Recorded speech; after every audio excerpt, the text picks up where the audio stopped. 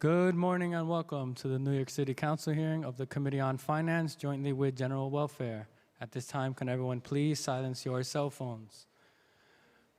Written testimony can be emailed to testimony@council.nyc.gov. At this time and going forward, please no one approach the dais. Thank you for your cooperation. Chairs, we are ready to begin.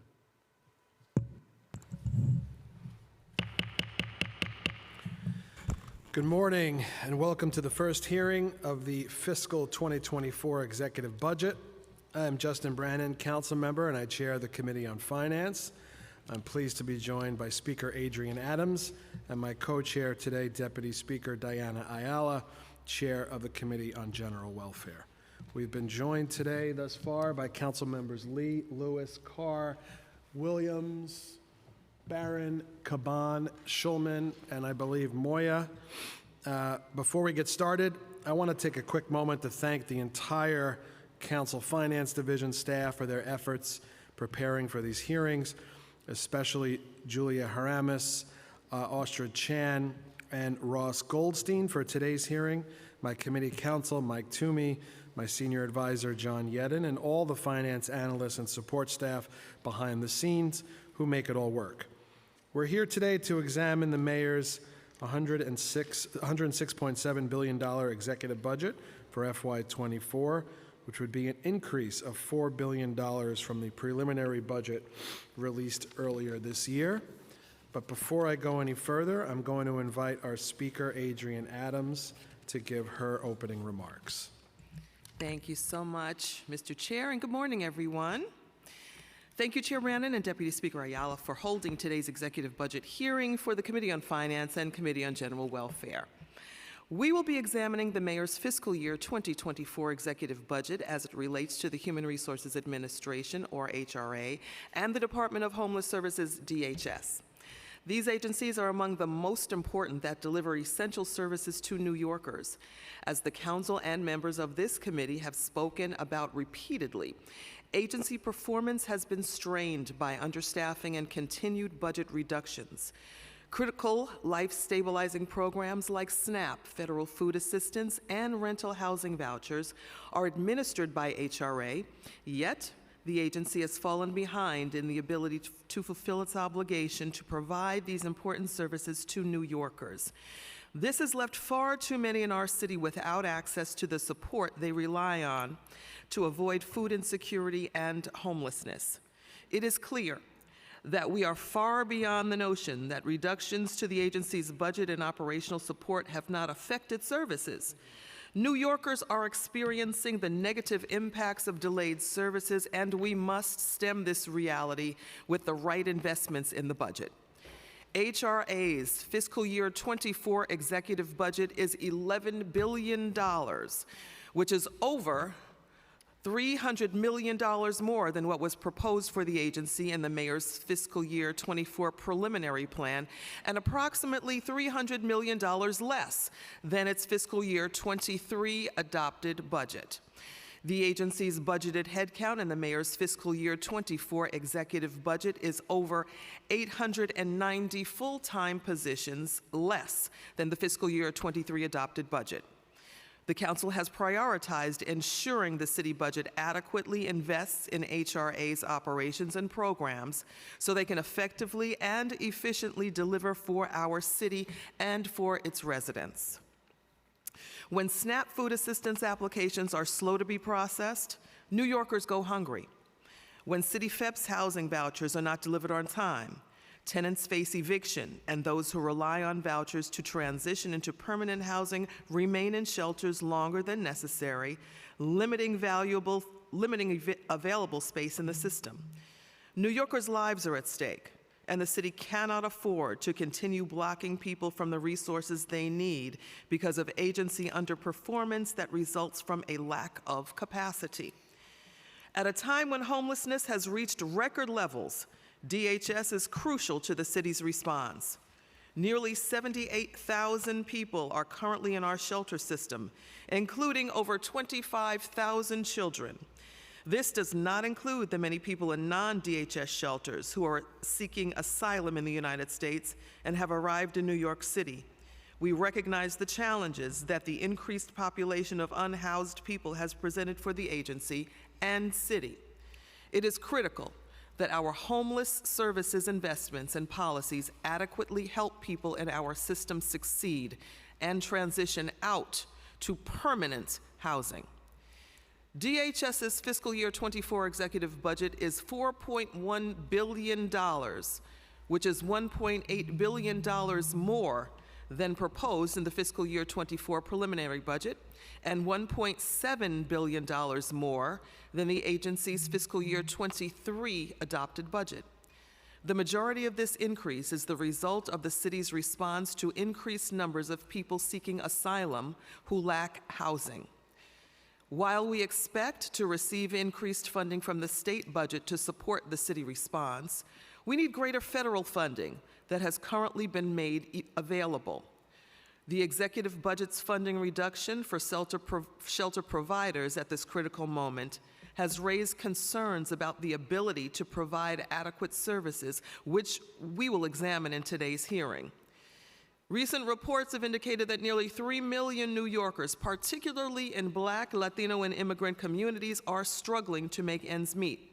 At a time when so many families are hurting and stretched thin, our city must act urgently to ensure the agencies that are our focus today can effectively fulfill their responsibilities. We cannot continue to allow city agencies to fall short in supporting New Yorkers. This council is committed to the health, safety, and well-being of all communities across our city. We know that meeting the needs of all New Yorkers is contingent upon how we invest in essential human services within the budget, and New Yorkers deserve our full support. I look forward to hearing from you, Commissioner Park, and welcome again, and all of your staff about how the agencies will address these grave concerns that impact everyday New Yorkers and the continued gaps in essential services. Thank you very much, and with that, I'll turn it back over to Finance Chair Brannan and Deputy Speaker Ayala. Thank you, Speaker Adams. Just to note, we've also been joined by Council Members Osei, Stevens, Powers, and Hudson. Just to continue, in March of this year, the Council began its role as advocates for the needs of New Yorkers with a series of hearings on the Mayor's FY23 preliminary budget. Over the month, the committees examined the proposals in the Mayor's plan, questioned the presumptions underlying them, and put forward a response that accounts for the challenges ahead while investing our resources in the key services that will support New Yorkers. Today, we start the next stage of the process by examining the Mayor's executive budget, beginning with the Department of Social Services, covering the Human Resources Administration, and the Department of Homeless Services. I also would like to welcome DSS Commissioner Molly Park and her team. Congratulations on your recent appointment, and thank you for joining us today to answer our questions. HRA's projected FY24 budget of $11 billion represents 10.3% of the administration's proposed FY24 budget in the executive plan. This represents an increase of $320.4 million, or 3%, from the $10.7 billion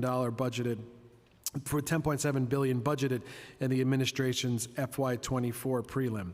The net increase comes from several actions, most significantly a $266.3 million increase in Medicaid payments rolled from FY23 to 24, $35 million added for collective bargaining agreements, and $28.7 million added for asylum seeker response efforts.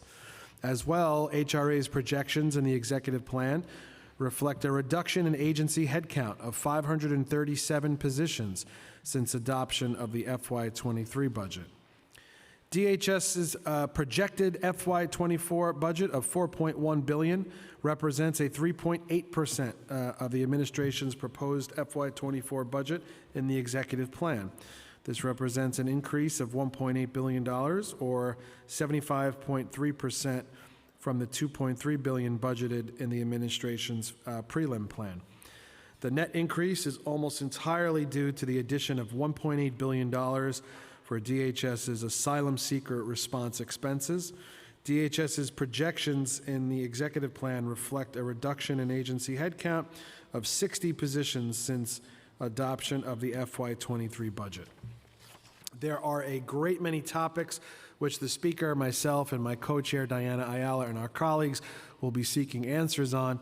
My questioning will run towards funding of the subway safety plan, the COVID isolation hotels, the community food connection, and hotel contracts for the asylees.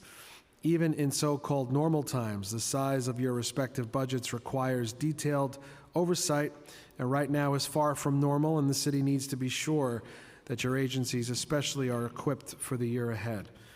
At the first preliminary budget hearing this year, I stressed the need to invest in our resources so our fellow New Yorkers are meaningfully and actively supported as they build their lives, because this stability affords the economic activity necessary to meet our challenges on the strongest footing. All of this remains true. We have what we need both to meet New Yorkers' needs as well as to save for days ahead, and both must be done to preserve our economy's durability and rebuild into a city that truly works for everyone. I now want to turn to my co-chair for this hearing, Deputy Speaker Ayala, for her opening statement. Thank you, Chair Brennan. Good morning, everyone. I am Deputy Speaker Diana Ayala, Chair of the General Welfare Committee. Thank you for joining us this morning for the fiscal 2024 executive budget hearing for the General Welfare Committee held jointly with the Finance Committee.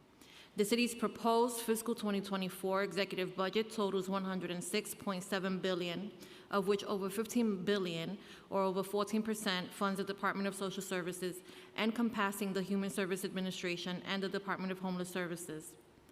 DSS serves the most vulnerable populations in the city, sheltering the homeless and improving the economic well-being of those facing poverty. These services are more vital now than ever, given the record high shelter census and the economic challenges faced by low-income city residents. In addition to several new needs and other adjustments, the executive plan includes PEGs and savings programs totaling $36.2 million for DHS and $50.1 million for HRA in fiscal year 2024. It concerns me that we are cutting the budget for homeless and social services at a time of record high need. I am particularly concerned about PEGs that will cut contracted providers' funding and reduce employment program slots. Additionally, I am concerned about the impact of the state's takeover of Medicaid FMAP savings, which is estimated to cost the city over $343 million each year when fully implemented. The Council's budget response made it clear that protecting housing opportunities, bolstering the social safety net, and serving our most vulnerable residents are some of the Council's top priorities. I was glad to see the administration added funding for source of income discrimination staff at CCHR, City FEPS vouchers in fiscal year 2023, and to ensure families with children have the infrastructure needed for telehealth. I am, however, disappointed to see that the executive plan did not include funding for client services, staffing, and system improvements for benefit programs, a COLA for human service workers, improvements in the PATH intake process for families with children, a baseline budget increase for rental increase, an expansion of fares, the legislatively required prevailing wage increase for DHS shelter security, legislation requiring mental health practitioners for families with children in shelters, a baseline increase for HASA emergency funding, housing, or the Right to Counsel program. While the city has truly stepped up with its response efforts to serve asylum seekers over the last year, the escalating costs and how they are budgeted are an area of concern to the Council. The cost estimates from the administration have risen multiple times. Little federal funding has been secured, and the support included in the state budget is far below the expenses the city expects to incur, leaving the city to shoulder much of the cost. With an average shelter stay for all populations at well over a year, the city needs to prioritize moving long-term shelter residents out of shelter and into permanent housing, which will allow it to better serve the recently arrived asylum seekers. I remain concerned about the high level of vacancy rates at HRA, the slow pace in hiring, and the extensive benefits processing backlogs and vital safety net programs, including cash assistance, SNAP, and rental assistance.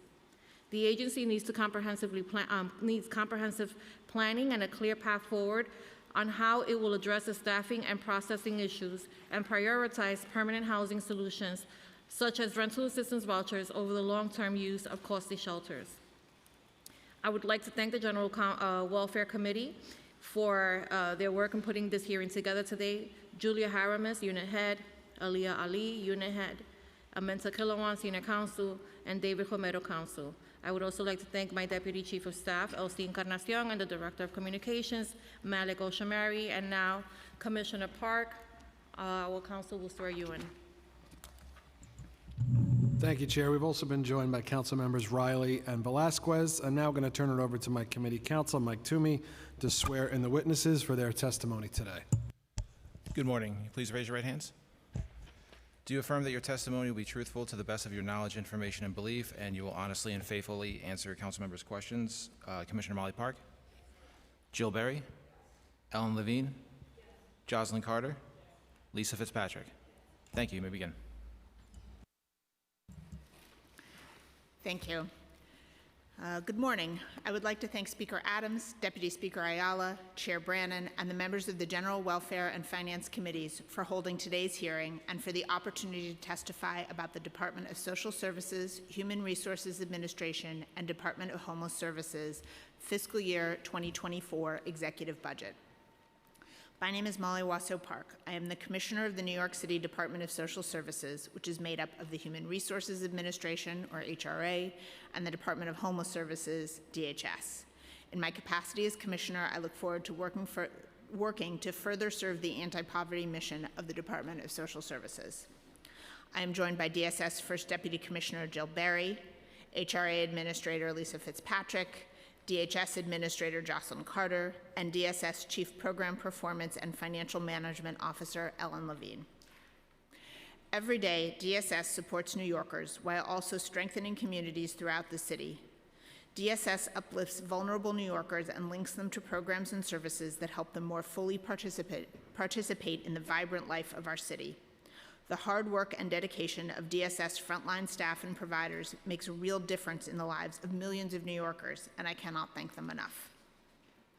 As the largest municipal social service agency in the nation, DSS HRA helps approximately 3 million New Yorkers each year. At DSS, our mission is to fight poverty and income inequality. We do this through providing essential state and federal benefits and services that are specific and unique to New York City. Cash assistance, the Supplemental Nutrition Assistance Program, or SNAP, Medicaid, the Home Energy Assistance Program, subsidized housing and rental assistance, fair fares transit discounts, anti-eviction legal services, and many additional benefits and programs are supports in our toolkit for helping New Yorkers. Our work to prevent homelessness, address unsheltered homelessness, and provide shelter to those who need it is a part of our legal, and more importantly, moral commitment to our fellow New Yorkers. I will first address the executive budget as it relates to DSS HRA. As of the executive plan, the FY23 DSS HRA forecast is $11.7 billion, of which $8.9 billion is city funds, and 12,486 positions, of which 9,799 are city funded. The FY24 plan is $11 billion, of which $8.7 billion is city funds, and 12,132 positions, of which 9,458 are city funded. In the executive plan, the DSS HRA budget increased in both city and total funds in both fiscal years 2023 and 2024 relative to the January plan.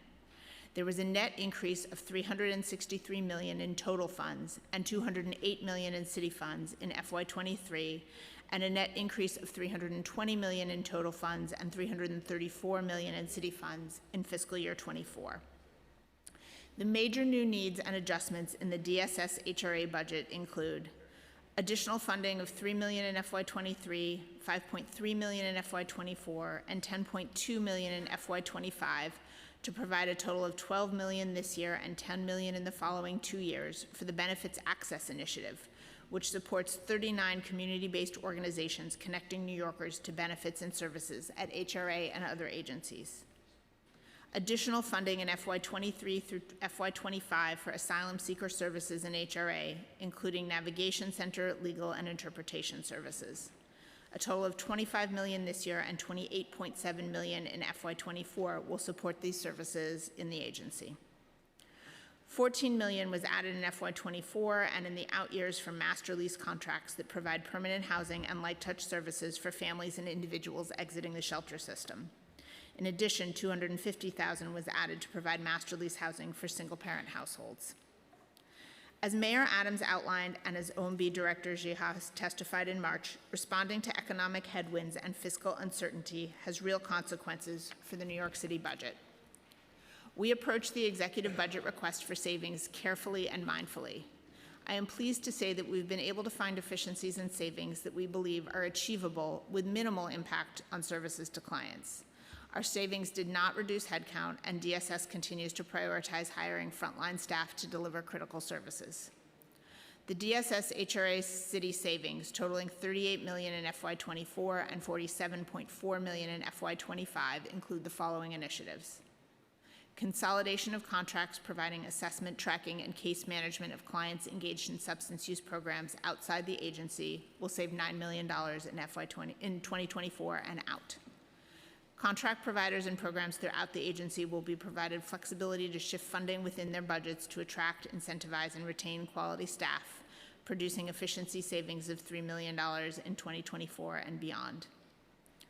Reestimate of the subsidized JTP employment programs in the Parks Department and in DCAS and sanitation will produce savings of $9 million in 2023 and $8.9 million in 2024 and beyond. Participants in these programs will be served by other HRA employment programs. A reestimate of fringe benefit revenue will provide annual savings of $18.5 million in 2025 and beyond. DHS client placements in HPD R-Space units subsidized through housing development financing will reduce annual HRA costs by $2.7 million. And accruals from the phase-in of work requirements paused during the COVID-19 health emergency will produce savings of $8.6 million in 2024 in HRA employment-related services, primarily client transportation. Turning to DHS, the executive plan forecast is $3.5 billion, of which $2.2 billion is city funds, and 1,952 positions. The FY24 plan is $4.1 billion, of which $2.7 billion is city funds, and 1,923 positions. In partnership with a network of service providers, over 95% of the DHS budget is allocated for direct and contracted shelter, intake, and street outreach services. The executive plan budget increased in city and total funds in both FY23 and FY24 compared to the January plan. There was a net increase of $479 million in total funds, of which $515 million in city funds in FY23, and a net increase of $1.8 billion in total funds, $1.2 billion in city funds in FY24. Nearly the entire increase in both years was related to funding added to the shelter budget for costs related to asylum seekers. This unprecedented increase to the DHS budget is due primarily to the $1.78 billion in total funds and $1.2 billion in city funds added in FY24 for the continued costs of sheltering asylum seekers. As a result, total projected costs for DHS shelter and intake increased to $3.1 billion in FY23 and $3.7 billion in FY24 as of the executive budget. We prioritize ensuring that DHS savings avoid impacting our client services or our headcount. Instead, we are providing contracted providers and programs throughout the agency with the flexibility to shift funding with their budgets to attract, incentivize, and retain quality staff, producing efficiency savings of $36.2 million, $29 million in city funds in 2024 and beyond. Asylum seekers are a key issue facing our city today, and DSS has played a pivotal role in serving them.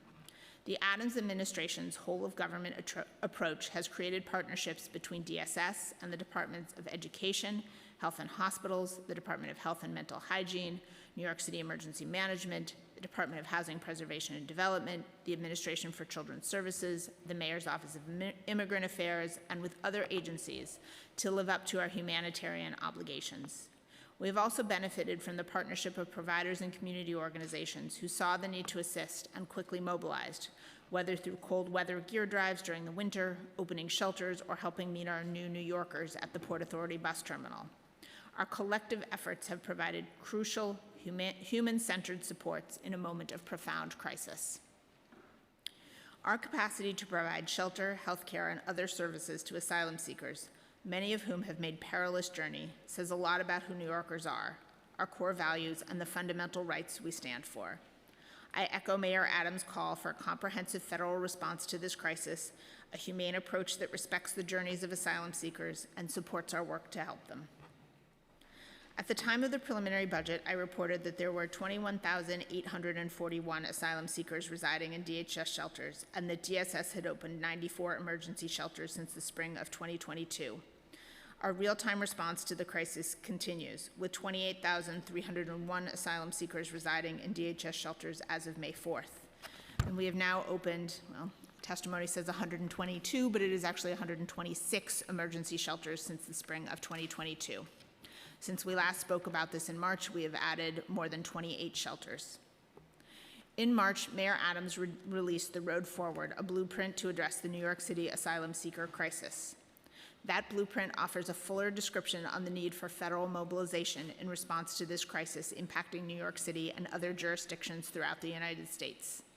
The Road Forward presents a policy pathway that meets the moment we are facing, offering policy recommendations like an expedited right-to-work policy, a declaration of federal emergency to unlock additional funding, and changing the classification of asylum seekers to release resources and assistance.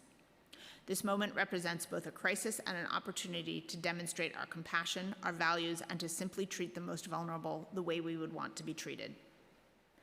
At the state level, DSS welcomes key provisions of the state fiscal year 2023-24 budget that recognize the significant challenges New Yorkers continue to face. We recognize the $1 billion in state funding that will assist us in addressing the fiscal crisis that the influx of asylum seekers has created. We will continue to advocate for the state and federal governments to be proactive partners to do more to assist with the migrant crisis. We ask our partners across government to take budgetary and policy steps to alleviate the burden on New York City and other areas of the country in providing shelter and other humanitarian aid to migrants who have fled violence and despair for a better life in this country. While we have acknowledged the challenges and the financial implications for the city cannot be understated, we are also tremendously proud of our staff, our providers, and our partners throughout the city. Together, over the past year, we have worked tirelessly to make sure that the asylum seekers coming to us for help have received shelter and support, provided with the care and compassion that guide our mission. At the same time, we have continued to provide the core services on which so many New Yorkers depend. We appreciate the opportunity to testify today, and we welcome any questions that you may have. Thank you. Thank you, Commissioner. I'm now going to give it to our speaker for some questions. We've also been joined by Councilmembers Brewer, Hanks, and Sanchez. Thank you very much, Chair Brannan, and again, welcome, and congratulations on your appointment, Molly. Thank you. Congratulations. I'm going to go ahead and jump into questioning regarding the hot topic on the news lately, and that is the mayoral announcement on Friday to move asylum seekers upstate. So let's go ahead and get that out of the way and on the record. Well, maybe not out of the way, given my colleagues' questions as well. But as we know, on Friday, the mayor announced a new program to move some asylum seekers to temporary shelters outside of the city, and we'd like some clarity on the plan. I specifically would like to know exactly when this plan was conceived, and how it will work, how much it will cost, and who will be paying for it. Thank you, Speaker. Absolutely. As I mentioned in my testimony, the response to the asylum seekers has really been a whole of government response. So DSS is leading the 126 emergency shelters that I mentioned in my testimony. The upstate effort is really a reflection of the fact that this has put overwhelming pressure on DSS and on the city as a whole. We are occupying at this point a large share of hotels in New York City, and that we need to look for strategies that go beyond the city borders. The funding for that particular program is going to run through the HPD budget, so I'm going to defer to them on specific questions about funding. But we are, as a city, we are looking at all of our options because this has become an overwhelming issue for the city of New York and requires this, as I say, whole of government approach. I'd like to know also, given all of the news that we're getting by the minute, actually. What was the communication like between the administration and other jurisdictions that will be receiving asylum seekers? And what was the response to that communication compared to what we are seeing and hearing on the news?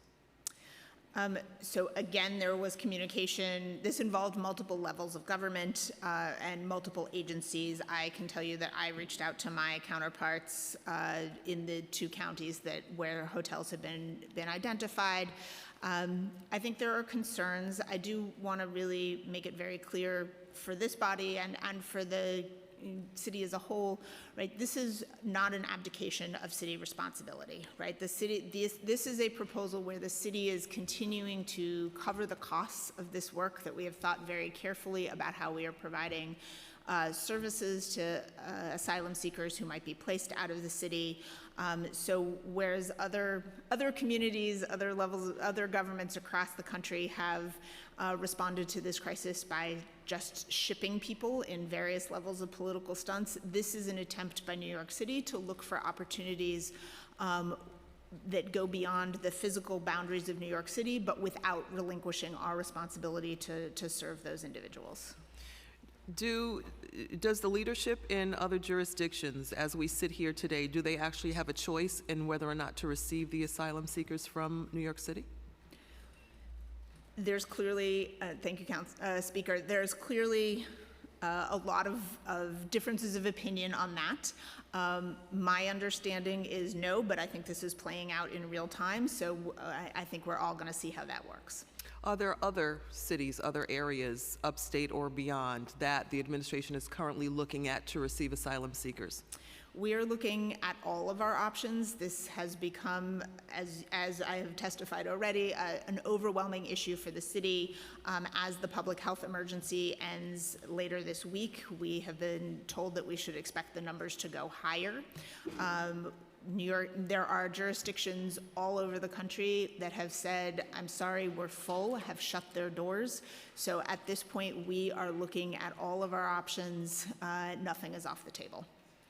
In looking at the expense, what will the per diem cost, the per diem rate for the sites outside of the city be? Again, I'm going to have to defer to my colleagues at HPD on that. Okay. Are we looking at only adult men, single adult men, or would other asylum seekers be considered at this time? At this point, the 2 sites that have been identified are focused for single adult men, but this is a very rapidly evolving situation, and we are not taking any options off the table at this point. And how many people is the city expecting to move out of city shelters? I believe it is several hundred, but again, I'm going to defer to my colleagues on HPD for the specifics. Do we have a timeline for the program? It is, I believe we anticipate for it to launch this week, but again, this is a situation that is evolving rapidly on the ground. Is it going to be voluntary? Yes. And how will DHS decide who leaves the city and who stays? So this is not just DHS. We are working also with our colleagues at H&H and NYSEM who are administering the HERCs. This will be an opportunity that is offered to individuals who are currently in the system, and as I say, it's voluntary. Who's going to pay for the move? The city is covering the entire cost of the program. Okay, is the funding already budgeted then? It is part of the overall forecast of funding that has been included in the executive plan. Okay, so for which agencies are there units of appropriation, and what are the budget codes? So because HPD is the lead agency on this particular initiative, I'm going to have to defer to them on technical questions like that. What services are we looking at to provide to those who participate in the program, and will legal services be provided, workforce development also?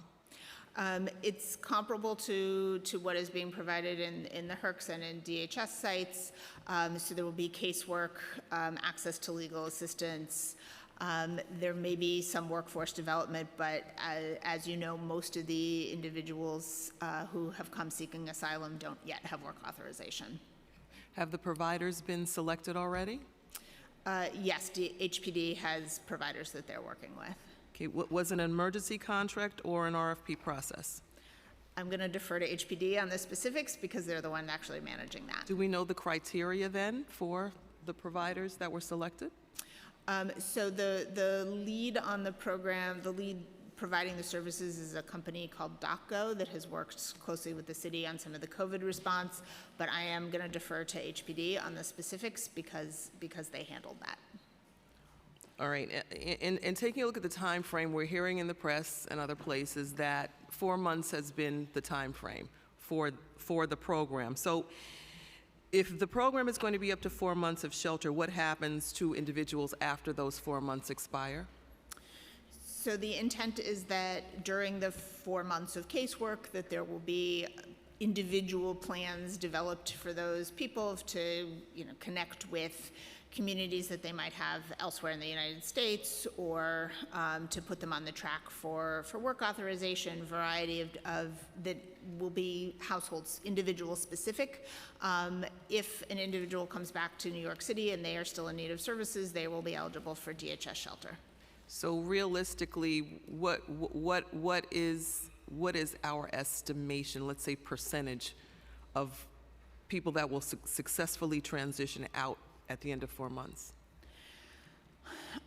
That's one I think we're going to have to assess. This is a program that is new. We've never tried anything like this before. It will serve people some who have been in the system for longer periods of time, who are closer to that work authorization date. People who are newer to the system are going to be a little bit further out. So I think this is going to be something that we are going to have to just work closely on together and see how it goes. Okay. All right, let's take a look at some more news. Let's talk about IBO. They've got a lower estimate for asylum seekers, which we're finding out. IBO has done their own analysis of the cost of the asylum seeker response, and they've shared it with us, posted it online this morning for the world to see. IBO's projection is that in fiscal year 2023, the city will spend $1.2 billion, and in fiscal year 2024, the city will spend $1.9 billion for a total of $3.1 billion over the next 2 years. So this amount is $1.2 billion lower than the city's estimates, and IBO's also created a, quote, worst-case scenario, and that forecast is lower as well. That forecast is $600 million less than the city's projections over the next 2 years. So can you explain how the city's projections were derived? Thank you, Speaker. So let me start by saying I've seen the report. We haven't had an opportunity to sit down with them on methodology, of course, given the timing. But a few concerns that I have just looking at it.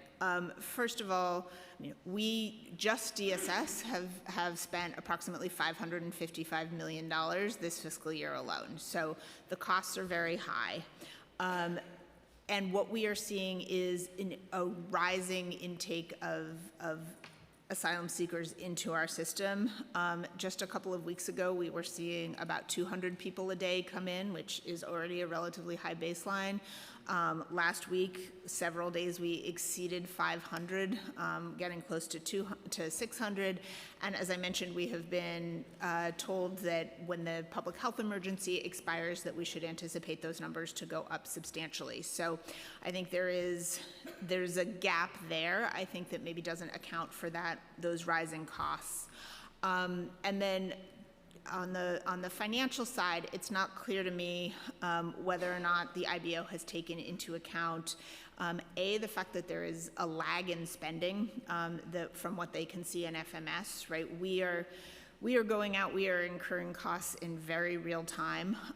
That is being done sometimes in advance of contract registration, given the urgency of the need, and certainly the way all of our contracts work, providers need to invoice and then we reimburse them. So to the extent that IBO is extrapolating from what they can see as liquidated funds in FMS, there's always going to be a lag built in there.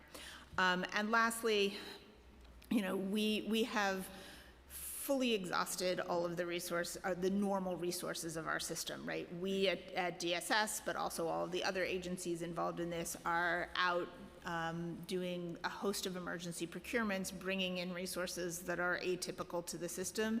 Those incremental contracts tend to be more expensive than what we would have. So the costs at the beginning of this emergency, even when they were high, are lower than they will be going forward because we are continuously stretching the bounds of what we can do.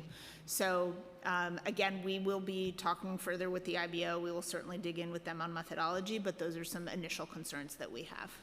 Okay. Can you tell us what assumptions the city is making about census growth? Yeah, I mean, we are assuming that census continues to grow with rates that are relatively similar to what we have seen, accommodating some of the spikes that we have seen and building in some increase for the end of the public health emergency. We can certainly follow up with you on more specifics there. And what assumptions is the city making about shelter exits? Thank you. Shelter exits are incredibly important to us across the board, separate and apart from this particular asylum crisis. It's something that we focus on very closely at DHS. We do about 200 subsidized placements a week now for our DHS clients, and we are always looking at ways that we can push that number. I can tell you we are on track for a record-breaking City for HEPS year. We are rapidly pushing on the emergency housing vouchers that came from the federal government. So permanent housing affordable permanent housing is an incredibly important strategy for DHS as a whole. Most of the asylum seekers are not eligible for any of our housing resources based on their immigration status. So while permanent housing placements is a huge strategy for overall census management and for addressing the issues facing individuals and families in shelter, it is a lesser part of our response to the asylum seeker crisis. Can you tell us how the city's overall projections were derived?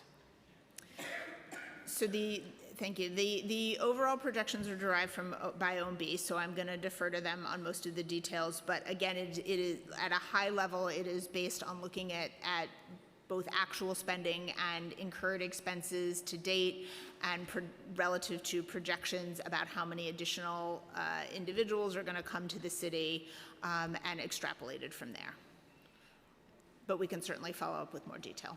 Okay, so the specifics you're saying are going to come from OMB? Yes, but we will certainly happy to help with that. Okay. What are the per diem rates estimated for each population type? Sure. So overall for our asylum sites, our average per diem is $256. That, I just want to be very clear, that is a DHS average per diem. It's not for asylum sites as a whole. For DHS more generally, the average per diem for single adults is $136. For adult families, it's $172, and for families with children, it is $188. The primary difference between the standard numbers for DHS clients and the asylum sites that I just mentioned is that the asylum sites are almost entirely in commercial hotels, and the real estate costs there are expensive. According to the PMMR, fiscal 2022 per diems for regular DHS shelters were what you provided. Are the per diem rates estimated the same for each of the budgeted years? And if not, what are they projected to be for each year, and why would they differ? I think I'm following the question. If I don't get it right, please let me know. So we do factor in some moderate growth in per diems. There are costs that increase. Typically, for example, rent goes up on most of our contracts every 3 years. We have built-in rent escalators. So there are other costs like that increase. So we do see growth in per diems over time. Incremental shelters added are sometimes more expensive than the older real estate that we've had in our control for a longer period of time. The asylum seeker projections do include an escalator factor as well. Okay. I just have a couple more questions, and I'm going to turn it back over to the chair, the co-chairs. In the executive plan, DHS added $260 million in fiscal year 2023 for increased costs of non-asylum seeker shelter operations. IBO has estimated that when accounting for non-asylum seekers only, DHS is currently over budgeted for shelter operations in fiscal year 2023, and has been since at least the preliminary plan. How is the $260 million calculated, and what was the breakdown by shelter population? So I have not seen that IBO analysis, certainly need to dig in on that, and which we will follow up with you on that. But I can assure you that we work very closely with OMB to add funds to the DHS budget in real time to align with need, and that we need that $266 million to align with current costs. Part of the reason that the DHS budget is adjusted on a year-over-year basis is to avoid any overfunding. Again, I think potentially one of the discrepancies there is that there is often a lag between actual liquidations out of the city system and when costs are incurred, given the nature of the reimbursement process. So would you consider that to be the cause for the increase in funding and trends of funding, the lag? That may be that is potentially the difference between our analysis and IBO's. Again, because I personally haven't seen that IBO analysis, I am just speculating. We will certainly dig in with them. What we are seeing is that costs of shelter are rising, and that we need that incremental funding in order to meet our costs and our providers' costs. How much is currently budgeted in fiscal year 2023 for non-asylum seeker shelter costs? And how much has been spent to date? Sure. Let me pull those numbers, just a minute.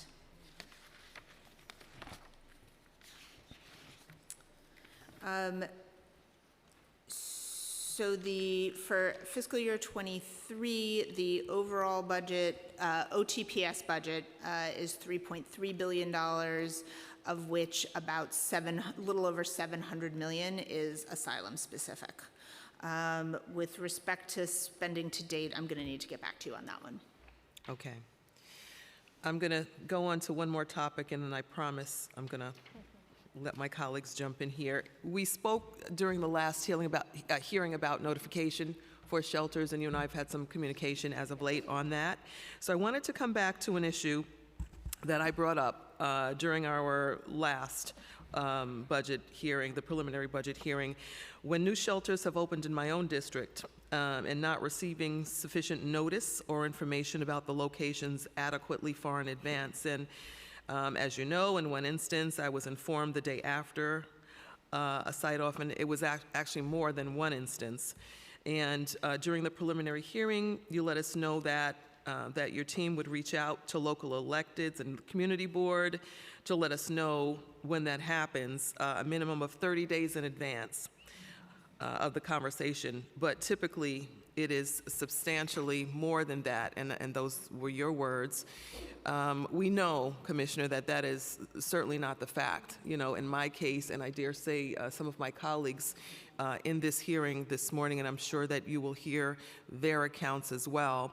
After we spoke at the last hearing, the notification issue happened to me once again in April, and another notice was sent to my office that did not include clear information about the type of site or when it would be opening. So can you remind us once again of what the notification process should be for regular shelter sites? Right. Thank you, Speaker.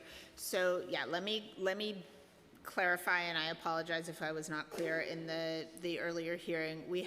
There's two very different processes for regular shelters and for emergency sites. So for a regular shelter, it is at least 30 days in advance, and I stand by my typically substantially more than that.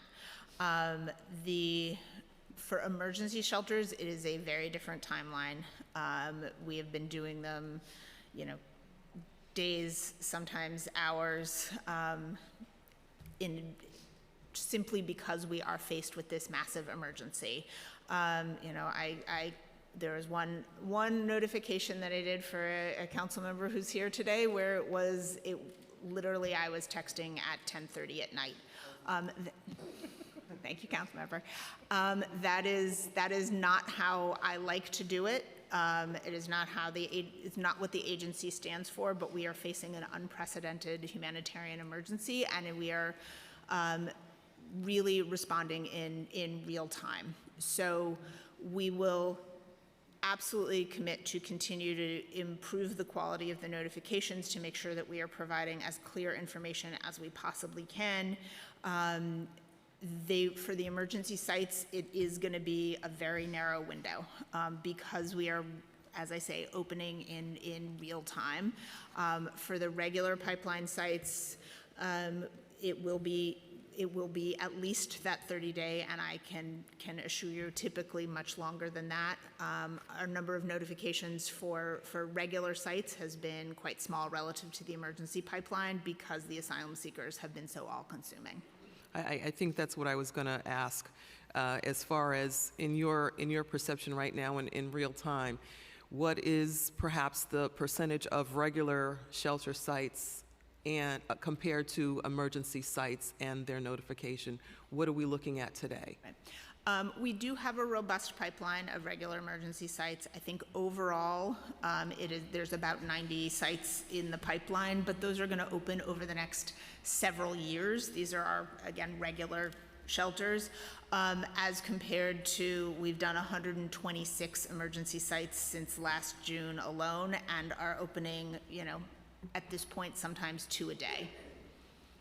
And just remind us once again, and this will be my final question, what information should be included in those notifications, either for the regular or for the emergency site? Right. For an emergency site, we are letting you know the population, the number of beds, people to be served, the provider, and any information that we have on the time frame.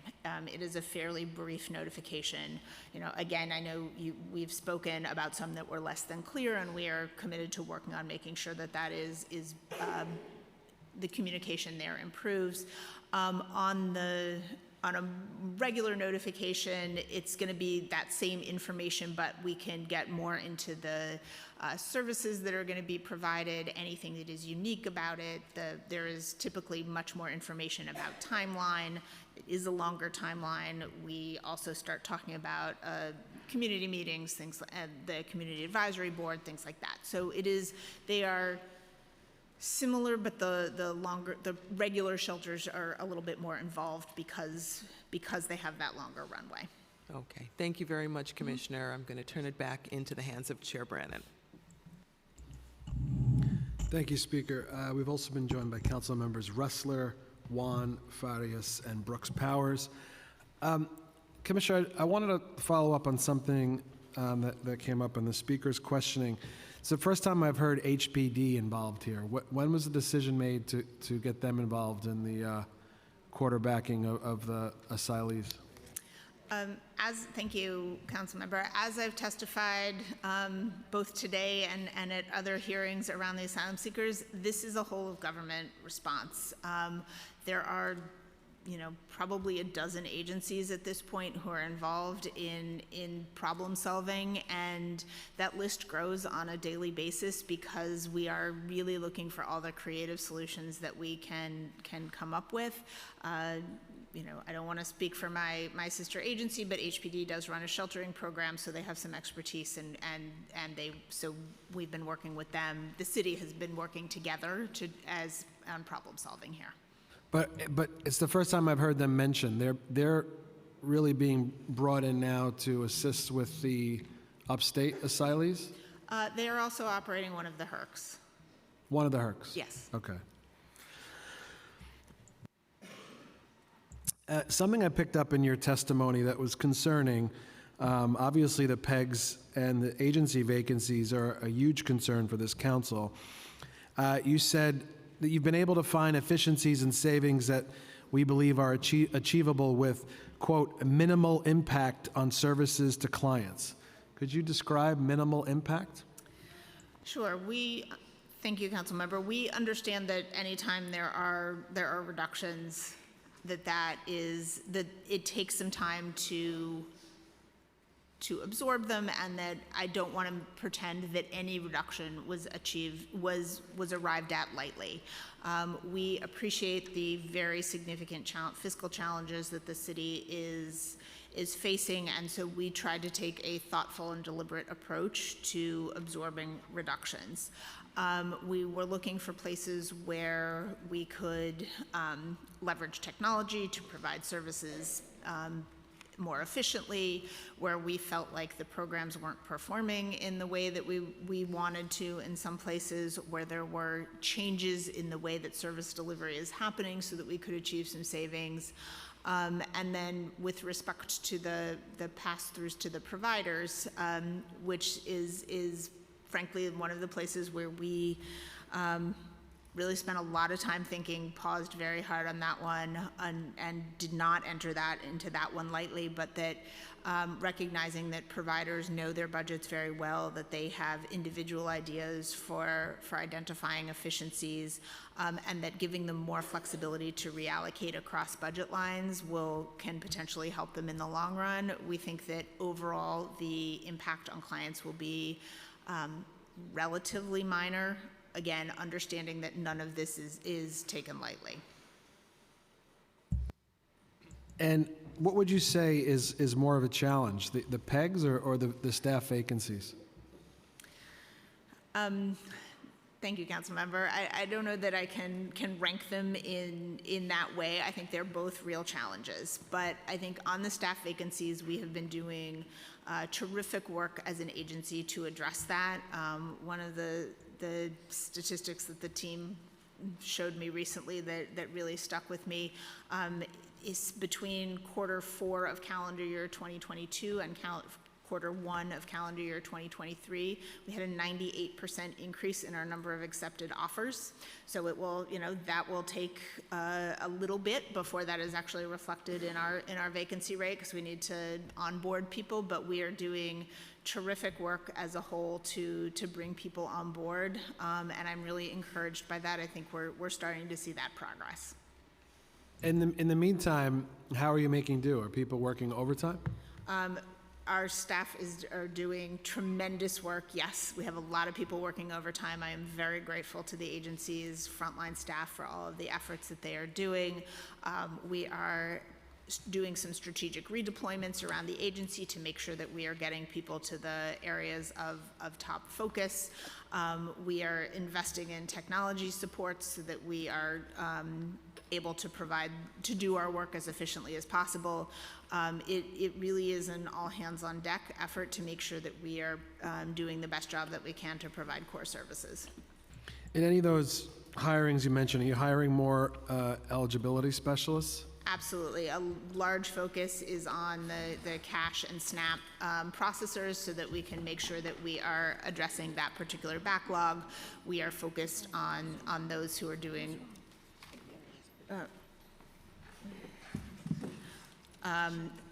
rental assistance, caseworkers for individuals with HIV/AIDS.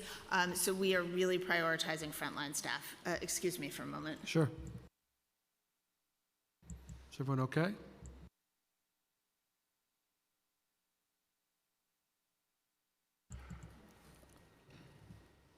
We'll take a 2-minute break.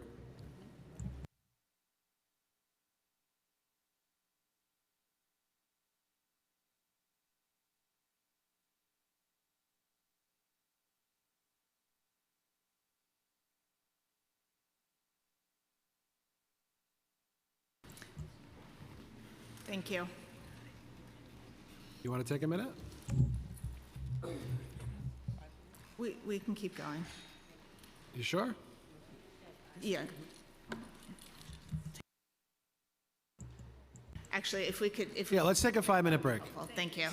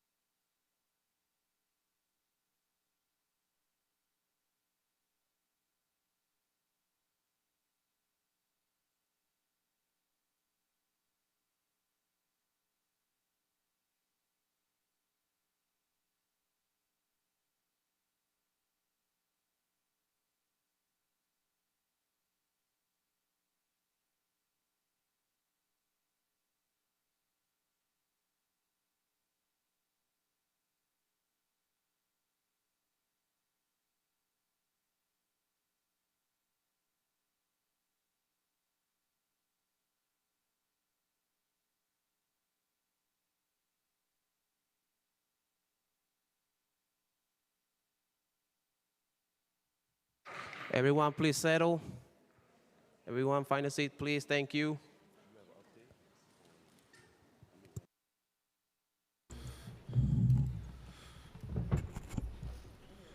Okay, Commissioner, certainly hope your colleague's okay. Yes, thank you, and thank you for the flexibility. I Of appreciate course, it. come on. Okay, I want to ask a bit about, in the state's FY24 budget, they propose a state takeover of the city's Affordable Care Act, the FMAP, the Federal Medicaid Assistance percentage, meaning the state would keep the federal FMAP savings and no longer pass them through to localities that have been receiving them since the implementation of Medicaid expansion under the ACA. Have you been able to confirm with the state that this proposal is included in the final state budget? And if so, do you know how that's going to work? To the best of our knowledge, yes, it is included in the state budget. It's phased in, over 3 years. Beyond that, there is still a lot of details still to be determined, but it is something that concerns us significantly as well. Has the state indicated how much of that 74 million, I believe, is from the city? So overall, about the total is about 343 million for the city. Are we aware of any other changes being made under this plan that would impact the city budget? Not at this time, but this was passed relatively recently, and we are still certainly digesting all of the details. And has HRA done an assessment and review of the cost implications of this proposal just yet? It's something that we are working with OMB on. Certainly, if the full reduction goes through, it's a significant reduction to the city's budget, and we will have to work with OMB to figure out how we absorb it. But the number you're working with, at least back of the envelope, is about 350 million? Correct. Okay. The COVID-19 hotel shelters and anticipating the end of their FEMA funding, with the public health emergency coming up later this week, with the end of the public health emergency coming up later this week, it's our understanding that FEMA funding will no longer be able to support the COVID-19 hotels. Is that correct?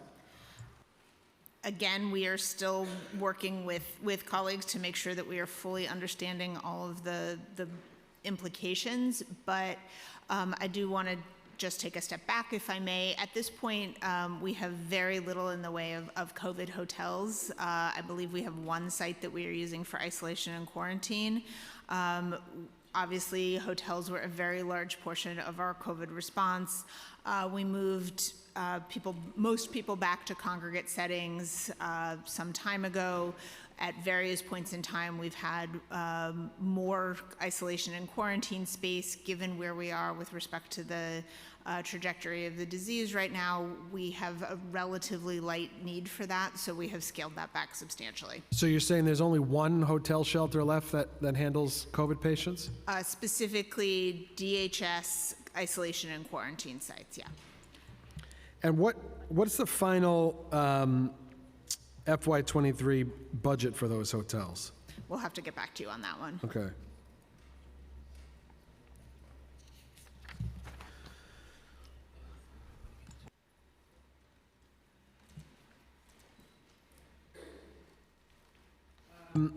Okay. In keeping with the hotel contracts for the asylees, so in January, it was announced that the administration entered into a $275 million contract with the Hotel Association to house at least 5,000 asylees. You indicated at the preliminary budget hearing that this arrangement would make contracting easier for emergency shelter providers, and we wanted to learn a bit more about that contract. So can you tell us how many emergency shelter locations are currently under that emergency contract?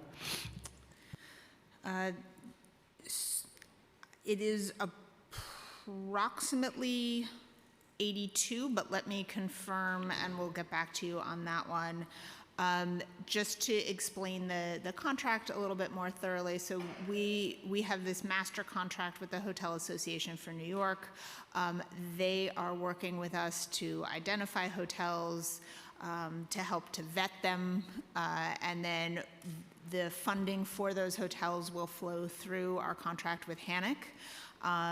This brings two primary benefits to us. First of all, it helps share the workload of identifying, vetting, making sure that a hotel has appropriate certificate of occupancy, things like that. So this has put an enormous burden on our staff. So having Hannock play some of that role is very helpful. Second of all, the fact that we are flowing the funding through that for the hotels, which is a major piece of the cost of the emergency sites, flowing it through the Hannock contract rather than through individual providers means that individual providers don't have to be negotiating hotel rates. They don't have to be dealing with hotel payments. If there is if they have a cash flow issue, if there is a hiccup in registration, if there is, or simply just the invoicing process, they aren't on the hook for the hotel component of that. So it's helpful for both us and our providers. Are the per diem rates set at the same level for all the shelter locations? So there are multiple components to the per diem. There's for the emergency site, for all sites, there's real estate costs. For the emergency sites, that is typically a hotel rate, which we negotiate out they're fairly consistent, varying very slightly based on geography. And then there's the costs of other services, the social services, food, security, things like that. That will vary somewhat depending on population served, layout. A site with a lot of exits and entrances is going to need a little bit more security than a site that has, 2 doors. So there is some variation, but they're relatively consistent for the emergency sites. What is the per diem rate under the contract, the average rate? So the average for the sanctuary sites is $256. That is specifically for DHS emergency sites. And why would what I'm trying to understand, I guess, is why would there be such a fluctuation, depending on the different agencies? Why would that change so much? So I can speak specifically to DHS processes. I can't speak more detailed to the HERCs because I'm not in the weeds on that in the same way.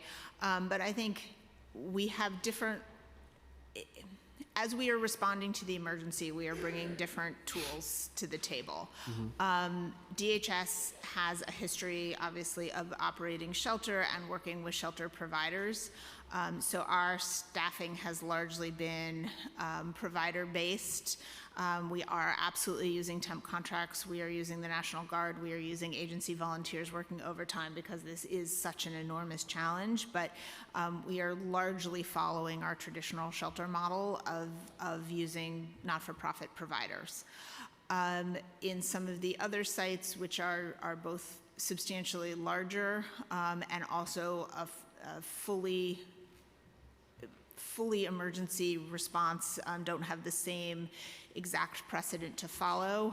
It's different kinds of staffing models and things like that has led to some variation in cost. Again, I can't speak to the specifics on the HERCs, but I think what I would take as sort of a bottom line takeaway is that emergency response is just tremendously expensive. This was, as I mentioned when we were talking about the IBO report, as we exhaust our normal tools and everything we do has to be an emergency procurement for resources that are not normally part of our system, those incremental costs go up. And is the emergency asylee per diem rate different than the per diem rate for the typical DHS shelter? Yes, it's higher than a typical DHS shelter. That is largely driven by real estate costs. Most of the emergency sites are in hotels where we're paying a per night negotiated room rate. We're not paying, what any of us would pay if we were just booking a hotel room, but it is still relatively expensive as compared to our typical shelters where we have either a 9 or a 30-year contract, so that the real estate costs are contained somewhat that way. And for something like the upstate proposed shelters that HPD is handling, what would the per diem rate be there? I'm going to have to defer to my HPD colleagues on that. Okay. I mean, yeah.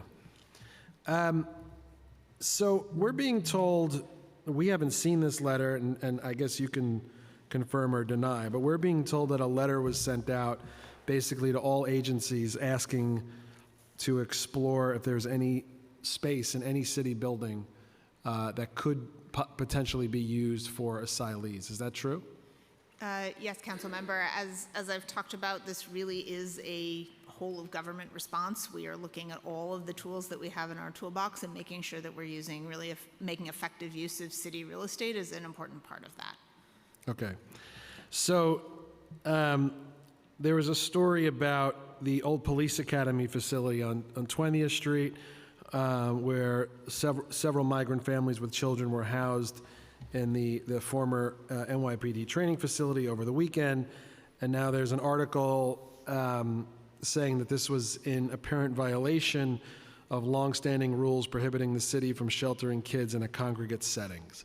So I guess what we're trying to understand is completely appreciating the emergency of the situation, and we can't just create a perfect environment to house folks on an emergency basis, but how is something like that being taken into consideration with an all-hands-on-deck letter for the city to find? I'm sure there's vacant city space. It doesn't mean that it's a place that we need, that would make sense to house human beings. Of course.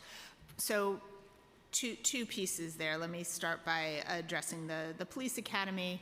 That is a site that the city is using as emergency response. It is intended as essentially overflow space, so that when we have spikes in the numbers, that is a place where people can be. It is not designed as a long-term placement for anybody. And we are coordinating closely with the other agencies so that we can ensure that we find placements for anybody who is there, whether they are single adults or families with children. On the larger conversation about evaluating city spaces, it's the first step is to identify places that might have potential. The second step is to evaluate and assess them and determine whether or not they actually can be made viable. I've been through rounds of this already. There will be rounds to come. I can certainly assure you that not every space that is proposed can be made viable. And what are the costs for something like the training facility, the NYPD training facility on 20th Street?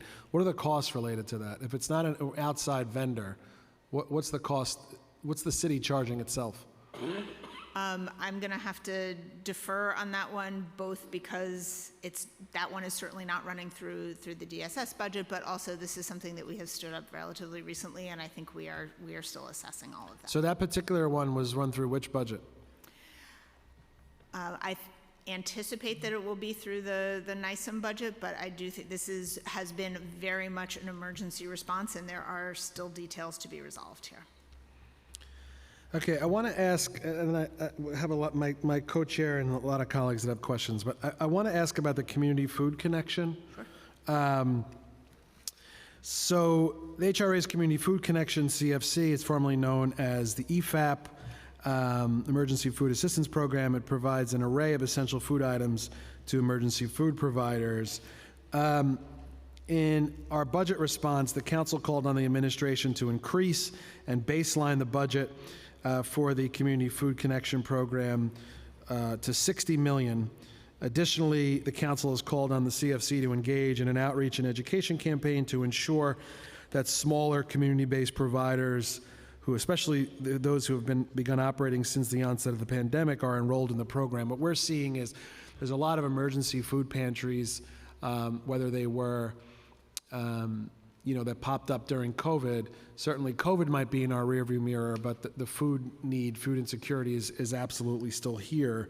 Has HRA made any changes to CFC in response to the council's budget response? And if so, can you detail any of those changes? So I'm going to start my response and then pass it over to my colleague Jill Berry. So we have robust funding in place through FY24. The budget does drop off in FY25. We're in conversations with OMB about that. There has been a steady increase in the number of food pantries and community kitchens that receive funding. It is currently at 673, which is up from about 550 just a few years ago. So we have seen a steady increase. This is the only program among all of the different levels of government that fund emergency food use where the application is open year-round. So providers can come to us at any point. But Jill, anything you want to add? Because the concern here is that if we all acknowledge that, while COVID might be in the rearview mirror, COVID food insecurity is certainly seemingly here to stay for the time being. But what we're seeing is the understanding is that the budget is a bit over 55 million for FY23 and 24, but then it drops to 25 million in FY25, which is half of what it is now. Yeah, and as the commissioner said, we're going to work closely with OMB to look at what the funding should be for FY25. But to address your question about what we're doing for some of the smaller pantries and making sure that pantries who maybe haven't traditionally been part of our program can access it, we gave a number of grants this year just recently. Some of them were specifically expansion funding. So for two things: one, to allow those smaller pantries who don't currently receive CFC funding to partner with some larger organizations to start to build their capacity, and also to have some more mobile operations to bring the larger pantries' food and infrastructure to the smaller locations. Okay. And what is the actual spending on CFC thus far in FY23? Can you tell me that? We'll need to get back to you on that number. And if CFC providers need more food, what is the process and the time frame to get approval to order more food? So all the food budget was allocated to all the providers for the entire fiscal year. We recently conducted an exercise where we reallocated some pantries were underspending. We did a reallocation to shift those funds around to make sure they're all spent, and we'll do the same exercise again later this month to make sure that all pantries who need food have access to food. We also have a rolling application, so we are constantly taking in new applications for new programs, and we have some funds set aside so that we can bring on new pantries on an ongoing basis. But can a small local food pantry that might have been born out of a mutual aid program apply and get funding from you guys? Absolutely. We do require that pantries have some certain key criteria. It also includes you have to have funding from another source. But we work closely with new pantries who are just coming on, who maybe don't have any government funding. We work collaboratively with them and some of the state and other funding sources so that we can provide that funding at the same time so that they can meet that requirement of having at least two sources of funding. Okay. My last question is going to speak to the subway safety plan and some of the end-of-line services. The FY24 executive plan added an additional $22 million in FY23 for the subway safety plan. Will this need be ongoing? And if so, are we going to add the funding to the baseline? Thank you, Councilmember. This is another one of the places where we work very closely with OMB to realign on a year-by-year basis to make sure that the budget matches needs and our commitments to providers. So we will continue to monitor that. How much has been spent thus far? Again, I'm going to need to get back to you on that one. Since the start of this administration, how many new drop-in centers have opened? One. And where is that? It's on 14th Street in Manhattan. And how many beds are there? So drop-in centers don't have beds, just. Sorry, I'm talking, sorry, the low barrier beds. Oh, sorry. Okay, different Sorry. question. Yeah. So we have opened, since the start of this administration, I believe we've opened about 500 low barrier beds in different locations across the city. Okay, so as far as end-of-line outreach services, I have an end-of-line station in my district at 95th Street in Bay Ridge on the R line. The outreach that's being done there is really not working. There's still many unsheltered individuals congregating on the trains and in the station primarily before rush hour, 5, 6 a.m. I haven't seen a big improvement in the last year since this significant investment was made. Could you provide an update just overall, not just, I don't necessarily about my district, but overall how the end-of-line services and street outreach efforts are going at end-of-line stations? Sure. Thank you for that question, council member. This is some of the hardest work that we do. It takes a long time. We are starting to see dividends from that investment. We've had, since the start of the end-of-line engagement that was announced, we've had almost 318,000 engagements. We've had more than 4,600 clients check into placements. That can be a placement in shelter, safe haven, stabilization bed. And we have about 1,300 who are still in those placements. This is an effort that, with a typical client, it can take many months, sometimes hundreds of touch points before an individual is ready to come indoors.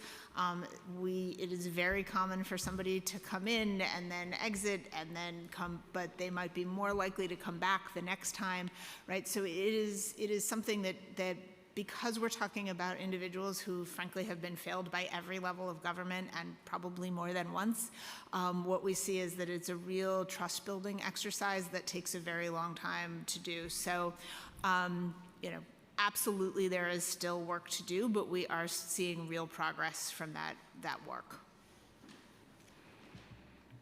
Okay, I'm going to hand it over to my co-chair, Deputy Speaker Diana Ayala. I appreciate it, Chair Brennan. Commissioner, I hope that the colleague is doing better. Thank you. Is she okay? I Okay. hope so, I believe so. I see but the we'll- staff behind yeah. you shaking, yes, in the affirmative, so good. So in the executive budget plan, the plan included a baseline peg on nonprofit providers contracts starting in fiscal year 2024. The peg value is $36.2 million annually for DHS and $3 million per year for HRA. OMB has indicated that providers must identify 5% savings in their contracted expenditures, and in exchange will be permitted to use half of that amount for staff retention. While providing additional flexibility for provider expenditures is important, it does not make sense to cut homeless and social services at a time of record need. Providers that I have spoken to do not believe that this program can be implemented without permanently reducing services. Is this concerning? It is very concerning that the services may need to be cut when the census is at a record high and climbing. How would the implementation of this PEG work, and how would the required savings amount be calculated for each provider? Thank you for the question. Let me start by saying this was not a reduction that we took lightly. DHS in particular, as I testified earlier, overwhelmingly we spend our money on DHS staff and on contracted providers. There's virtually nothing else. And as you know, we took reductions in the agency headcount in January. So when we needed to participate in the executive PEG exercise, understanding the very significant fiscal challenges that the city is facing, we felt like we had to look to the providers. In the past, in previous years, when we have done really targeted, you will cut X, the feedback that we have gotten from providers is that they know their budgets better than we do, that they know their operations better than we do, and that it is more appropriate for them to have some flexibility on how they are going to actually achieve the savings. So that's what we look to do here. The reduction that has been passed through to providers is 2.5%, so substantially less than the full PEG amount of 4%. If providers choose to go beyond and identify additional savings, that is funding that they keep to reallocate within their budget so that they can have some additional flexibility. We are working on implementation plans now, consulting very closely with our internal finance team, and we'll be talking with providers as we develop those plans. Has this ever happened before? Have we had a situation where providers were asked to make cuts to their budget? Yes, absolutely. There have been situations where there have been reduction to provider contracts. I don't know that we've ever paired it with flexibility in exactly this way, but yes, it's not unprecedented. Okay. So providers have indicated that at times they were part of the contract that have underspending, but that it's not because they don't have a real need for the funding. Rather, it is because the terms of the contract offer little flexibility and don't allow them to take much needed budget adjustments. Why are contract terms so inflexible? And will providers be afforded any additional flexibility under this plan in addition to the ability to use the 2.5% for staffing purposes? Thank you. There are a couple of factors that I think shape our contracts. First of all, DHS in particular is a very heavily regulated space, right? So there are staffing ratios that are come to us from the state. So we always have to make sure, and will continue to make sure, that we are adhering to those staffing ratios. We also, several years ago, went through what we termed our model budget exercise, where we tried to set up essentially template budgets for providers for shelters of different types. And so, there's not that we're comparing a single adult shelter to a families with children shelter, but that for all families with children, that there is a certain level of consistency. We wanted to do that for a few reasons. It helped with provider retention, right? Because you don't have an opportunity. You have less of an incentive for a staff person to be forum shopping and hopping from provider to provider, but also, knowing that, a client is assigned to a given shelter based on, who has vacancies on the day that they come in, plus some combination of their particular needs. We wanted to make sure that essentially luck of the draw process resulted in something that was consistent for everybody walking in the door. So we do try and keep some level of consistency across the different shelter budgets. That being said, we've heard a lot of requests for flexibility. So what we see here is an attempt to both adhere to the spirit of consistency across shelters while also recognizing some need for flexibility. Yeah, I'll tell you that I'm really concerned about this one because, 2.5% seems like a very minimal amount, but for nonprofits that are already underpaid and understaffed and under-resourced, is significant. And we did see throughout the beginning of this crisis, when we were touring, the speaker and I actually toured Bellevue, and we toured a couple of other locations as a result of complaints that we had been hearing from shelter providers and residents that they didn't have access to milk, they didn't have access to diapers, they didn't have access to food. If they did have access to food, the food was, maybe like a very small, meal, right, that, of course, abided by the calorie count, but people were still hungry, and the providers just didn't have, the resources to give more. Whereas whereas DHS had that flexibility within their budget, right? So we go to PAF center and we have an abundance of diapers, and if you want a second or third milk, you're obviously, welcome to it. And if you're hungry and you want 2 or 3, packages of meals, you can have those. So it was a really obvious difference between the nonprofit sector and what the city was able to provide. And I get the complexity of, the situation, but I just wonder if it would have made more sense to try to renegotiate the contracts with the hotels that are charging pretty significant rates, and allow the nonprofits to remain harmless. Thank you, Councilmember, for that feedback. I, want to reiterate that this is not something that we arrived at lightly. Understand the challenges that it presents. Just to respond to a couple of pieces there with respect to the food, we have worked very closely with our providers to make sure that there is adequate food. I was at one of the asylum sites recently, and it was between meal times, but there were, baskets of fruit and fridges full of sandwiches. There is food available for people when they need it, and that is not going to change.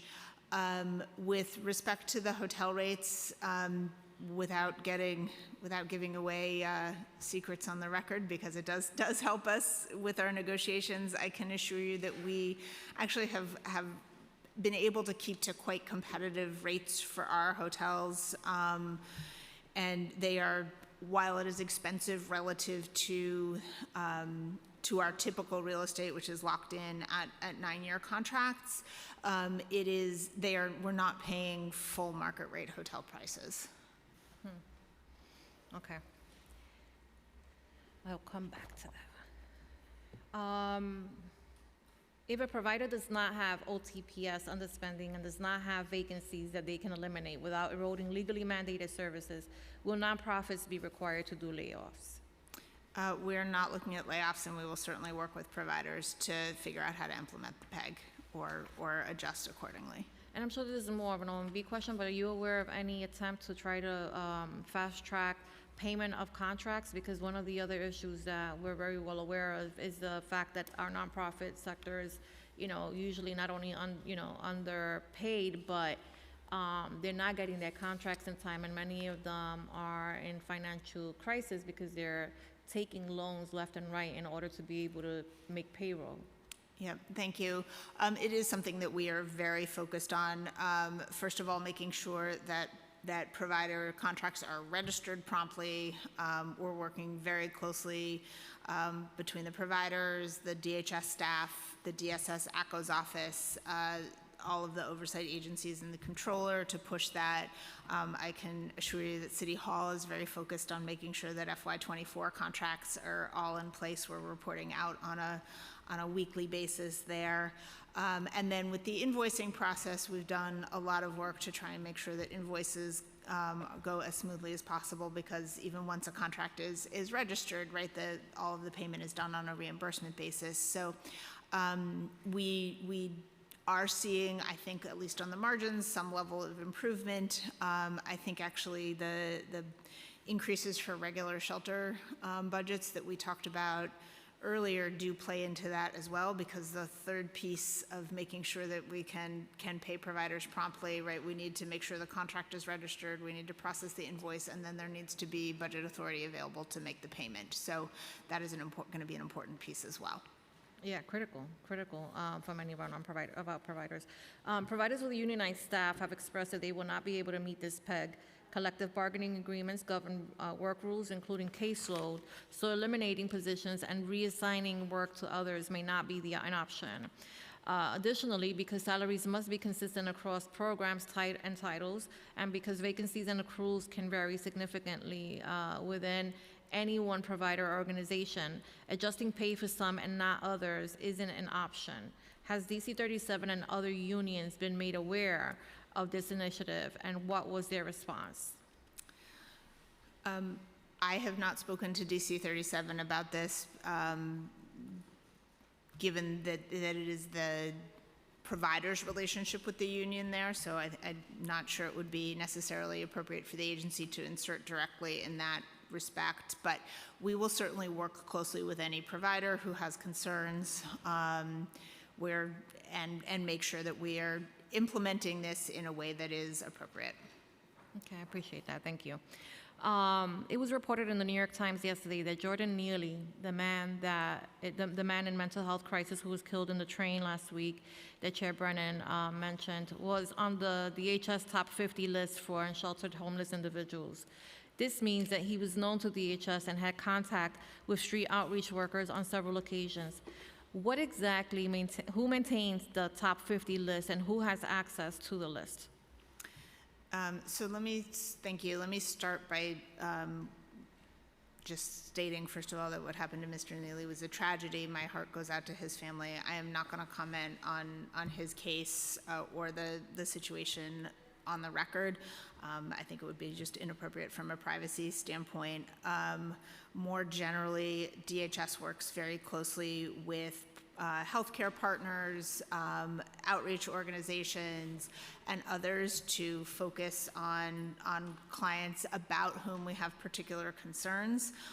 It is a very, it's essentially a case management tool where we are doing collaborative case management to identify all of the resources that we can bring to the table. But again, I'm not comfortable speaking more specifically about Mr. Neely's case. I mean, we're not asking about any specifics regarding his case. I'm using him as an example. If an individual is on the list, right? First of all, is this list private? This is essentially what we're talking about here is internal to agency and with the contracted outreach providers, intensive case conferencing, right? So we are working together to identify individuals about whom we have particular concerns and identifying all the resources that we can bring to the table, right? Who has healthcare resources that might be appropriate, who has housing resources that might be appropriate, and how do we connect the client to those resources? It's varies significantly because individual circumstances vary significantly. It's certainly not a published list. Okay. But if an individual is identified, any individual, I'm identified, I'm on the top 50, what does that mean? Who's contacting me? How quickly does that mean that I'm transitioning between, living on the street to identifying, suitable housing? The concept of the top 50 is a way for us to focus this interagency collaborative case management and do it in a way that is meeting the needs of very, very high need individuals. But those is true for not just for those who have been identified for this particular form of collaborative casework, but for all of our clients. People are coming to DHS in moments of trauma with very unique client circumstances. So for particularly this group of very, very high need clients, there is no formulaic pathway to stability, right? So for some people, it might be via a healthcare route. For other people, direct connection to housing might be the right solution. We see people, and again, I am not speaking specifically about any case, but for who with really significant physical health care needs, and what they actually need is a nursing home, and that might be the best option. So I can't answer it because the intent here is really to do the most human-centered collaborative casework on very challenging cases. And does that collaboration extend to, outside of the boundaries of DHS? Do you work with NYPD? Do you work with, DHS, Department of Health and Mental Hygiene? Do you work with health and hospitals? I mean, there's just so many, I can go on and on and on, so many different agencies that, unfortunately, touch on this issue, and I've seen very little coordination. And I've shared this before because this case really bothers me because Jordan is one of many individuals that unfortunately are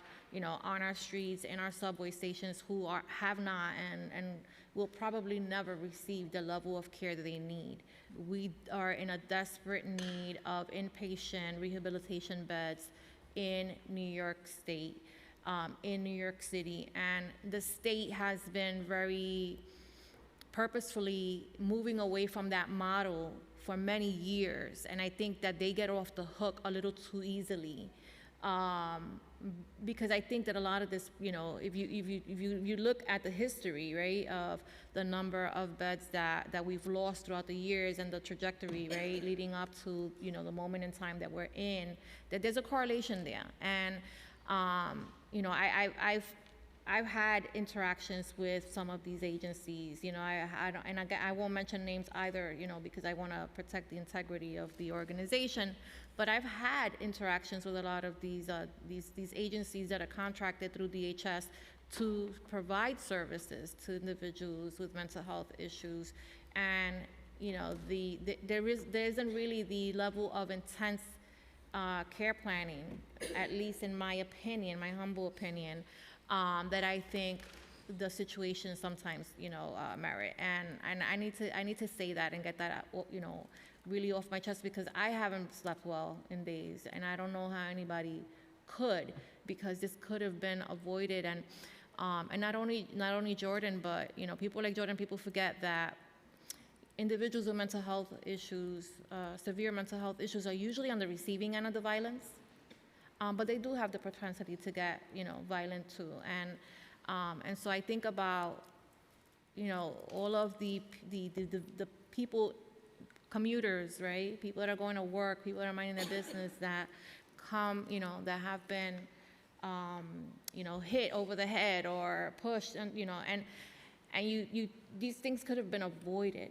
They could have been avoided. And then what happens is that this poor, you know, these poor people end up in jail because nobody treated them to begin with. Nobody offered them the services that they needed.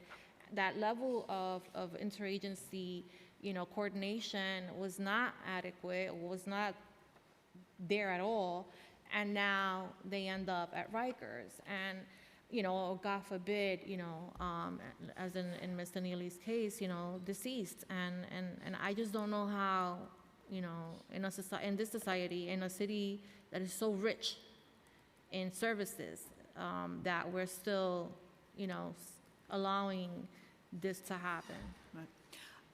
Thank you, Councilmember, for those sentiments. I certainly hear you.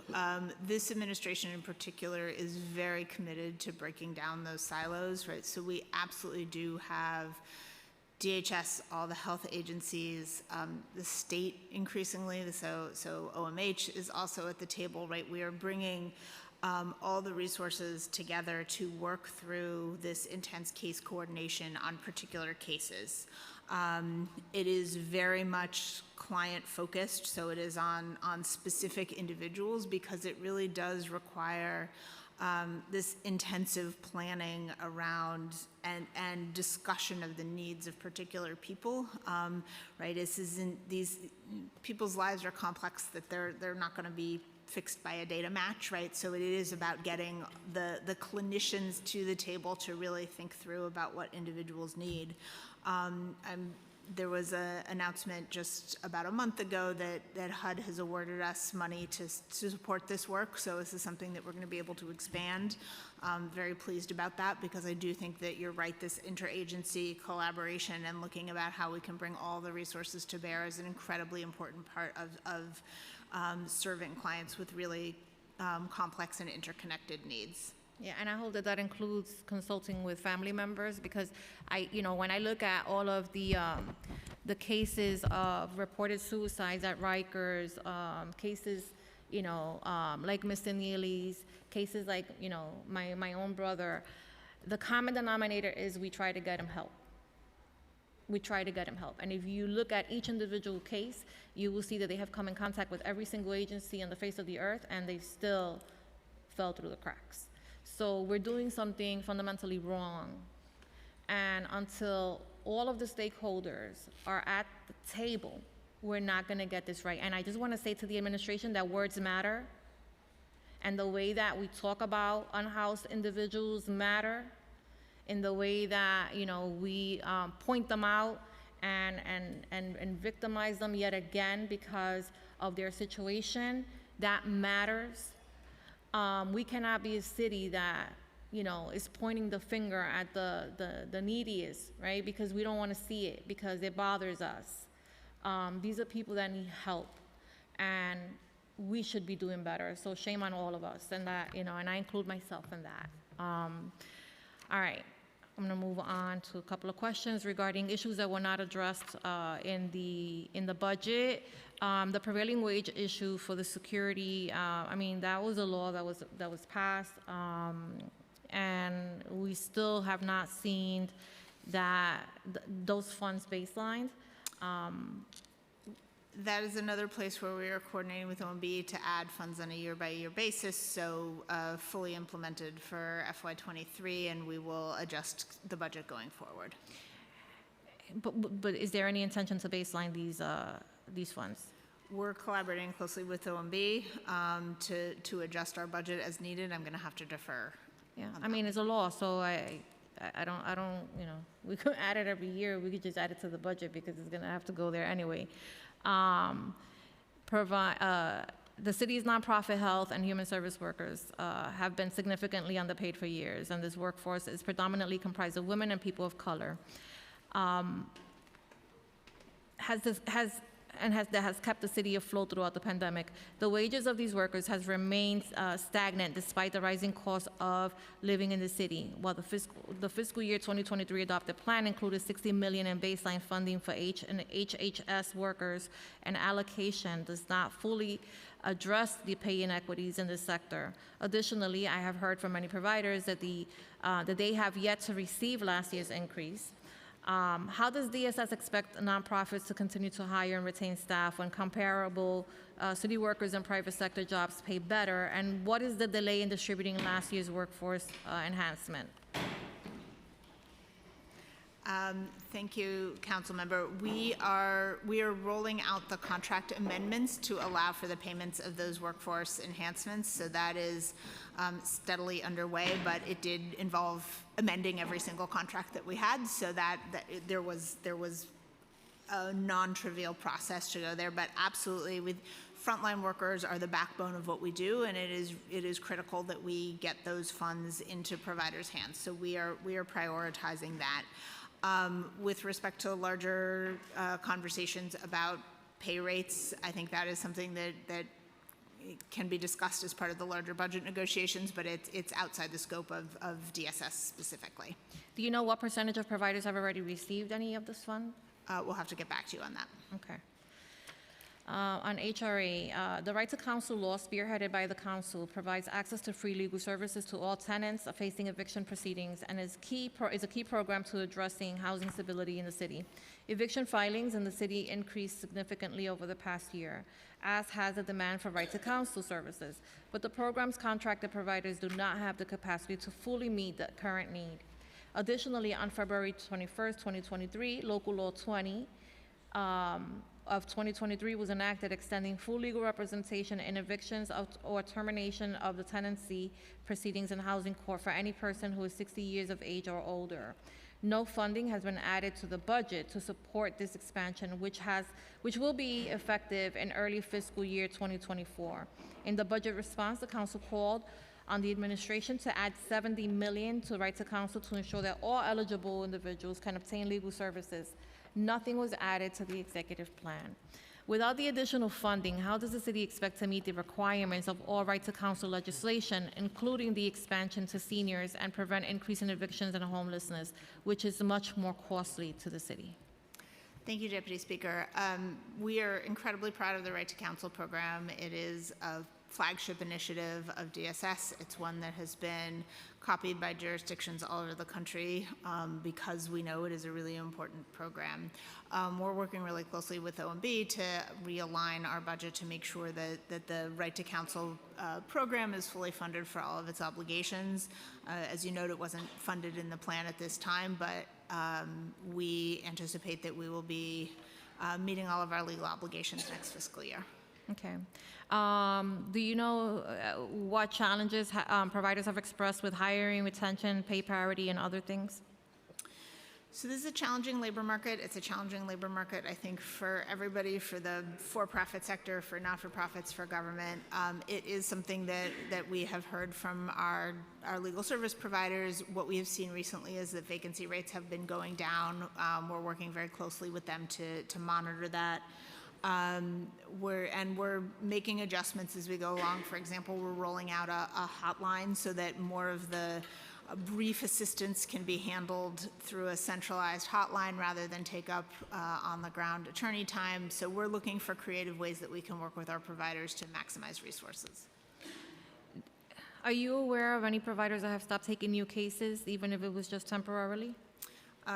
No, as to the best of our knowledge, no providers have stopped fully taking new cases. The balance between full representation and brief advice may have shifted in certain ways, and so that's something that we're monitoring really Are closely you with. sure? I mean, I feel like I've heard here from some of our providers on the record that they're not able to take on any new clients because they don't have the workforce to meet the demand.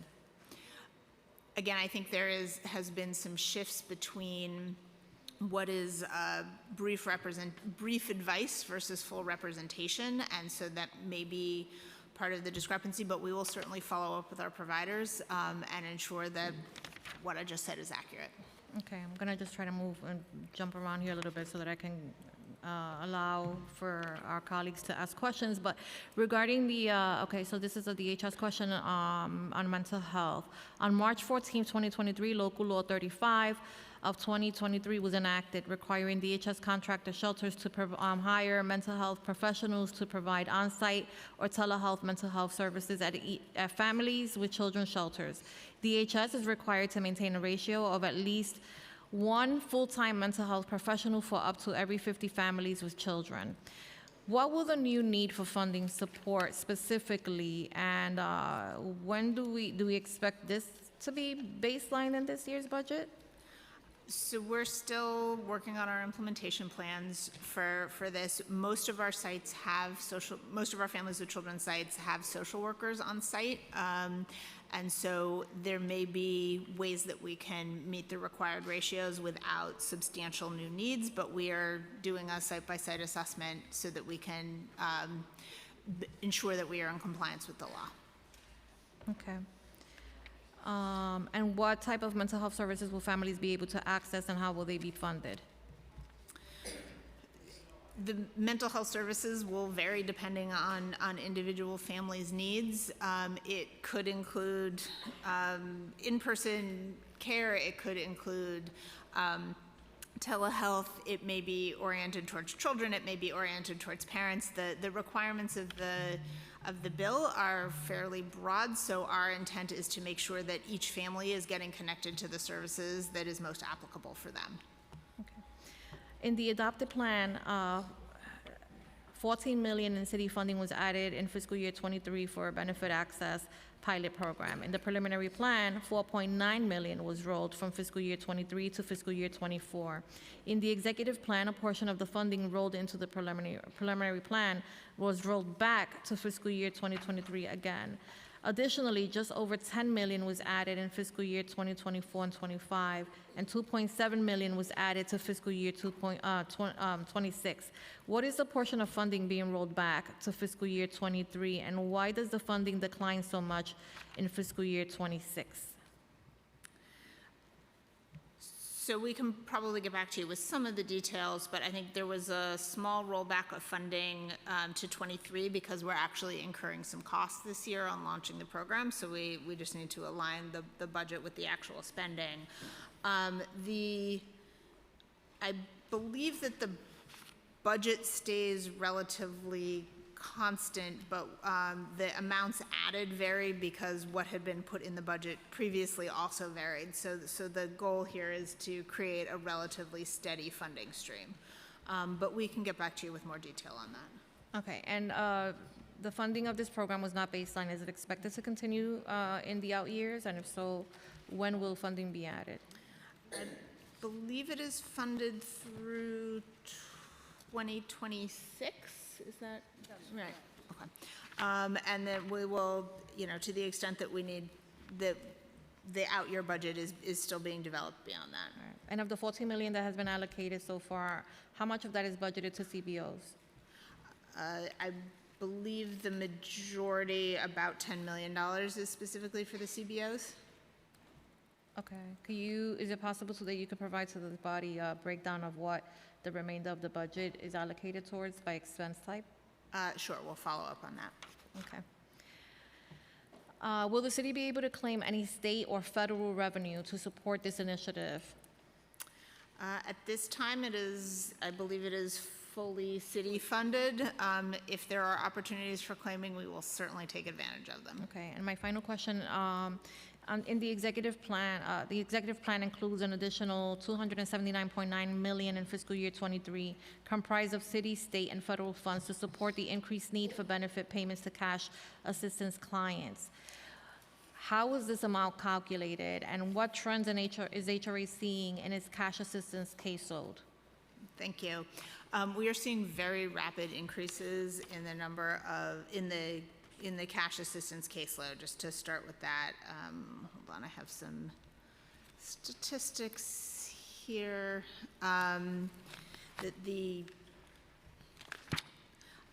Relative to pre-COVID, our cash assistance caseload is up 43%. What we have, the drop-off of income supports that came with COVID has led to really rapid increases in applications. So for the period of 2019 applications for April relative to 2023 applications for April was up 53%, right? So there is significant demand for cash assistance. The funding formula depends a little bit based on which type of cash assistance that you're talking about. So for families with children that are within their initial 5-year period, that is largely federally funded. For single adults, families that have exceeded 5 years worth of cash assistance, that is largely city funded. So overall, the cash assistance budget is just over 50% funded, but that is the aggregate of a number of different funding formulas. What is the full cash assistance budget for fiscal year 2023?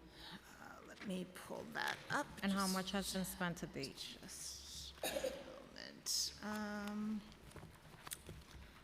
Got that. The cash assistance budget for FY23 is $1.97 billion. About $1.4 billion has been spent to date. Okay. Does HRE expect additional funding is going to be needed in future years? And if so, will they be baselined? We're going to monitor that really closely with OMB.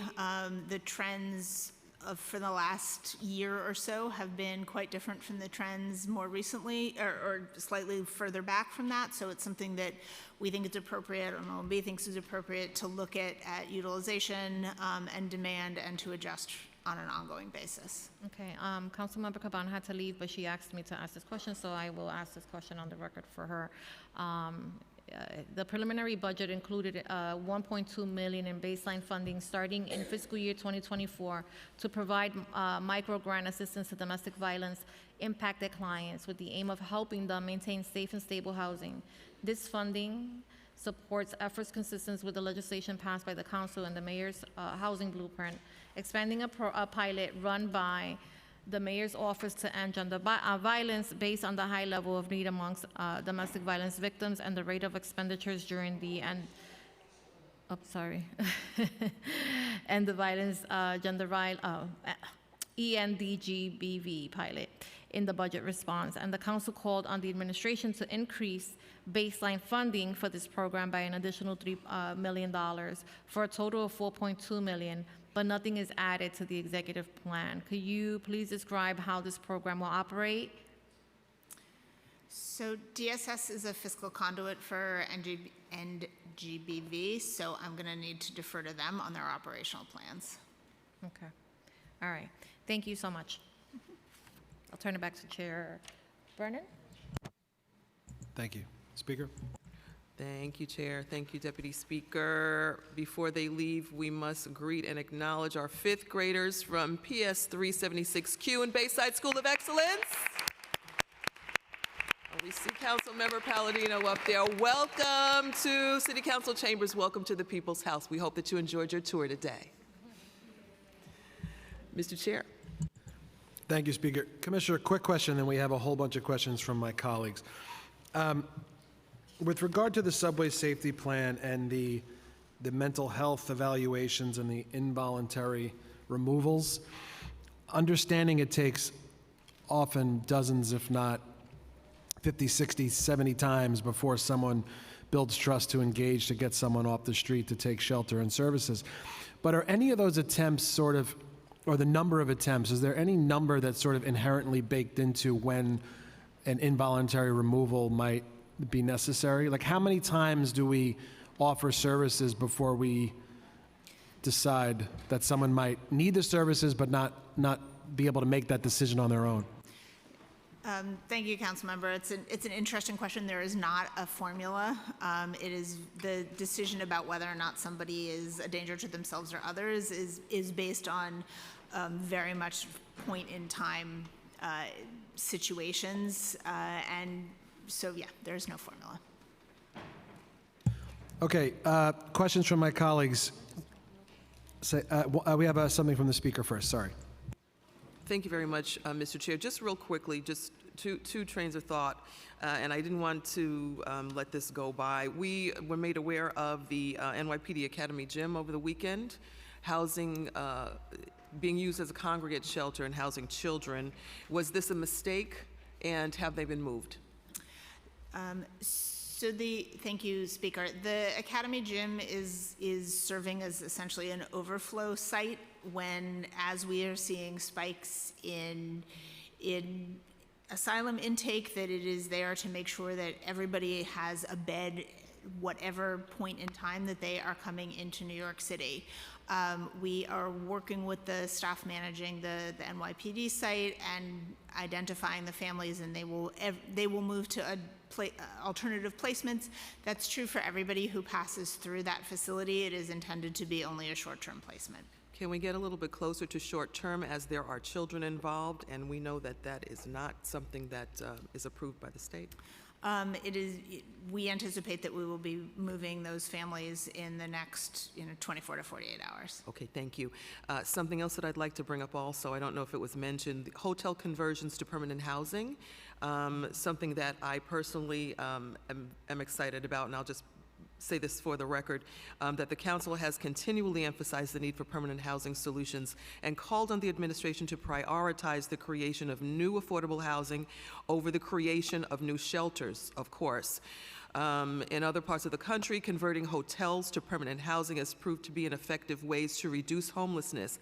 We're talking about converting, not creating more shelter systems within hotels. We're talking about true conversions. But the city hasn't prioritized this approach, but last week it was announced that a Hilton near Kennedy International Airport, this happens to be my district in District 28, would be converted into permanent housing, with a third of the funding coming from a state program and 60% of units reserved for people struggling with homelessness. That's something that we're very happy about. Has DSS explored similar housing solutions? This approach would be cheaper for the city in the long term compared to operating so many shelters, and would provide greater stability for individuals facing homelessness. We think that this is something that's very feasible, and again, I'm very proud to welcome this into District 28 in my own district. So what are your thoughts on that? Is the city looking to do similar programming? Thank you, Speaker, and thank you for your support of the project. We are actually a big piece of the financing structure for that project. We got left out of the press coverage, but we are deep in it. That's why I wanted it on the record. Thank you. So one of the things that I am really excited about is HRA has had a contract for several years now, known as a master lease, allows not-for-profits to lease housing and turn it into permanent housing for individuals or families coming out of the shelter system. The traditional version is structured like a regular social service contract, so 9 years, relatively short term.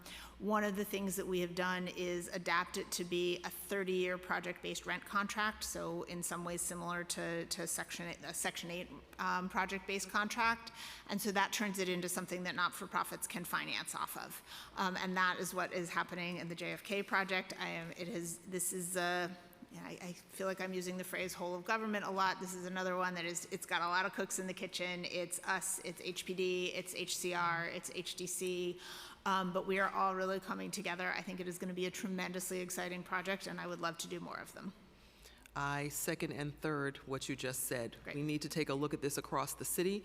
I happen to think that this is going to be a phenomenal new thing that we need to take a look at citywide. Couldn't agree with you more. Thank you, Commissioner. Mr. Chair. Okay, questions from council members, starting with Councilmember Schulman, followed by Councilmember Carr. Good afternoon, Commissioner. So the executive plan includes $200,000 for the Mayor's Office of Food Policy, which is budgeted within HRA's budget. Additionally, one position was added in the executive plan to the Mayor's Office for Food Policy. What will the new funding be used for? What is the new position added? We're going to have to get back to you on that one. This is another instance where we're serving as a fiscal conduit for another agency. Okay, so with that, if you're going to get back to me, what is the total OTPS budget for MOFP budgeted within HRA's budget, and what's the total number of positions budgeted through HRA for MOFP, and what is the PS budget for them? We can certainly circle back with you on that. Okay. And I also, by the way, I just want to piggyback a little bit on the emergency shelter info.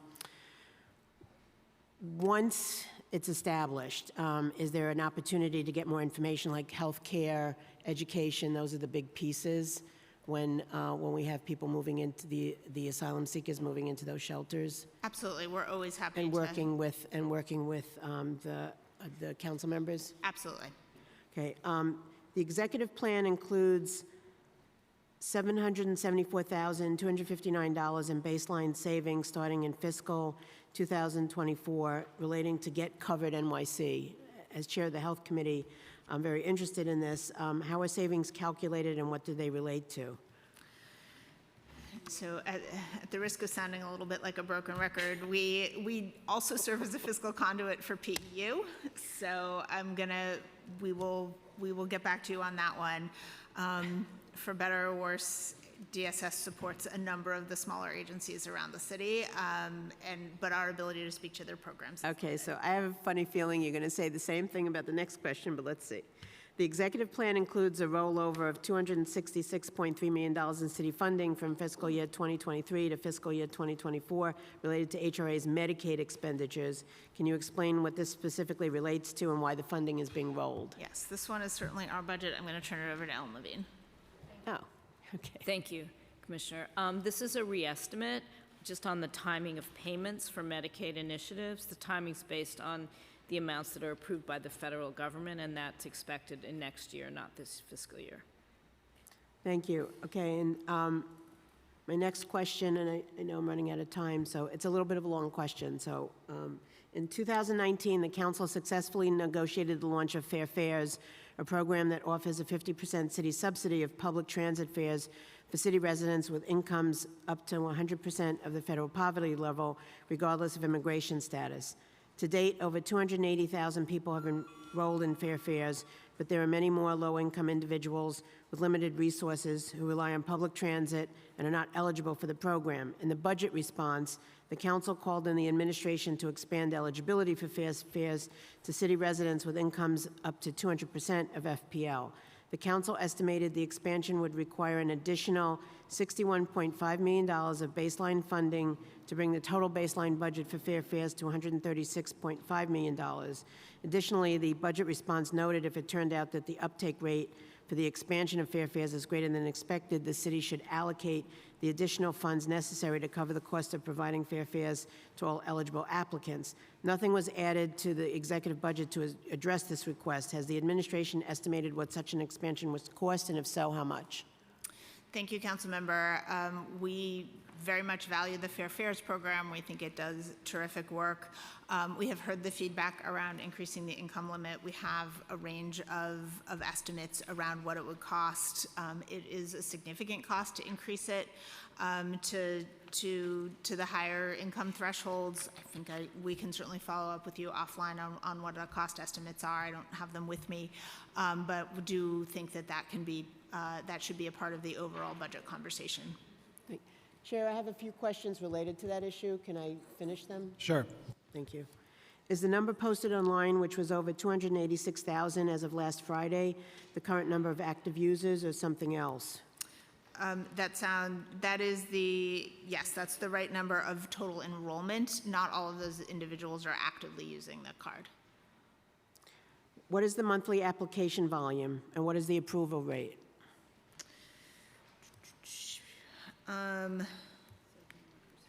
71% approval rate. I don't have the monthly application volume, but we can circle back with you on that. Okay. And can you provide a breakdown of the fiscal 2023 $75 million budget by expense type? Sure. The vast majority of that is used for the benefits themselves. A small amount is used for the staff that administer it and for outreach. And as well as mailing the cards and things like that, but it is, the amount of the OTPS, the non-benefit cards is a few $1 million relative to the overall budget. And what's the actual spending been thus far in fiscal year 2023, and can you provide a breakout by expense type? This is a fully city-funded program, and I believe we're on track to spend the full $75 million. Okay, and my last question is, when will Fair Fares be added to the Omni system? We're working very closely with MTA right now, and at the point that MTA converts fully to Omni, we will be ready. Okay, thank you very much. Councilmember Carr. Thank you, Chairs. Congratulations, Commissioner, on your appointment, and I want to express my appreciation to your Staten Island and Intergov teams on their accessibility since the migrant shelter crisis began, and you've had shelters operating in my borough. I want to talk a little bit about the right to shelter. I think it's been the subject of intense interest over the years, and I think the position of the administration has been that the right to shelter extends to those individuals who are coming here as part of the migrant crisis, but that's not a position that's been embraced by other jurisdictions in the state. So I was wondering if you could explain to me why the right to shelter applies to those who have no prior history of residency in the city or even the state. Thank you, Councilmember. Let me start with the very significant caveat that I am not a lawyer, so I will do my best to answer those questions, but again, I'm not a lawyer. So yes, the right to shelter, as it has been interpreted in New York City, encompasses everybody. That it was true before the asylum seeker crisis began. There is slightly different. There's an eligibility process for families with children and for adult families. The same eligibility process does not apply for single adults. The right to shelter exists because of litigation that was brought specifically in New York City. It is based on an interpretation of the state constitution, but the cases were specific to New York City. So a comparable right to shelter, separate and apart from residency history, doesn't currently exist in other parts of the state because a comparable court case hasn't been brought. Again, I am not a lawyer, so please take that with a large grain of salt. Understood, but I think it's fair to say when that consent decree was signed, I think it's a series of consent decrees actually, nobody contemplated a crisis on this scale and that the city would ever have to accommodate such a large number of individuals and families at a specific period of time.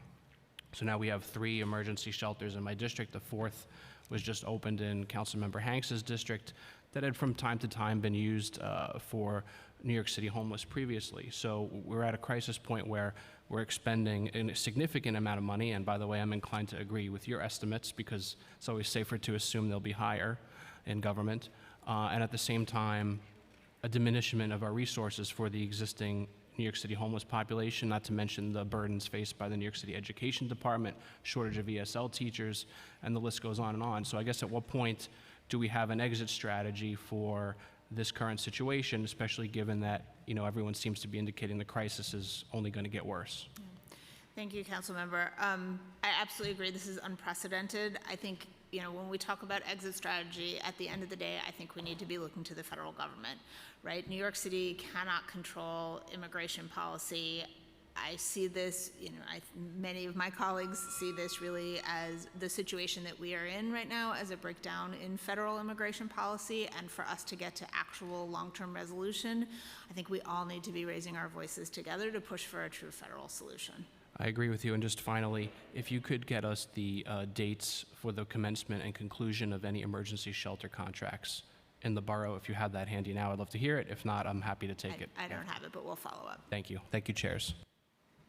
Okay, we've also been joined by Councilmember Ung, and now I'm going to turn to Councilmember Barron for questions. Thank you very much.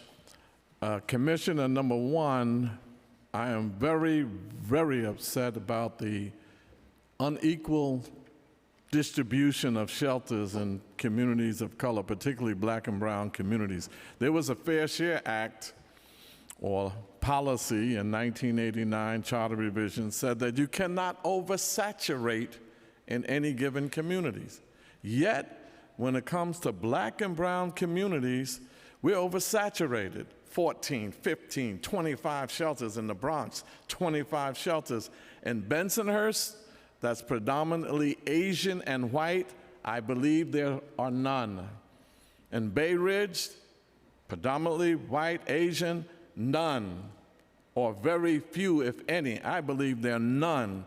I want to know why. Are you aware of that? And how many shelters have been built in Bensonhurst and Bay Ridge and Brooklyn, and how many in East New York and Brownsville and other black and brown communities in the Bronx? You are violating, the agency is violating the Fair Share Act over and over again, and it obviously doesn't matter that we have a black mayor, because it's irrelevant. The racist policy of oversaturating must stop, and I want to know your commitment to that, and are you aware of that? Secondly, why are we calling it savings? These are cuts. These are budget cuts that are occurring, and the justification by the mayor for the agency cuts is that he has a fiscal challenge, that we don't have enough money. Yet, there's a projected 2-point-some-odd billion for 2023 and another 2-point-some-odd billion for 2024 in unexpected revenue, $4 billion. The entire agency cuts, I believe, is about $1.9 billion. That $4 billion can be used towards that. The asylum seekers, he's bloating that cost, I believe. I believe the IBO is closer with the $3 billion, and $1 billion is coming from the state, so that makes it only $2 billion. So you have $2 billion for that, $2 billion for the agencies, and you got an unexpected $4 billion, and plus there's $8.3 billion in a reserve account. There's no reason for these cuts, and please, most commissioners, stop coming before us and saying this is not going to hurt services. That is not true. That is not true. These are going to hurt services in just about every agency, including mental health. I believe Jordan Neely should be alive today. Should be alive today. He was failed by the system and killed by a vigilante. Daniel Penny, not charged to this moment. I believe that we got to work harder, and it's unconscionable and unacceptable that we have the kind of money in this city going to agencies, and then when it comes to black and brown communities, we're oversaturated, and the shelters in our communities, they don't have a strong, permanent housing plan. It does not exist. I don't care what you say at papers or at these hearings. They don't have a workforce development program to train the people in the shelters to do work and get work and seek jobs for them.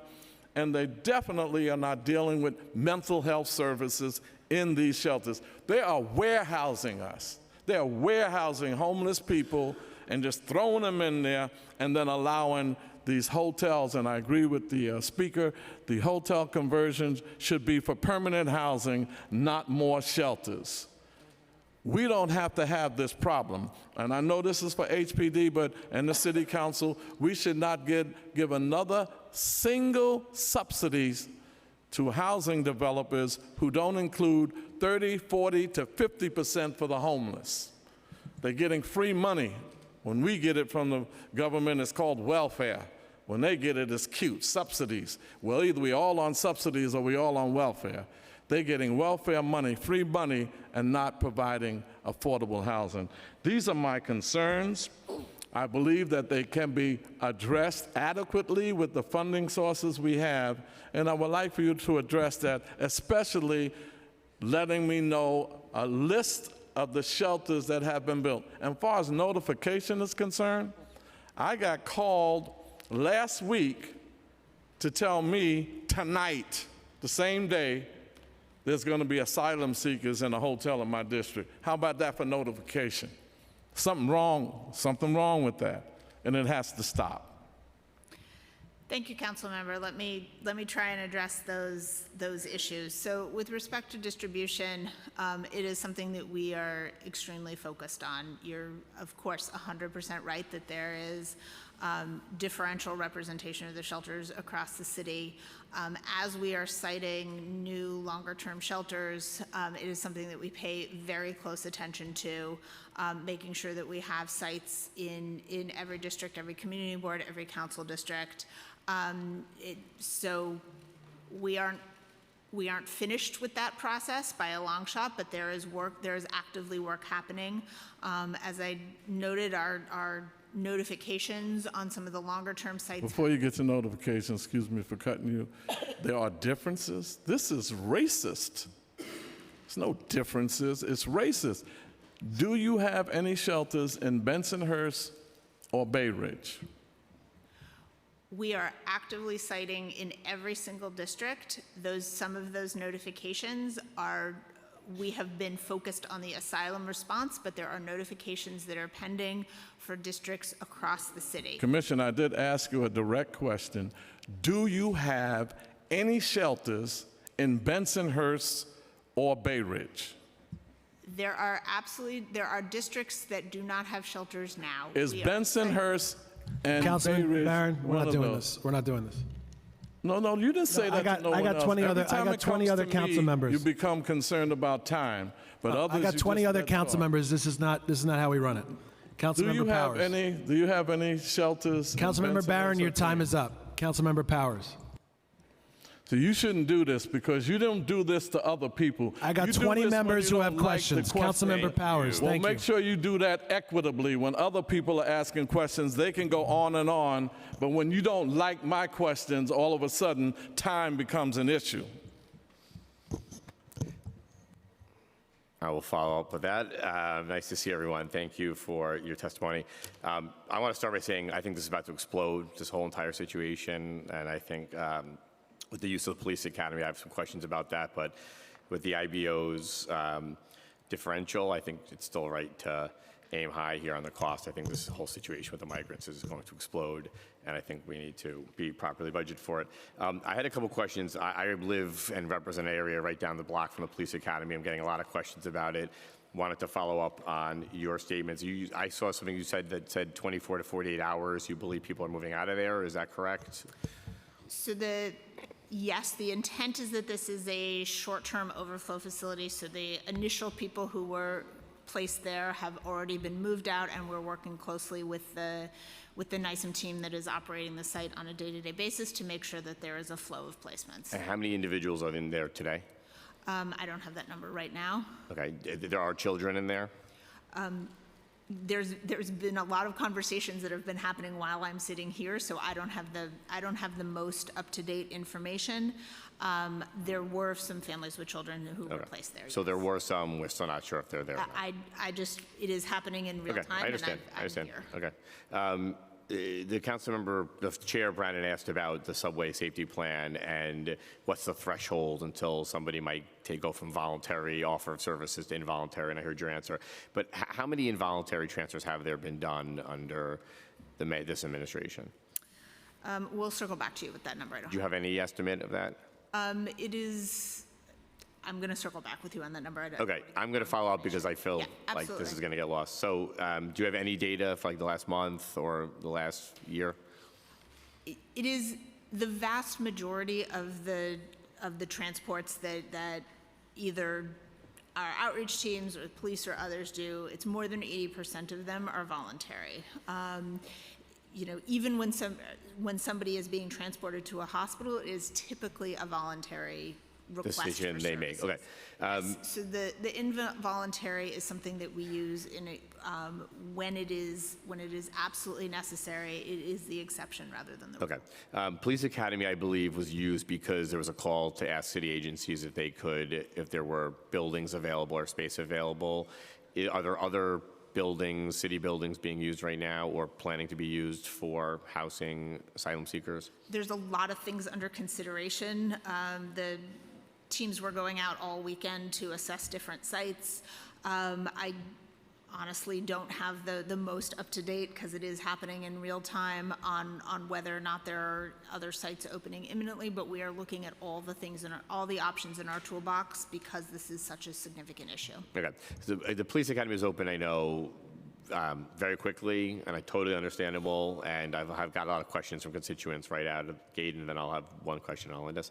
So just notice, and particularly where you might foresee another building being used, very helpful so that we councilors can talk to our constituents and explain what's going on. Helpful to have information about the short-term use, but I didn't have that until today.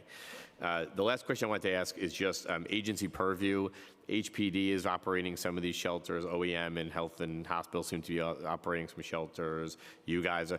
I'm still confused about which agency takes the lead on a different shelter here. So, like, how does HPD become the lead on one? I think the upstate ones might be HPD versus you guys taking lead. Like, how is that decision made, or what is the reason that one would take the lead over another? Sure. Let me first just address the notice, and this gets to the questions about notices raised by Councilmember Barron as well. The notice on emergency sites is incredibly short-term. It is not for lack of trying, but because we are opening sites in real time. We will absolutely seek for ways that we can provide more notice, but it is a place where it is very challenging. On the jurisdiction, we've got a lot of agencies at the table. We are collaborating very closely. For the first, many months of this, DHS was the agency as the lead sheltering agency for the city. As I mentioned earlier, we've opened 126 sites thus far, and we continue to open on an almost daily basis. But we, like every other agency, have core responsibilities that we need to make sure that we are meeting. So the decision was made to bring more agencies to the table to spread the workload. This is, given the significance of the issue, it really is whole of government, but I would say it's done on a more collaborative way than formulaic. Thank you. Thanks, Chair. Councilmember Caban. Thank you. Thank you for your testimony. Thank you for taking our questions. I wanted to start with the Housing Stability Microgrants program. And I know that Deputy Speaker had asked a few questions about it, but I want to dig a little bit deeper on it. The pilot project dispersed around, and first of all, I want to sing y'all's praises because during the peak of the pandemic, a program was stood up very, very fast. It was life-saving. And to be able to build on that is a really exciting thing. But the pilot project dispersed about $500,000 in 2 months, stopping because the funding ran out, certainly not because the demand ran out. And we currently have, I think, the exec budget includes 1.2 million in baseline funding, which the baselining is incredibly important. I want to acknowledge that. But the 1.2 falls really, really short. I know the council responded with an increase to 4.2 million in a budget, which is certainly a good start. But I also think still that's not near enough. And advocates and providers are wisely calling for a $6 million investment. And the figure's based on some math, and so I just want to lay that out for the record as well. It's based on the DV shelter population of 4,109 total households, 481 single adults, 3,628 families, with a 15% admin set aside, and at about 2,000 per grant. And so 6 million would enable the city to potentially reach more than 2,500 households, which equals more than 50% of the families and single adult survivors in shelters, plus some survivors who are not in the DV shelter system for a whole myriad of reasons. And so I wanted to ask you about what your experience with what the current need is, where you see a gap, describing a little bit around sort of the grant administration, but also, like, do you agree that the number should be larger than that, or that the need exceeds that 1.2 that is proposed to be baselined? And then my next questions, which I'll follow up with, have to do with the DV shelter system, and I just want to point out again that this could go a very long way in alleviating the burden on our shelter systems and interrupt survivors who are leaving dangerous situations who ultimately go into the shelter system, which is the majority of folks that are in our family shelters. Thank you. I wish we could take credit for the program that you applaud. We are a fiscal conduit for NGBV, so they are the ones who designed the program, administer the program, and are going to be in a better place to speak to your specific questions. We really do pass that through to them. I'm sorry. Well, what about the numbers needs? I mean, do you acknowledge that sort of the 1.2 million that's baselined here does not come close to meeting the need? Again, because we are not actually involved in the administration of the program, I don't feel like I can speak on behalf of my colleagues. Chair, can I ask one additional question? Go ahead. Thank you. And just moving, because it is related to the domestic violence shelter capacity, I won't give a bunch of background, because I know that I want to be respectful of folks' times, but there were several Tier 2 DV units that were slated to open over the course of calendar year 2022. Are all of those planned units now operational? And, if not, why, and when will they be open, and what's happening with replacing the 74 lost emergency DV beds? So right now, HRA is on track to add 94 additional emergency shelter beds, and as well as 105 transitional units by the end of fiscal year 2024. Now we have Councilmember Riley, followed by Stevens.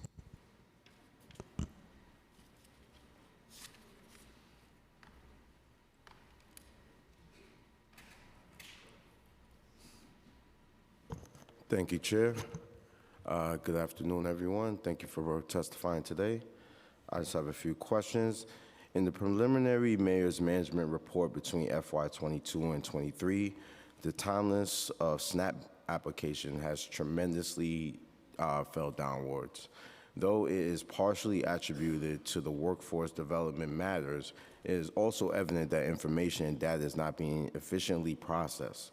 Many constituents have contacted my office requesting assistance with issues such as their city FEPS renewals not being marked as received in a timely manner, and being put at risk of program expulsions, case closures for missing documents on emergency SNAP benefits, failure of the city to administer payments to property owners for city FEPS, and more. Even when my office assists in submitting documents on behalf of the constituents, resolutions can often take months. So with that being stated, how can the city significantly invest in modernizing and streamlining of public assistance applications? And how can we deepen invest in digital infrastructure to ensure that any agency, but especially a lifeline agency such as HRA, doesn't face frequent severe outage? Thank you, Councilmember. You raised some very serious issues that are of real priority for the agency. So with respect to starting with SNAP, our SNAP timeliness rates have improved. There is a long way to go, but they have improved. What we are doing, we are very focused on hiring, have brought in a number of eligibility specialists over the last several months.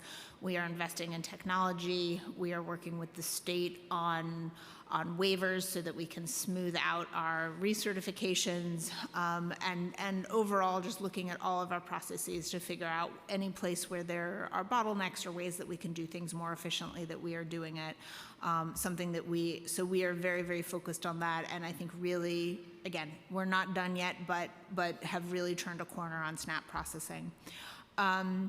With respect to City FHEPS renewals, aware that there were some moderate processing delays there too. We are rolling out a new system overall for City FHEPS processing, referred to it at various points in time in front of this body as both current and the landlord management system, same thing, two different names. I think once that is fully in place, the process will be significantly streamlined.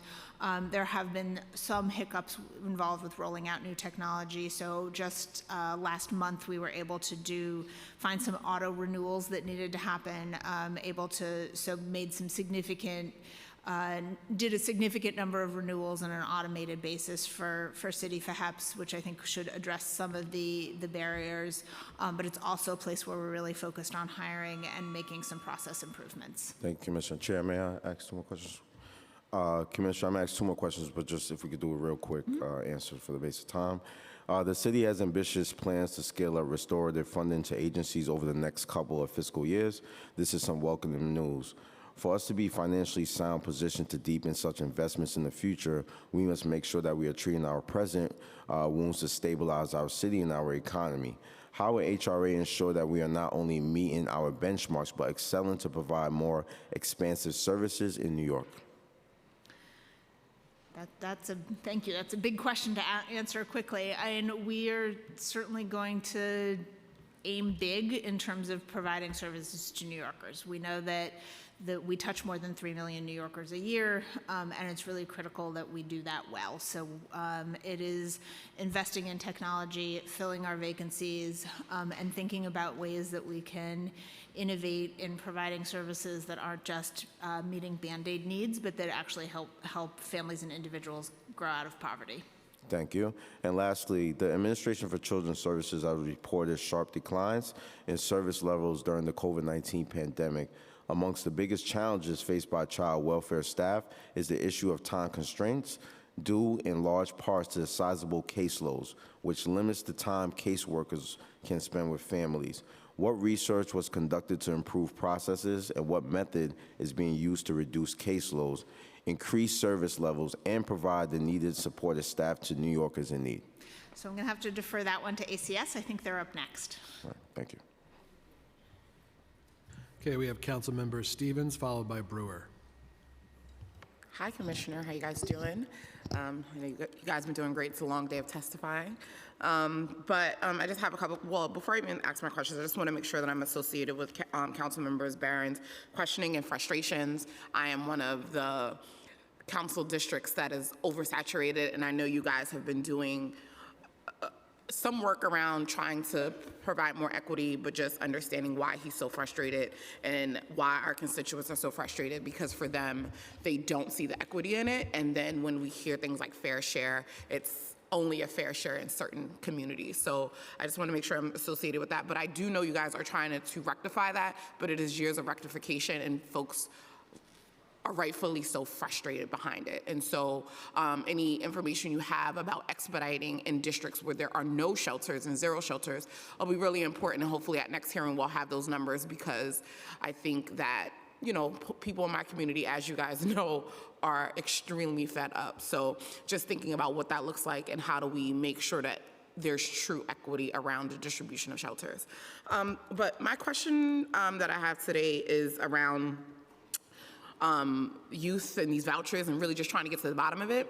And so now that the shopping letters for all of the DYCD City FAPS pilot vouchers have been issued, can you please confirm that the youth in the DYCD runaway homeless youth system do not have the ability to be issued City FAP vouchers while they are still in RHY programs?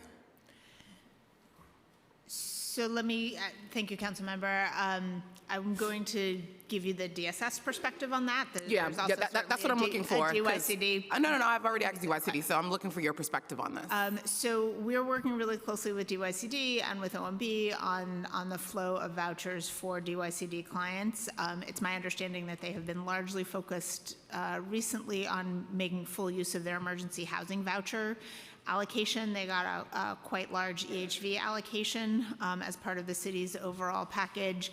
And then there's additional city FAPS vouchers that are available, but because of the large allocation of EHV, that has been the focus thus far, and that we will adjust. I'm sorry, what is this large voucher allocation that we speak of? Because that's not what I'm hearing.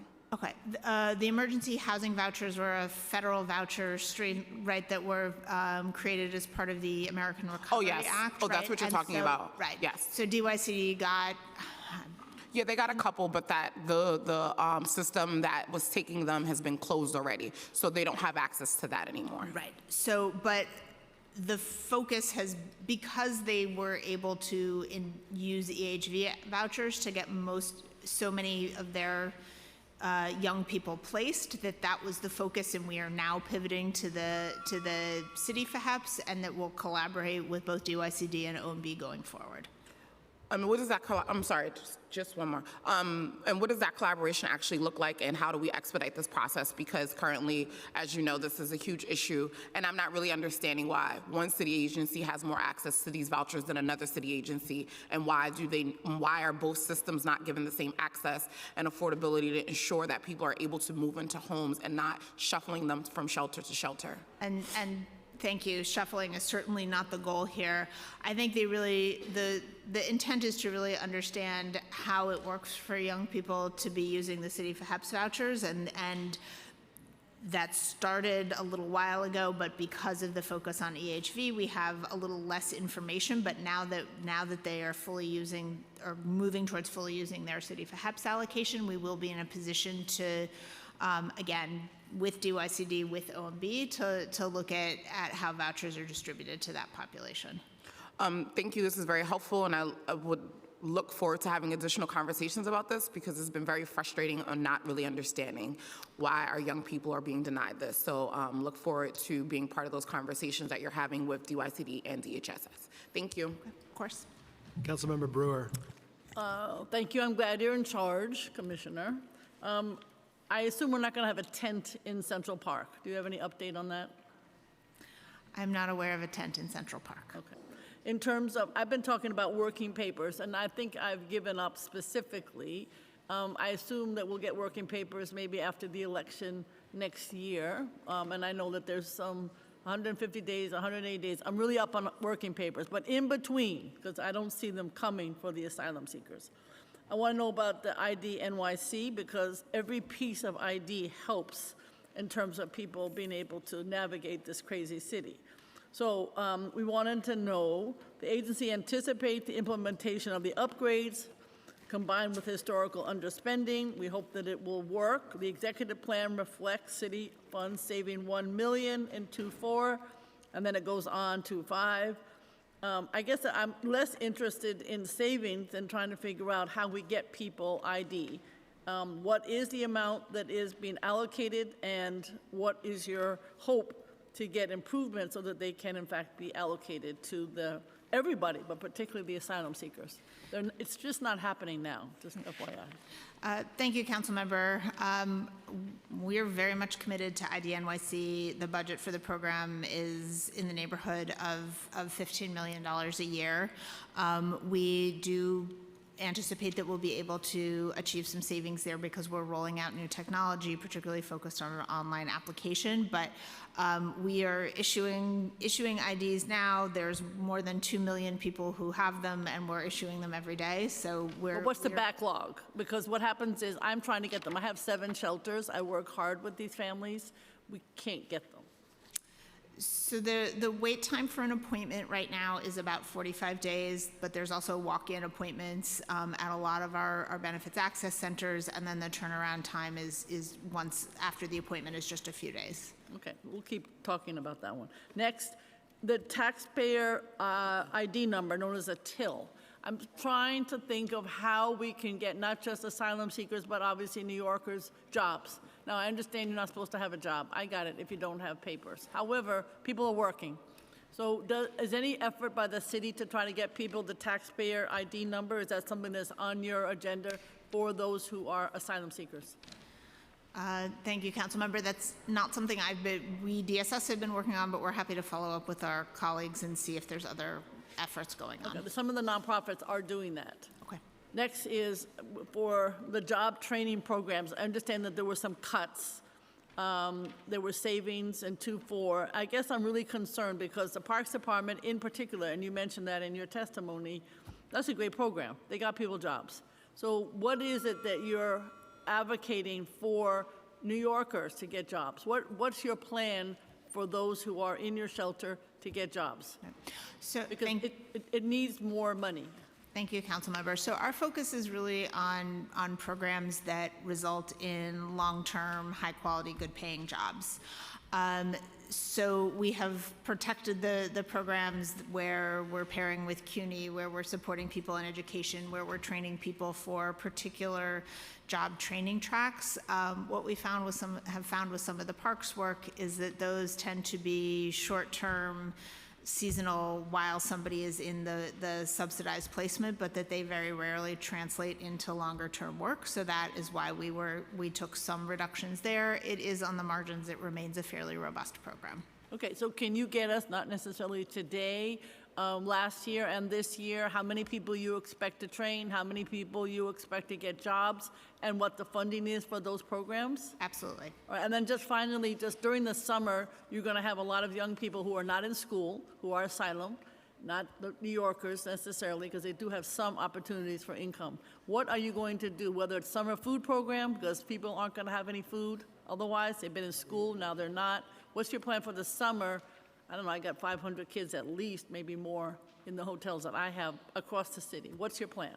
So just to clarify specifically with food, and thank you, Councilmember, that the majority of the asylum seekers are in hotel settings, and because even families, and because the families there don't have kitchens, we're providing 3 meals a day. That will continue. I've seen the food.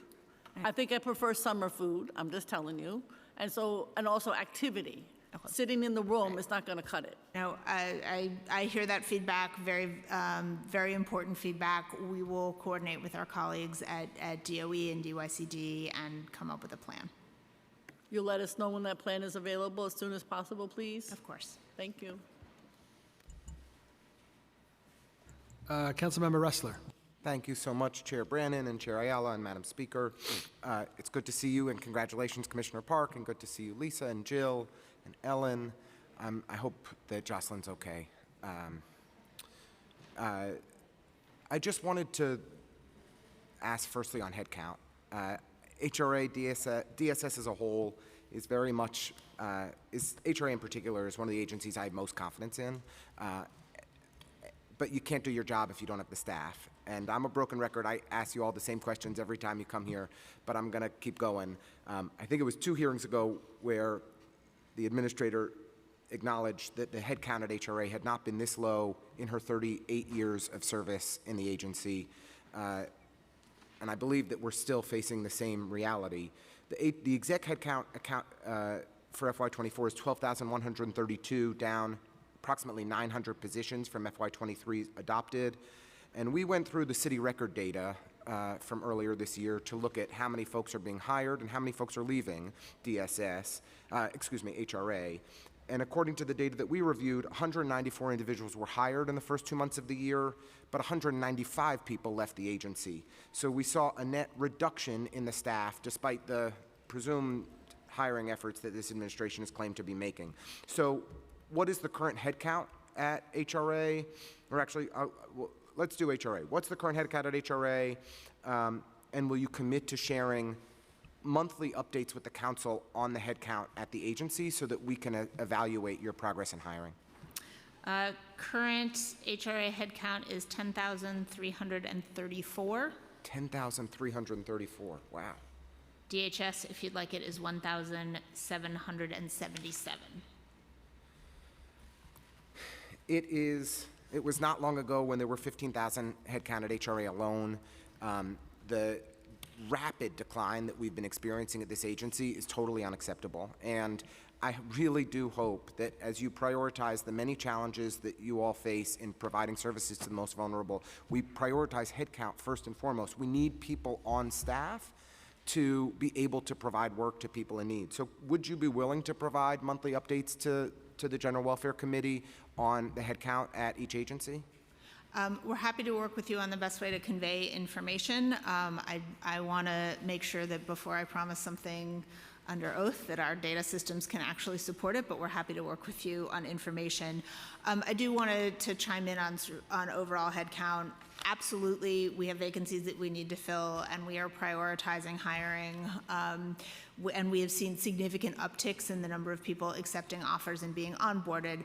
That being said, the agency isn't necessarily in exactly the same place as it was a few years ago. So, for example, the number of Medicaid clients who are processed by HRA has dropped substantially because people transitioned over to state Medicaid through the exchanges. I'm tight on time. I do appreciate it. I know there have been technology upgrades. I also heard you say that we heard a 43% increase in people who need cash assistance since pre-pandemic, and that our case processing time on food stamps is still far too slow. So we do need staff. We need more staff. We have wildly inadequate numbers of staff. I believe in the ability of the team that you and Lisa are leading to do the work, but not if there aren't people to do it. So I just want to, if I may, ask one more question on right to counsel. So currently funded at $92 million, but 461 is the required to meet. 461 million is the amount that we've determined is required to meet the full need. Do you believe that the current funding for right to counsel is sufficient to provide an attorney to everyone in need? I'm deeply concerned about the lack of compliance with the right to counsel law and the fact that we are failing to provide attorneys to so many people who are qualifying for for attorneys in housing court that lead to unnecessary evictions and then, of course, ultimately fill our shelters. Thank you, Councilmember. We are very proud of the Right to Counsel program. It is a flagship program and something that we are investing in significantly. We're working really closely with OMB to make sure that the funding is aligned appropriately and that we're meeting all the needs. I would question a bit the idea that we are failing to provide services. The majority of people who are income eligible, vast majority of people who are income eligible are receiving an attorney. There's also, there is certainly room to do here for adjustment. According to the data we reviewed, only 34% of tenants received an attorney in the first week in February of this year, down from 55% in February of 2022. So we're seeing a significant reduction in the number of tenants who need attorneys to stay in their homes year over year. That is scary, and it means more evictions, and it means growing census in our shelter system. So that doesn't actually align with our data, so maybe we should talk offline and make sure we're in the same place. You know that I am always happy to chat with you. I do appreciate your service. I'm pleased that you're in this role. I was the council member you referenced who got a call at 10 o'clock at night about the new migrant emergency shelter. We are, of course, here to support people in need, and have already visited the site. We'll continue to welcome them. But I am much more concerned about the congregate model of single adult shelters and want to see a greater approach on safe havens and for that to be applied more broadly across our district and the city as a whole. Thank you. Okay, now we have the Majority Whip, Councilmember Brooks Powers. Thank you, chairs. Really quickly, and hi, Commissioner, and to the team. I know my colleague had brought up fair fares. I had 2 questions on that, but I'm going to ask all my questions because I want to make sure I get the answers for them. As far as fair fares, does the administration believe that the current standard extends eligibility to enough New Yorkers? What provisions are made in this budget to improve outreach and increase the program's utilization? I also want to touch on the FEPS program.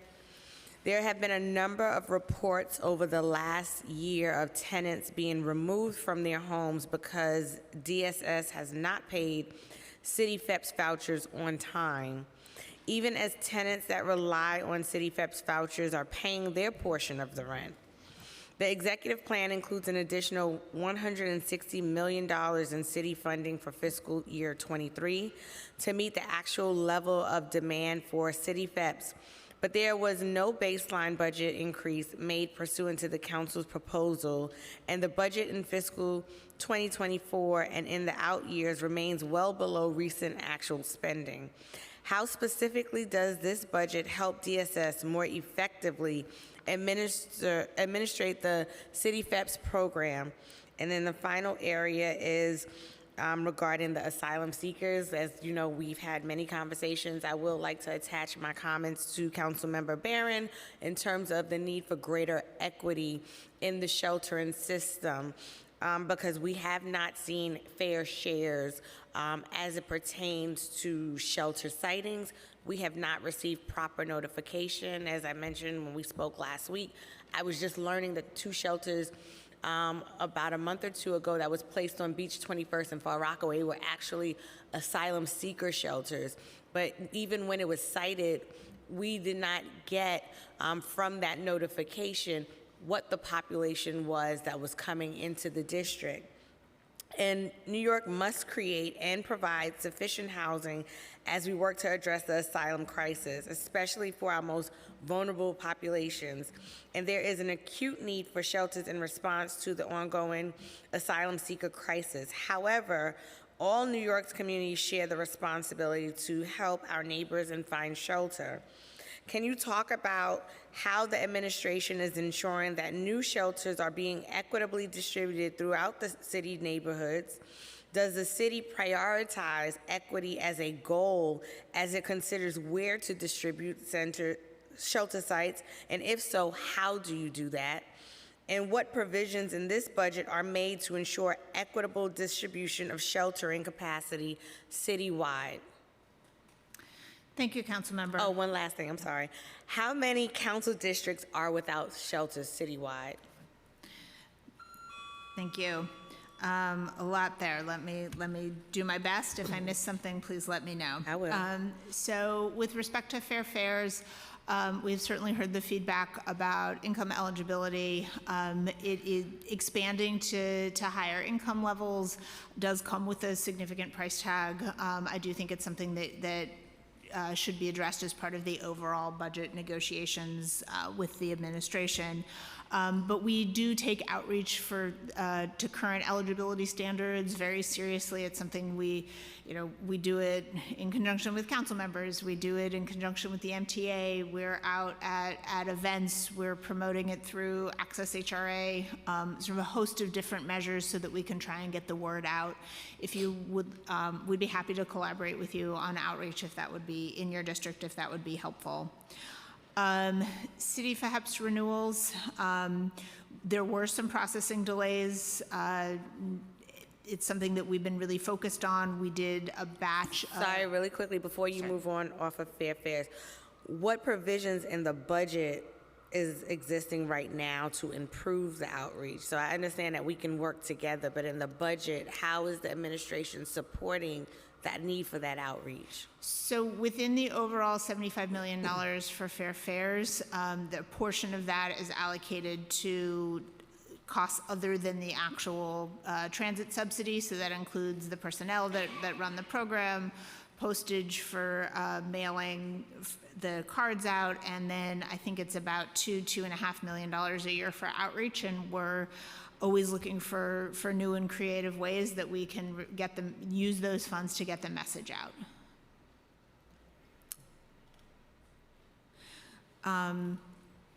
Good? Yes. Okay, great. City for HEPS, there were some processing delays. It's something we've been really focused on addressing. We did a substantial batch of auto renewals to make sure that we are capturing everybody that we can and getting those renewals in place. In addition, it's an area where we've been doing a lot of hiring and some process re-engineering to make sure that the work goes as smoothly as possible. With respect to the budget, as you've probably seen, the City for HEPS budget has gone up quite rapidly in recent years. That's a combination of increased utilization and rising rents. So we work on a year-by-year basis to make sure that we're adding, with OMB, to make sure that we're adding the amount that is appropriate for that year. So the funds that you saw are to get us through this fiscal year, and we'll work with OMB to adjust going forward. With respect to notification on asylum sites, it is very short. I wish that was not the case, but we are really very much working in real time on these emergency openings. But I hear the feedback about the content of the notifications, and we will certainly look at ways that we can improve that. Housing creation, I am entirely with you that we need more housing. We are actively looking for ways that DSS can collaborate with the housing agencies to do more housing development. One of the things that I'm particularly excited about is that we're working with our housing partners on some hotel to housing, permanent housing conversions, and we're looking at ways that we can continue to expand the role that social service dollars play in affordable housing development.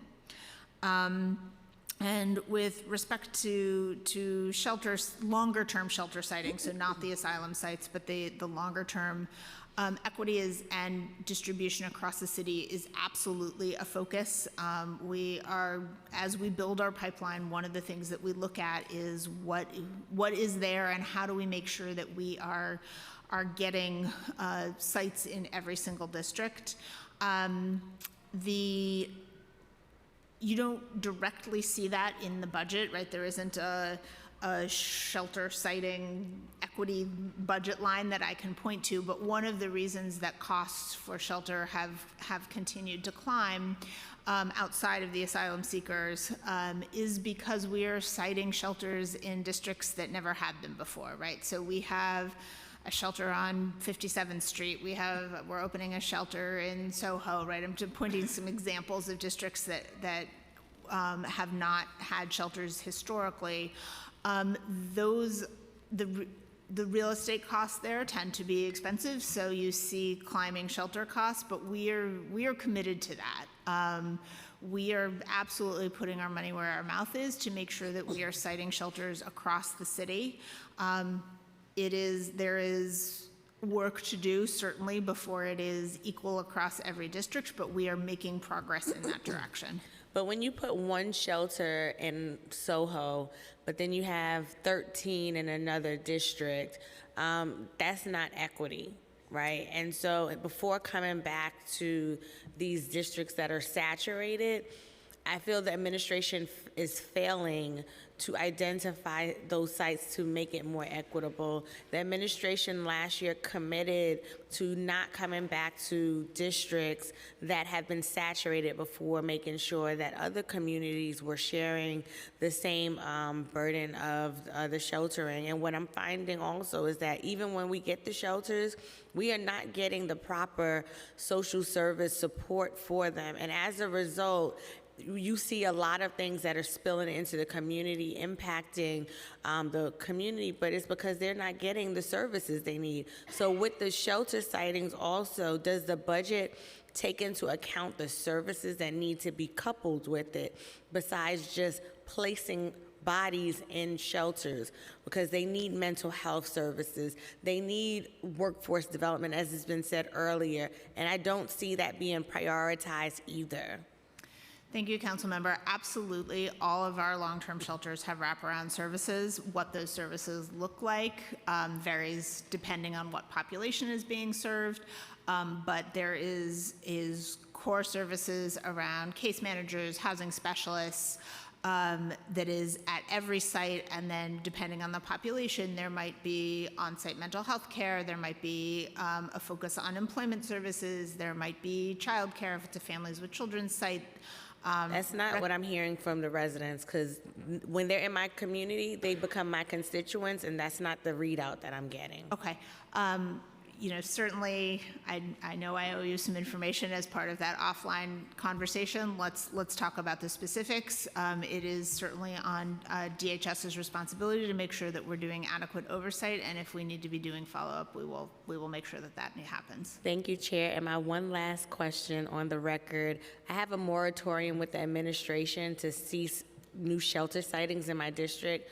Is that still active? Yes or no? We are not placing new long-term sites there.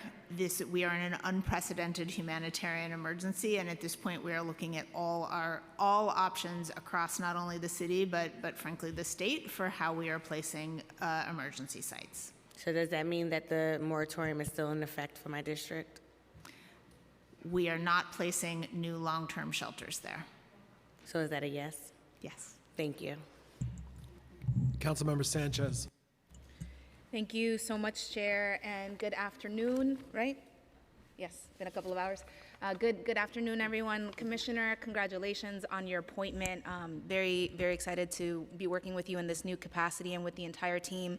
I first just wanted to join in the remarks of maybe 3 or 4 of my colleagues here, including Speaker Adams, who have been talking about the timeliness rate at the agency, your response that SNAP and cash assistance applications are up, and all of that to say that, I just want to join in my colleagues saying that, when we reach out to you directly because of a constituent issue, that's a problem. We want to make sure that HRA, DSS, that you are staffing, and I joined the administration on a hiring hall in my district, which was a huge success. We had 800 people roll through, and presumably a lot of hires. Just want to be a partner in making sure that the agency is staffing up, because we can't have people going hungry and not receiving their benefits in time, and all of the snowball that happens with those. So my question today is about the rental supplement program, New York State rental supplement program. So in last year's budget, the state increased the state FHEPS rate to match city FHEPS, but did not provide for state funding to cover this increase. In December of 2021, the state allocated $68 million under the rental supplement program to the city, and then later indicated that it must be used toward the state FHEPS rate increase. RSP provides funding to supplement rental costs for low-income individuals, regardless of their immigration status, which is something that, of course, this council has been speaking with the administration about in terms of city legislation. Many longtime city residents who are undocumented and in the city's shelter system are ineligible for housing assistance and vouchers, leaving them perpetually stuck in the city's shelter system. In the budget response, the council called on the city to use any outstanding RSP funding after covering the cost of state FHEPS rate increase to support the creation of a program to provide rental assistance vouchers to undocumented city residents, but nothing was in the executive plan. So a couple of questions. One, how much of the $68 million has been spent to date and on what? 2, how much does the city expect to spend in city fiscal year 2023 to cover the state FHEPS rate increase? Next, what is the estimated annual cost to the city of state FHEPS rate increase? Next, and how much funding under RSP does HRA anticipate would remain and could be used toward vouchers for undocumented individuals? Is such a program being developed? And finally, are there any other pathways HRA is exploring to provide vouchers for those who are undocumented? If so, please detail. Thank you, Councilmember, particularly for highlighting one of the significant area of frustration for us, right? This clawback of RSP funding was applicable only to New York City, right? So it is really the city, or the state singling out New York City to take away funds that we absolutely need to be able to serve undocumented households living in the shelter system. So it remains something that is a priority for us to try and reverse, and would certainly welcome your support in that process. In the meantime, we are working with the state on a program to be able to use the funds that aren't necessary for state FAHEPS to be able to roll out a program. We have to do it in accordance with a plan as approved by the state. That process is ongoing, and there isn't funding that will come to us until we have an approved plan with the state, which is why you don't see that in the budget. But we are working on it. Those numbers are under negotiation, but we will certainly circle back with you when we have final plan.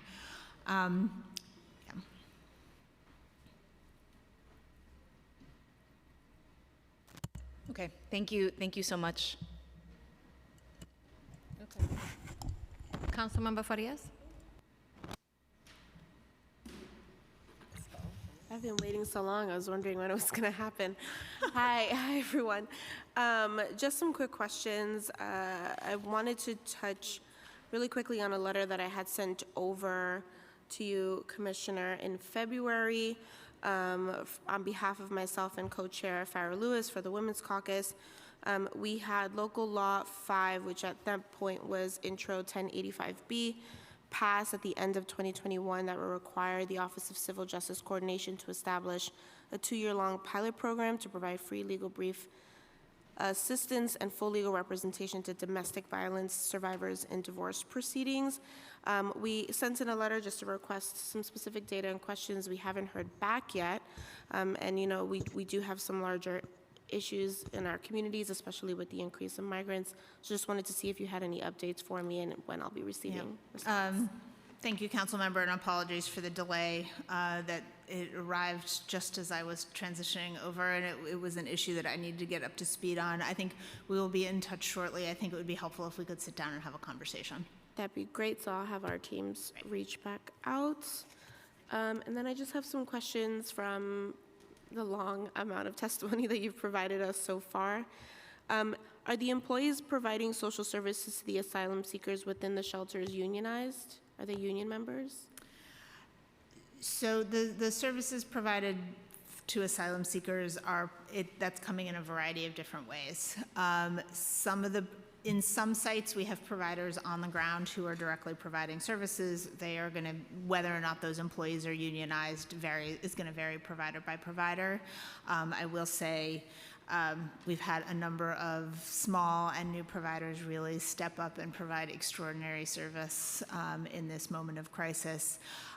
Because we are opening sites so very quickly, in some cases, although there is a provider attached to the site, they're not on the ground and providing services yet.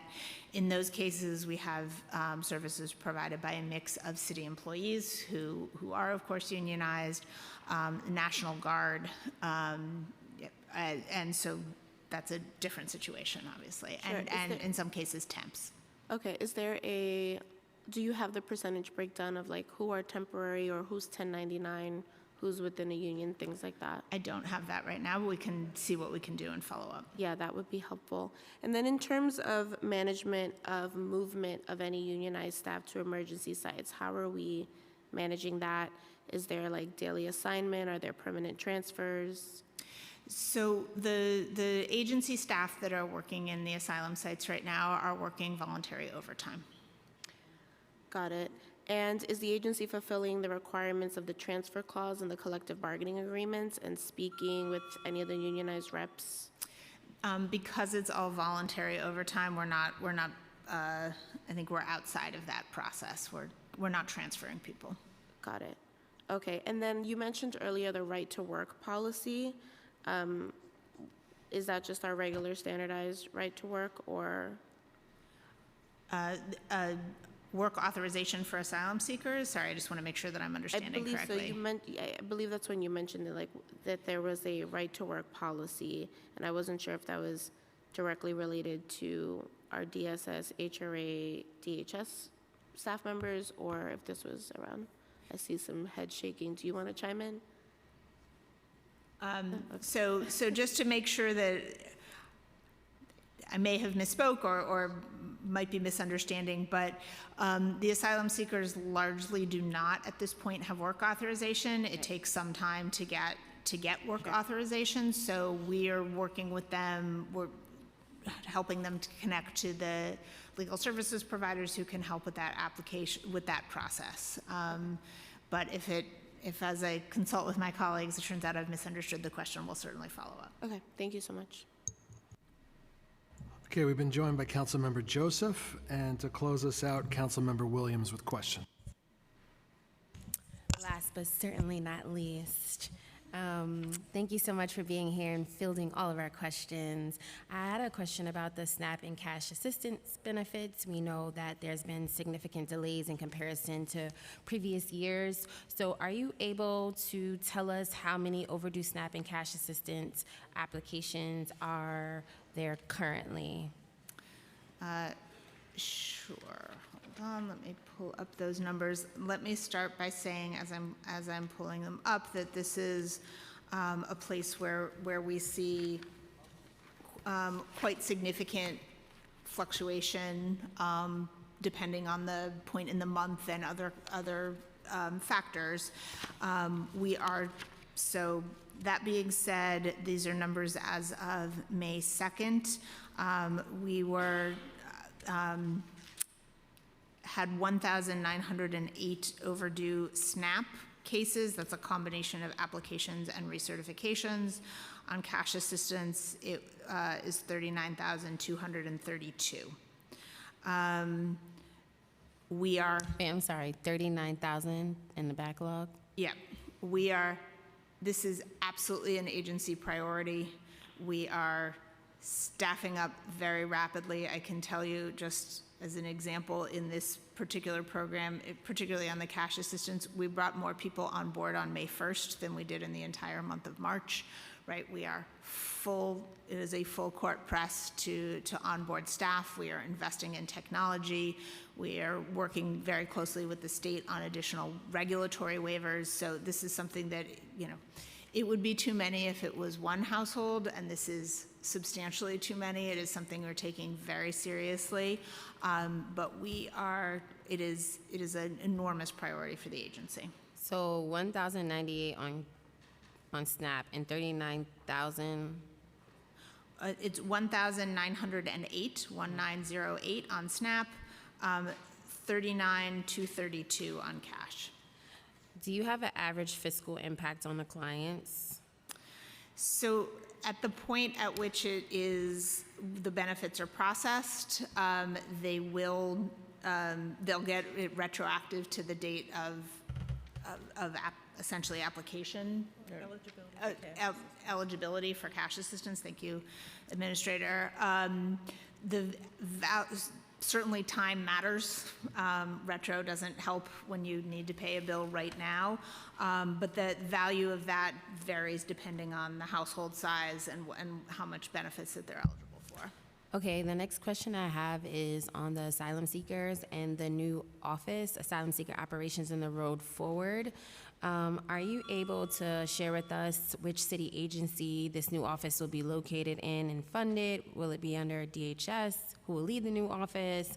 Going forward with the role of DHS and HRA, what would the role be in DHS and HRA? And even the emergency management that's not here, what role would they play in the response efforts? And will DHS continue to administer the emergency shelter contracts and oversee operations, or will that responsibility be moved to the new office? Thank you. So with respect to exactly where it's going to live, I'm going to have to defer that one. It is not within the DSS umbrella, and I think some of those decisions are still being made. I absolutely anticipate that this is going to remain a whole of government effort with a lot of different agencies at the table. I fully believe that DHS will remain a key player in this, but as sort of a theme running through many of the asylum conversations that we've had this morning, there's a lot of coordination work that needs to be done. It's a lot of effort by a lot of different people, so I think having that centralized role is going to be extremely helpful.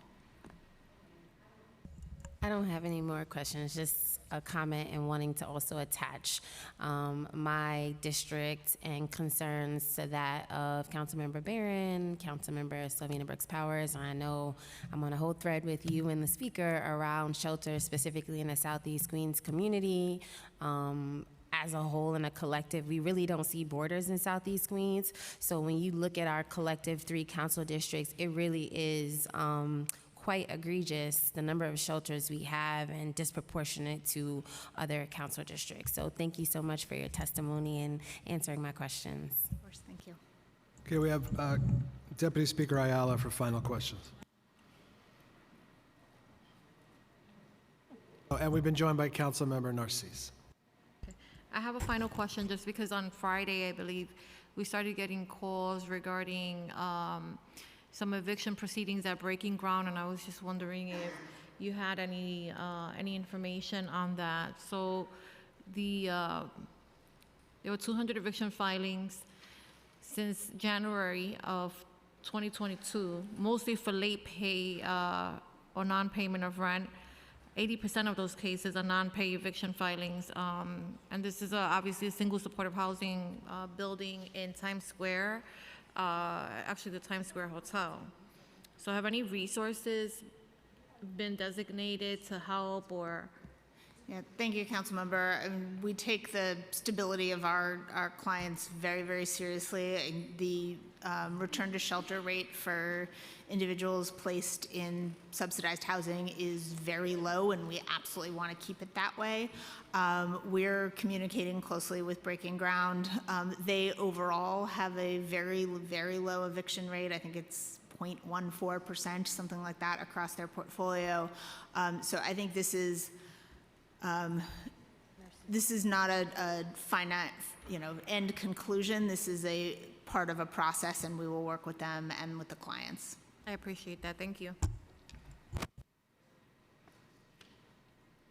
Councilmember Narcisse, you have a question?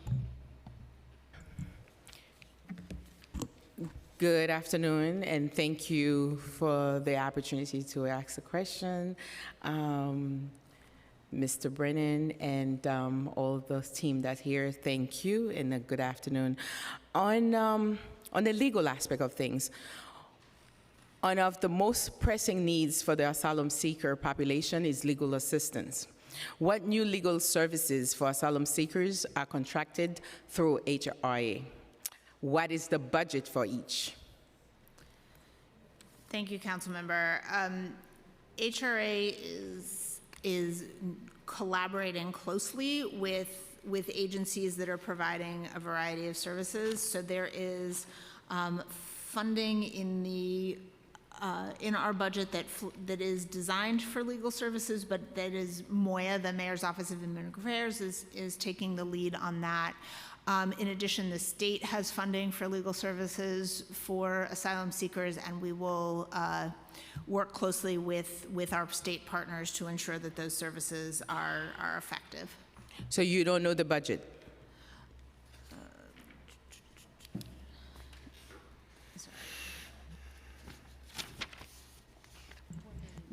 There's $1 million this year for legal services. Again, MOIA is the lead agency there. Got it.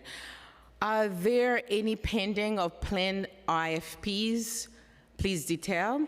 What previously existing contracted legal services does HRA administer that support asylum seekers? So the Department of Social Services has an RFP out on the street right now for to find an entity or entities to do sort of a combination of light touch casework and some legal assessment to survey the asylum seekers, find out where they are in the legal process, and help them to connect to the right services. So that is something that we are trying to bring on now.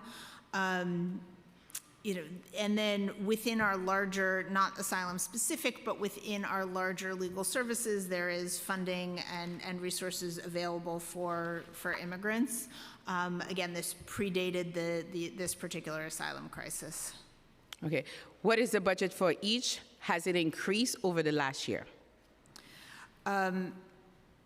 So the budget, the FY24 budget for immigration legal services is a small font here. It's about $27 million in HRA's budget. I'm going to need to get back to you on the history of that funding stream. Okay, please do. Is HRA or OCI tracking the number of asylum seekers who receive legal aid? If so, how many? I can't answer that question, I'm sorry. I don't have that information. You don't have it. So, Chair? Thank you for your time. Thank you, Commissioner. Thank you and your team so much. Thank you. Okay, we're going to take a 5-minute break, and then we'll hear from ACS. Thank you. Okay. So now, all those that were answered already, because I know. The whole list is not yeah. answered. No. Are you kidding me? This whole list, there's more questions than people can ask. No. Oh my God. Okay. I was just trying to keep track. The thing about they should have done, they should have highlighted, because I told Richard that to highlight the most important, pressing I've one. been telling everybody ones to ask. Okay. I've been whispering in everyone's ear. Yeah. Thank you. Yes, please, because I put some notes. Oh, the last one is yours. Oh, I wrote some stuff on this. I'll find you another. Let me rewrite it on there, what I wanted, and then I'll give it back to you. That was my copy. That's what Yeah, oh, no problem.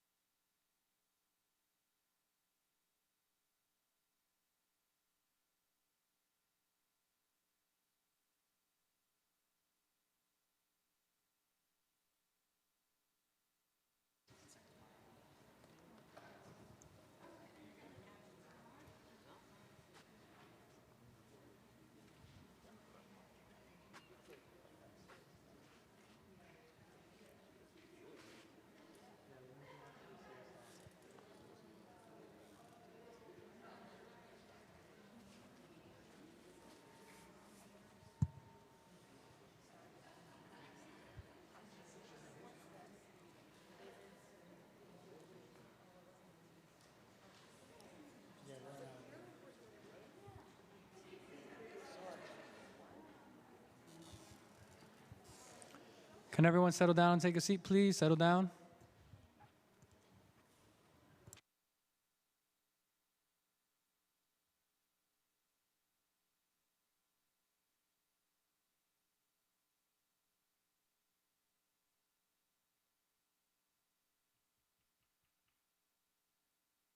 Good afternoon. We're now ready to begin the second executive budget hearing of the day, focused on the Administration for Children's Services. I'm Justin Brannan, Chair of the Committee on Finance, and I'm still joined by my colleague, Deputy Speaker Diana Ayala, Chair of the Committee on General Welfare. I want to welcome ACS Commissioner Danhauser and your team for joining us today to answer our questions. ACS's projected 2024 budget of $2.72 billion represents 2.5% of the administration's proposed FY24 budget in the executive plan. This represents an increase of $27.5 million, or 1%, from the $2.7 billion budgeted in the administration's FY24 preliminary plan. The increase comes from $41.6 million for additional personal services-related funding for DC 37 collective bargaining and workforce enhancement, and $11.4 million in revenue realignment for detention revenue. ACS projected budget reflects a growth in headcount of 6 positions, all within the Child Care Services program area. My questions today will largely focus on federal and state budget risks, as well as funding and the workforce for child care. I'll now turn it back to my co-chair, Diana Ayala, for her opening statement.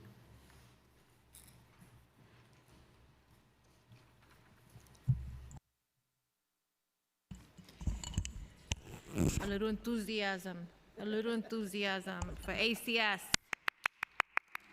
Wake up, everybody, wake up. We've been here for a long time. Good afternoon, everyone. I'm Deputy Speaker Diana Ayala, Chair of the Committee on General Welfare. We will now hold the committee's joint hearing on the fiscal 2024 executive budget for the Administration for Children's Services, or ACS. Thank you to Speaker Adams and Finance Chair Brennan for their leadership and their partnership throughout this budget process and during this hearing. A reminder to those watching that members of the public are invited to testify on Wednesday, May 24th, and that you may visit the Council's website, council.nyc.gov, to learn more.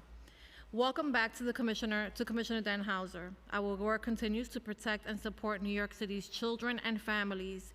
ACS is the city's lead agency on child welfare, and the work that it does lies at the intersection of poverty, racism, mental health, housing instability, and the availability of community-led resources.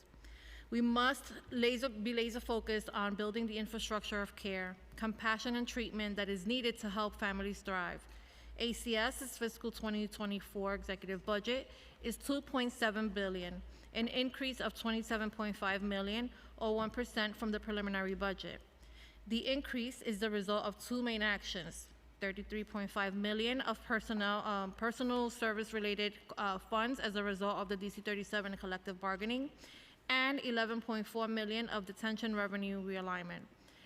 Following a program to eliminate the gap in the preliminary plan that reduced interagency vacancy, the executive plan further includes 6 initiatives to save $41 million in fiscal 2024 and in each of the out years, including a $7.2 million peg to the special child care funding voucher that will eliminate all current, sorry, my glasses are a mess. I need new glasses. I want to eliminate all current baseline funding by city tax levy. I want to ensure that the PEGs do not impact programs and services provided by the agency, and would like to hear the administration's plan to assist affected families with transition to state-level child care block grants and ensuring the benefits are continued. I am disappointed to see that other child care investments that the council called for in this preliminary budget response did not get funded in the executive budget. This includes $9.2 million for SCCF vouchers to support low-income families and $10 million for Promise NYC to provide child care services to undocumented children and their families. As the number of families seeking asylum arriving in New York City has risen, the need for Promise NYC has only increased. The executive plan did not fund these programs, but further eliminated the current baseline funding of SCCF entirely. The executive budget includes noteworthy swaps of $102 million in state and federal funding for city funds in fiscal year '23 due to revenue realignment. Additionally, we are awaiting information on how $7.6 billion over 4 years in state funding for childcare will be rolled out in the city. I hope to hear more about how the funds will maximize available dollars and fully invest in children's services and childcare, even as federal and state funding shifts. Finally, ACS's capital commitment plan for fiscal 2023 through 2027 totals $476 million, $48 million less than the preliminary capital commitment plan. 60% of funding supports construction projects at 2 secure detention facilities, and I look forward to hearing about when these educational, recreational, and programming spaces will be available to detained youth. I kindly request the Commissioner please keep his testimony to 10 minutes so that we can hear the council member questions. In addition to the topics above, we hope to discuss other issues such as alternatives to detention, foster care, and family court. I would like to thank the committee staff who have helped prepare this hearing: Ostrid Chan, Finance Analyst; Aliyah Ali, Unit Head; Amenta Kilawan, Senior Counsel; David Romero, Counsel; and my Deputy Chief of Staff, Elsie Encarnacion. I will now pass it back to the Council to continue our hearing. Thank you. Thank you, Chair Ayala. Now we'll have committee counsel swear in our witnesses. Good afternoon. You raise your right hands, please. Do you affirm that your testimony will be truthful to the best of your knowledge, information, and belief, and you will honestly and faithfully answer councilmember questions? Jess Danhauser? I do. Wynette Saunders? I do. Margaret Pletnikoff? I do. Thank you. You may begin. Good afternoon, Deputy Speaker Ayala, Chair Brannan, and members of the Council General Welfare and Finance Committees. My name is Jess Danhauser, the Commissioner for the Administration for Children's Services, and I'm pleased to be here today to testify about the impact of the fiscal year 2024 executive budget and to share updates about the work we are doing to support New York City's children, youth, and families. I'm joined today by Wynette Saunders, our first Deputy Commissioner, and Margaret Pletnikoff, the Deputy Commissioner for Finance. ACS remains committed to building a city that is more safe, just, and equitable for children, youth, and families. Despite the need for ACS to be efficient and implement a 4% CTL budget reduction to help the city maintain a balanced budget, ACS is continuing to build on our progress and will continue to be able to do so without negatively impacting the services and supports we provide to families. My testimony today will focus on our progress and the thoughtful decisions we've made to reduce spending with the least amount of impact for New Yorkers in need. Keeping children safe while supporting families is our core mission. ACS's Child Protective Specialists respond to nearly 60,000 reports accepted by the New York Statewide Central Register of alleged child abuse or neglect each year. In each of those instances, ACS's CPS are required to assess the safety of the children and, when necessary, connect families to supports or services. In 2022, ACS sought court intervention in 8% of the investigations, and 3% of the investigations led to a child's removal and placement in foster care, both significantly down from pre-pandemic levels. Child welfare work is nuanced and complex, as every family situation is unique. CPS needs support, training, supervision, and manageable caseloads to be able to make quality assessments. We are regularly hiring and training new classes. 122 new CPS started this February, and we have another class of 130 new CPS starting this month. This is essential so that we can maintain caseloads well below the national standard. ACS's caseload average is approximately 10, while national standards range from 12 to 15. Our CPS are highly trained individuals, and we have enhanced our training over the past several years based on lessons learned through our comprehensive quality management processes. Our new simulated training site for child welfare workers provides CPS training in mock apartments and a mock courtroom, which gives CPS a more realistic sense of what it's like to conduct home visits during investigations and interview parents of children. At the sites, parents and children are played by actors who role-play elements of actual cases that have come to our attention. We also deploy staff development coordinators in child protection borough offices to bridge the transition for new staff from initial training to practice, and coaches to support supervisors and managers to help them reinforce the extensive training programs. We've also expanded our coaching and quality assurance efforts through ASAP, which examines child safety practice during open investigations involving children at elevated risk of physical or sexual abuse. The quality assurance team reviews open cases in real time and collaborating with child protection staff when safety interventions are needed, and providing coaching to CPS to help strengthen casework practice. I want to introduce our new Deputy Commissioner for Child Protection, Joan Cleary, who is with us today. Joan, for the past several years, has been leading our Brooklyn West office, has been a leader in growing CARES, and she started last Monday after the retirement of William Fletcher, who's been with the agency for 37 years. At the same time that we've expanded and strengthened our coaching and quality assurance mechanisms in high-risk cases, we're working with Deputy Mayor William Isom on a citywide strategy to reduce the number of unnecessary child welfare investigations and replace reports where appropriate with upstream family supports. We believe this is how we can reduce the number of families experiencing the formal child protection system, prevent child maltreatment, and help families feel comfortable and safe enough to ask for and receive help. A key component of our work to narrow the front door and reduce unnecessary calls to the SCR is educating mandated reporters in the ways to provide support to families without making an unnecessary report to the SCR. This past summer, ACS worked with the New York City Public Schools to revise their annual training, which we then jointly provided to staff from over 1,800 schools. The training focuses on helping public school staff understand the impact of making a report, the need to focus on objective facts and be aware of implicit bias when deciding whether to report, and how to access resources available to families citywide without making a report. Later this week, I am meeting with the superintendents to reinforce this important message. We're also tailoring and expanding this work to other city agencies with mandated reporters, such as the Department of Homeless Services, and we are working more closely with medical staff. We are also continuing to expand CARES, our non-investigative child protection response to low-risk cases referred to ACS from the SCR. From 21 to 22, there was a 72% increase in the number of CARES responses. In March of 23, we created 2 more CARES units, so we now have 48 CARES units, and we anticipate creating an additional 16 units by the end of this year. In CARES, specially trained child protection staff assess the safety of the children and then partner with family to identify their needs, empower them to make decisions that address their needs and the needs of the children, and connect families to appropriate services, all without the need of a formal child welfare investigation and determination that will remain on someone's child protection record. ACS contracts with community-based nonprofit providers for both child welfare, prevention, and foster care services. I want to take a moment to thank our provider partners for all the work and their staff do on behalf of New York City's children and families.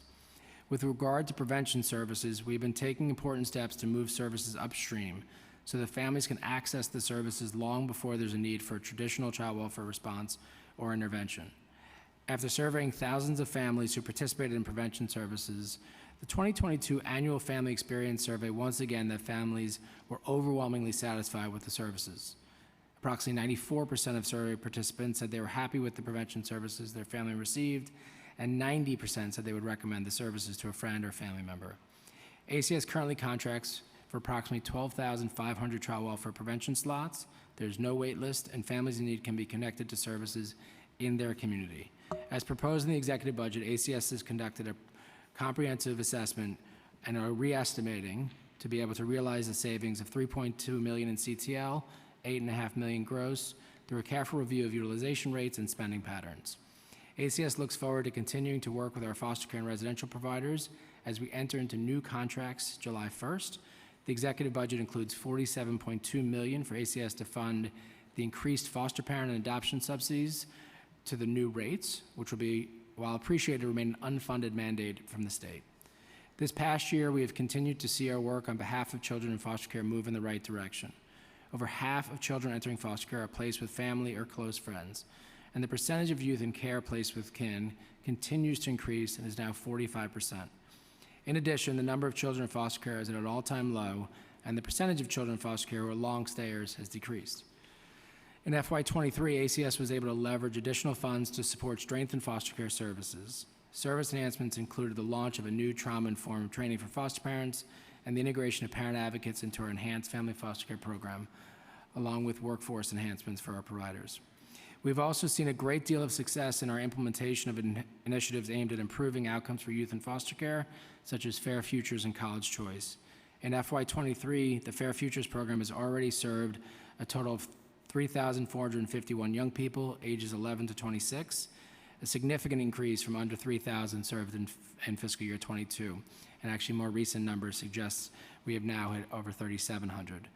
Of the youth served in FY23, 2,200 were coached, including an additional 262 youth in the older age range of 18 to 26-year-old, which actually, as of this week, is over 400 young people in that age. To date, in FY23, Fair Futures funded over 400 additional staff to provide coaching, mentoring, and support to youth. Launched in July 22, College Choice enhanced ACS's support for youth in foster care attending college by giving youth more flexibility and options. As part of College Choice, ACS pays for tuition and room and board fees that are not covered by financial aid at whatever college the youth chooses to attend. ACS also provides youth with $60 per day to cover food and other living and college-related expenses while they are attending school and for up to 6 months after graduation. Youth also receive coaching, tutoring, and career counseling from the New York Foundling and/or Fair Futures. There are currently 300 youth in college and accessing College Choice benefits, up from 200 last year. We're happy to announce that we currently have 25 youth graduating from college in May. We remain focused on keeping children safe by ensuring their families have the resources they need to thrive. Much of this work is done in collaboration with other city agencies, as meeting the needs of children and families really does take a village, or as the mayor says, a city. Since our last budget hearing, many of the first 9 new family enrichment centers have opened the doors and have also begun working deeply with community members. We're so pleased with the community collaboration and engagement we've seen with these new FECs, and we're excited to watch them grow into the community treasures the 3 original FECs have become in their respective neighborhoods. These past few months, we've also made important efforts to prevent unintentional childhood injuries related to cannabis-infused edibles and window guards by focusing on education and outreach to families and child-serving professionals. Following an increase in the number of children being treated in New York City emergency rooms due to unintentional exposure to cannabis-infused edibles, which are often made to closely resemble popular brand name candy and snacks with nearly identical packaging, ACS launched a new safety campaign aimed at educating caregivers on the need to keep cannabis-infused products locked away and out of reach of children, and to call the NYC Poison Center if they suspect that a child has eaten something containing cannabis. The week of March 20th was National Poison Prevention Week, and we collaborated with partners to host information and resource fairs, including at a licensed cannabis dispensary. At the fairs, we shared information about the risks and symptoms of poisoning in children, offered guidance what to do if a child's been exposed, and provided lockboxes to make sure that families had the resources they need to protect their children. We know that access to childcare is essential for families. This past year, we've made tremendous progress in increasing the number of children receiving childcare assistance, including for the first time ever for undocumented children through FY23 funding for Promise NYC. We have dramatically expanded the number of families getting help for childcare. Today, compared to a year ago, 11,000 more low-income children are enrolled in care with the support of a voucher. And we are working hard to ensure families living in the highest need areas understand and can access the full range of childcare options. This is why we focused outreach to the 17 community districts across the city with the highest poverty and highest unemployment. Since Mayor Adams announced his childcare blueprint this past summer, the number of low-income children in these CDs using a voucher to attend childcare has increased by 126%. We have also taken steps to stabilize childcare providers by working with the state to increase the maximum reimbursement for providers, and then we made it easier for providers to apply for the higher rates. So far, over 4,000 New York City childcare providers have been approved for higher rates. We also streamlined the process for childcare providers to sign up to serve children receiving vouchers, substantially reducing the amount of paperwork involved. We hope efforts like this will increase our partnership with providers and in turn give families more options. Working with our city partners, we also made it easier to apply for childcare assistance by making the childcare application the first city service application available through the new My City portal. Through My City, families can apply for childcare assistance available through multiple agencies and easily upload their supporting documents.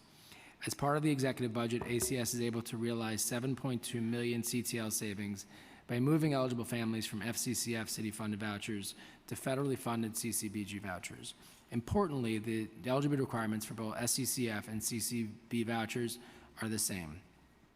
ACS is committed to providing young people across the juvenile justice continuum with opportunities and skills they need to thrive.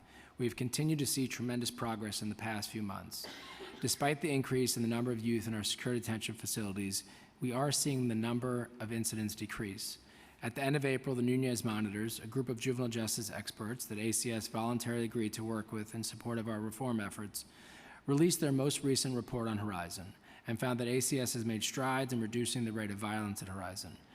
The monitors recognize our new and stronger leadership, the significant reductions in youth violence, and the substantial efforts to improve facility function and provide an array of programs to the youth. We are taking important steps to increase the staffing levels at both Horizon and Crossroads, and in the first quarter of FY23, we brought 78 new YDS on board. While the census in secure detention is higher than last year, detention admissions are actually down 18% since the implementation of Raise the Age, and 2022 admissions were lower than 2019. This increase in census is largely due to the increased length of pre-adjudication stays in detention, often due to the complex legal cases many of the youth are facing. While we have a long way to go in our work there, we are seeing progress.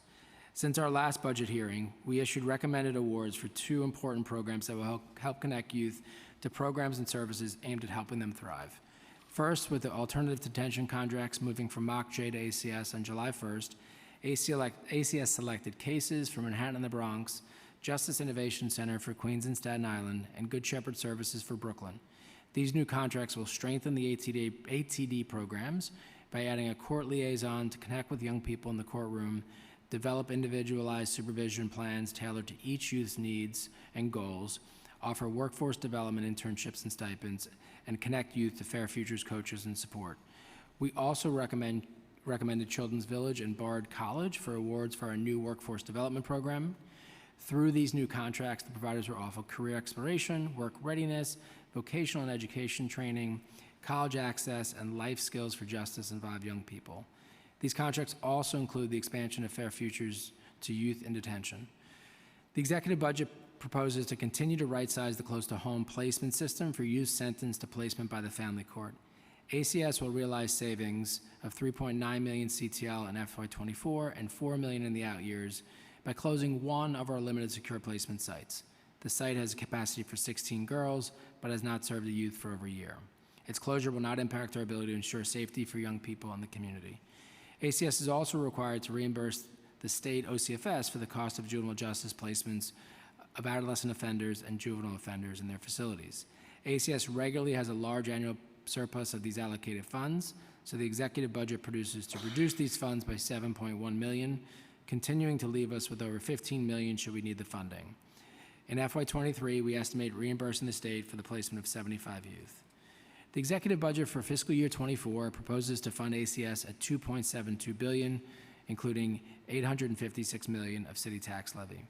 This includes $104 million in new needs for fiscal year 24 to fund the increased rate for child care providers, about $57 million, and foster parent adoptive parent subsidies, $47 million. The executive budget also includes the funds for ACS to meet the collective bargaining agreement between the city and DC 37. Many ACS staff, such as CPS and YDS, are hardworking members of DC 37, and we're grateful to the mayor, the Office of Labor Relations, and DC 37 for their recent contract agreement that recognizes their critical work. Like most city agencies, ACS's FY24 PEG target was 4%, or approximately $33 million of city tax levy in fiscal year 24, and baseline thereafter. ACS took a careful and thoughtful approach to identifying efficiencies and other ways to reduce our budget in a manner that would not have a negative impact on the children, youth, and families we serve. In addition to the reestimates for prevention services close to home, OCFS placements, and SCCF vouchers previously discussed, ACS has also proposed to reduce our budget for DCP Family Court Mental Health due to historic underspending and the Cumberland Substance Use Disorder Program, MOU, which was not being used by ACS clients. In conclusion, I want to thank the staff of ACS and our provider agencies for the work that they do each and every day on the behalf of the children, youth, and families of New York City.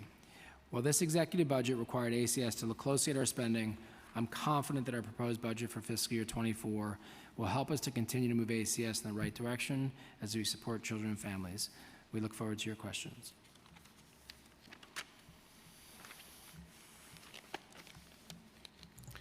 Thank you, Commissioner. One thing I picked up on in your testimony, it says here, ACS has also proposed to reduce our budget for DCP Family Court Mental Health due to historic underspending. Can you explain to me what that means? Sure. So there was a program in the family courts where families could have evaluations for mental health treatment. Working with their attorneys, often they did not want to use that mental health provider. They felt like it was our provider, and so there's been underutilization, and they're getting those services and evaluations elsewhere, often with the support of their attorneys. So there's just been historic underspending, and it's just bringing it down to that level. So the families felt it was biased in some way because it was provided by ACS? That's our assumption, and the working with the attorneys, we've been able to get those evaluations in a different place. Okay, childcare funding. What estimate does ACS have for how much additional funding, including through the childcare block grant, will eventually be reflected in the FY24 budget? So we're working off the assumption that the state has dedicated an allocation of $4 billion over 4 years. So we are in the process of expanding voucher enrollment rapidly. As I mentioned in my testimony, we're up over 11,000 families in low-income vouchers. It's about 1,300 a month, 11,000 children, about 1,300 children more a month is the pace we're on right now. So we're expecting to be able to expand that significantly. So do we have a ballpark estimate for how many more families you think we'll be able to provide vouchers to with the expanded requirements? Our hope is to be able to get to about 40,000 using low-income vouchers. Got it, okay. The child care workforce, the FY24 state budget utilizes $500 million in underutilized federal funds to create the Workforce Retention Grant Program. What estimate does ACS have for how much additional funding will eventually be reflected in the budget as a result of that support? Given the way this has been done historically, we expect none of that to come through ACS, but that the state has typically invested it directly in the workforce. The workforce for ACS really is around, what we can do is really work on making sure childcare providers are getting rate adjustments. And so we have improved the rates of 4,000 providers this past year and are working with other providers, about half, to make sure that they are benefiting from the rate adjustments that the state made. So it's two separate, the $500 million, we're still waiting to understand from the state, but typically they've made those investments directly. But for us, childcare, we just do the voucher part of the program and the rate setting for providers. So how would that funding affect hiring and hiring efforts and retaining current employees? So most of that is done through, all of that is done through the Department of Education, so I'll defer to them on that. For the child care providers, so these are family-based providers, we can only imagine that it's going to be very helpful. Many of them have gone through the process. We streamlined the process. Those rates are really key to having their small businesses thrive. So we've been really, really reaching out to them to make sure they have what they need. What has been the bigger challenge for ACS, the PEGs or the vacancies? I would say the vacancies. I think we are very focused on hiring. We're very focused on understanding our staff's experience, making sure that we're going through processes to listen to them. I regularly do town halls in detention. I've been out to all of our sites. What I hear from staff is that they love the work, that they would appreciate a little bit less on onerous around things like documentation. So we're really trying to look at how to simplify some of the processes that we have and have made some progress in that regard. We've got a lot of really, really dedicated staff. And so we're seeing some progress in detention this fiscal year. We have a net 41 YDS. We're also seeing a lot more special officers come on. We've got classes of 122 in February for CPS, 130 this month. We know that the core of this is making sure that our staff have the experience and support that they need. So we're also making sure leadership is active and available to staff and responsive to them. The state controller released a report that estimated it would cost ACS about $120 million a year related to the termination of the 4E waiver. What are the anticipated gaps, and how does the administration plan to use city funds to backfill those expenses? So we're constantly working with this in OMB. They added some money earlier this year to our fiscal year 23 budget to cover that. They have been clear that they're going to cover it, and there's not going to be an impact to foster care services.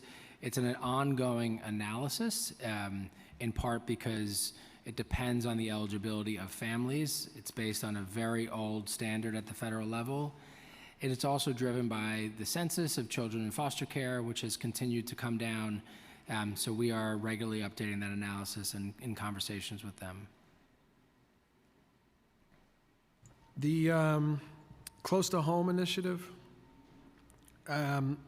the state budget proposes Article 7 legislation that would make it make the initiative permanent. However, there was no funding included for its operation. And I understand the state budget eliminated all funding for Close to Home for the city since 2018, I believe. Yeah, it's a real disappointment. So what's the plan there? How do we fund that operation? So there is some federal dollar in there, and the rest is city tax levy. We really think that the state should be carrying a piece of that responsibility. We are, in this budget, taking down one site. So we've had underutilization of the Close to Home program, which is a good thing. We have about 12 children in our limited secure program, and so this budget brings us down to about 50 capacity. We always want to make sure we have the capacity for young people, but over the past couple years, we've been bringing down that capacity to be more in line with the census. It over to Deputy Speaker Ayala for questions. Thank you, Commissioner. Thank you, Chair. Thank you, Chair Brennan. Good afternoon, Commissioner. Good afternoon. Okay, so my first question is regarding Promise NYC. So we know we launched it earlier this year to provide much-needed childcare assistance to low-income families and undocumented children. Accessibility to appropriate childcare is critical to families who are often just one missed paycheck from homelessness. ACS includes $10 million for this program in fiscal year 2023 only. How many families are currently benefiting from this funding as of May 2023, and what is the target number of children enrolled by the end of the fiscal year? Thank you, Deputy Speaker.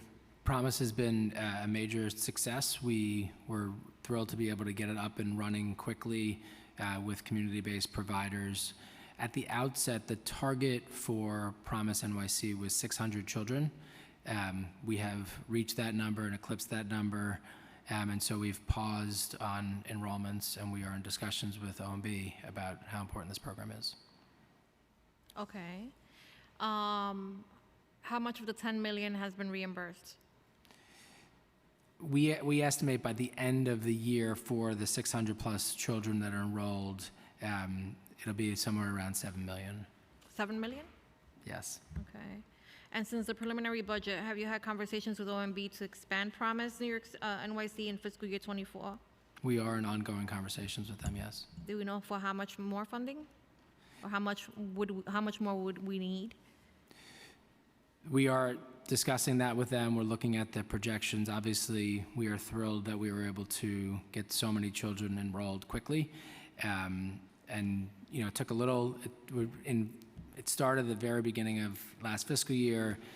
Because of federal rules, we had to go through our community-based organizations, which ended up being a real blessing. They were able to enroll families very quickly, so we're looking at those numbers and understanding from the providers how many other additional families were reaching out. That's great. Do families apply for Promise directly through ACS or with one of the contractors? Through one of the contractors. Okay. And in the council's budget response, the council called on the administration to baseline the $10 million for Promise NYC. Why is this funding not included in the executive budget? Simply because of the realities of the fiscal picture for the city. We think it's an important program, but obviously we've had to make very difficult decisions, and we're in ongoing conversations with OMB about this. Okay. I mean, I get it. But again, as I stated in the beginning of my questioning, many families unfortunately depend on this, right? And to be able to be self-sufficient, to be able to work, to be able to pay rent. And so in the long run, it may seem, you know, in the short run, it may seem expensive, but in the long run, it's actually cost efficient to the city. If we're keeping, you know, families out of the shelter system and off, you know, of public benefits if they don't need them. Okay, close to home. The PEG programs reflecting cuts to the agency's budget total $41 million in fiscal year 23 to right-sizing close to home beds, which the council has previously called for. The executive plan cuts 16 beds in close to home at $4 million in fiscal year 2024 and beyond. The remaining 250 beds, although the census is less than 50. Are there additional savings that can be made in close to home, and what's the estimate? So we are able to save from the 16 bed reduction. We're able to make an additional cut. Earlier this year, we brought down some NSP. So close to home is both our non-secure placement and our limited secure placement. So we have been reducing from over 200 on the NSP side to 171. And on the LSP side, we're going from 66 to 50. LSP has 12 kids in it right now. We always have to have capacity, so we are being a little bit cautious, but we are also in the process of an RFP, which we intend to launch this spring to providers, and we're in the process of looking at that very question with OMB about what the size and structure of that should be. Okay, am I reading this correct? Does it cost $4 million to keep the 16 extra beds? Yeah, that's correct. That's correct. What's in these beds? Like, what are you offering? That's a lot of money. Yes. Will ACS consider adding those savings back into the better community-based prevention programs like alternatives to detention?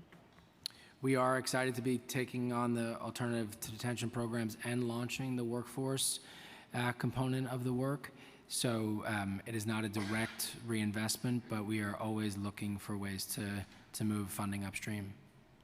Do you have an update on the close to home RFP? We are going to be releasing it this spring and having conversations with OMB right now about it.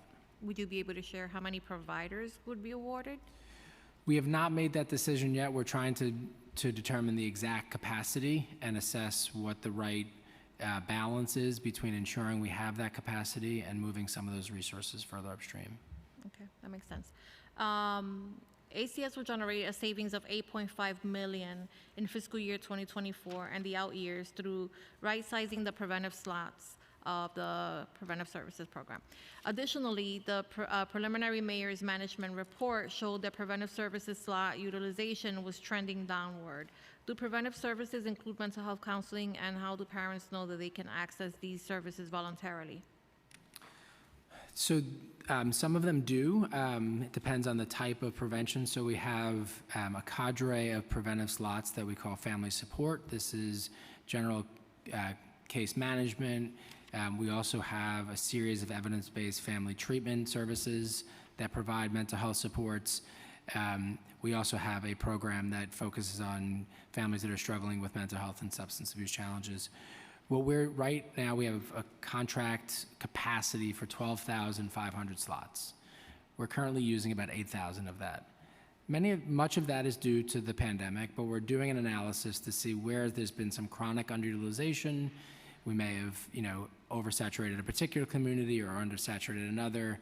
So our Division of Prevention Services, Policy Planning and Measurement, and finance teams are looking at the best way to bring down about 400 to 500 slots. So we would still have an additional 4,000 unused slots. We are seeing that preventive providers are enrolling more families in the past few months. I think some of that's bringing on more workforce, and we're working with them to provide lots of flexibilities to move further upstream to get to families, as I was mentioning earlier, before an SCR call. So all that combined, we think it's safe to bring down some of these slots in chronically underutilized areas while continuing to try to expand the number of families we're serving there upstream. If we get to a position where we had a wait list or anything like that, we could certainly work with OMB to reconsider that, but we do not right now. We are trying to make sure families are aware that that they can access preventive voluntarily. It's a key feature of our system that dates back to an advocate's settlement, and families can not only access them voluntarily, but it's a very different oversight than a family who's accessing them through a formal child protection investigation. Okay, so, but mental health services are part of the programming package, right? They are. Do you Sorry, know I if does that include, because I know you and I have had this conversation many times about the postpartum psychosis, and is that part of the program as well? We've been doing training for all of our staff on postpartum depression and psychosis, the whole range of anxiety and depression disorders after pregnancy. So we are making sure that everybody has a skill set in that. There's not a dedicated program, but we are working with providers who are expert in that, working with our health and hospitals to make sure that we can identify it and treat it. Okay. There used to be a VNS program that went to the home when you were like a first-time mom or a mother and, you know, in need of additional resources. Does ACS work with that program? We do. We have a referral process where we refer families to the Department of Health and Mental Hygiene, and then step away so that families feel comfortable in accessing them. We're looking at ways to continue to expand referrals to that because it's a key partnership. We also have our own set of homemaking and home-based services that is in our Division of Prevention Services, and those can be supportive in such a circumstance as well. Yeah, I really appreciate that. I think this is a vital resource. Regarding workforce development, what's the current caseload per worker at ACS? Assuming that you're referencing Child Protective Services, it's a little over 10. 10 cases, okay. And what has ACS done specifically for workforce development?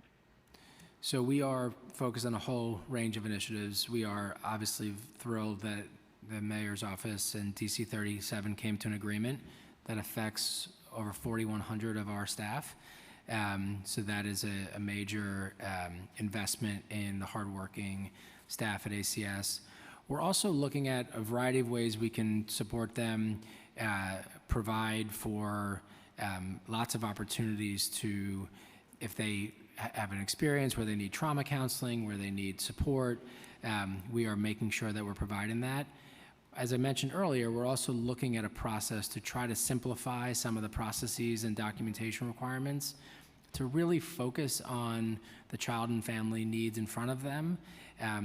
But from a series of recommendations over many, many, many years, we've created a pile of things that workers have to sort of work through.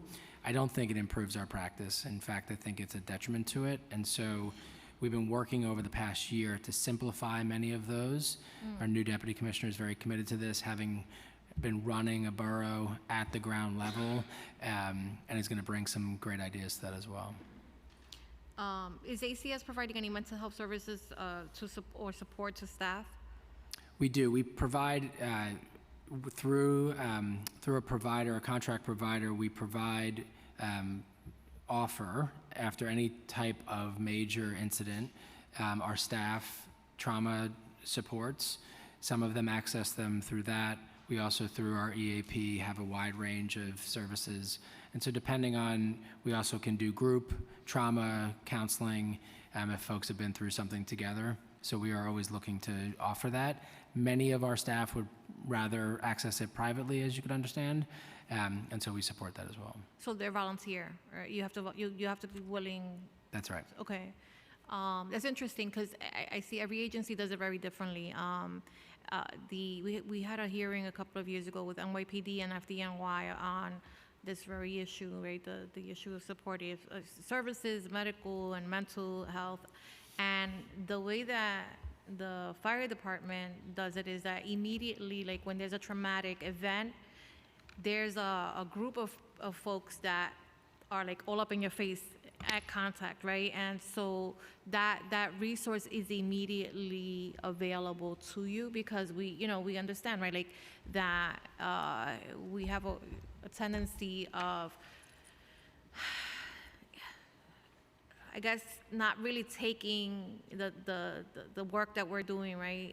The trauma enforced by it as seriously as we should, right? We think that we can kind of, we'll get over it, right? Like, we'll pray on it, but the need for mental health services to really help process what we saw, what we felt, right? How do we move forward in a healthy way is really important. And I think that the FDNY, for some reason, does it the best out of all of the city agencies, but I think is a model that should be replicated because, truth be told, right, your staff is coming into contact with some really heavy duty cases.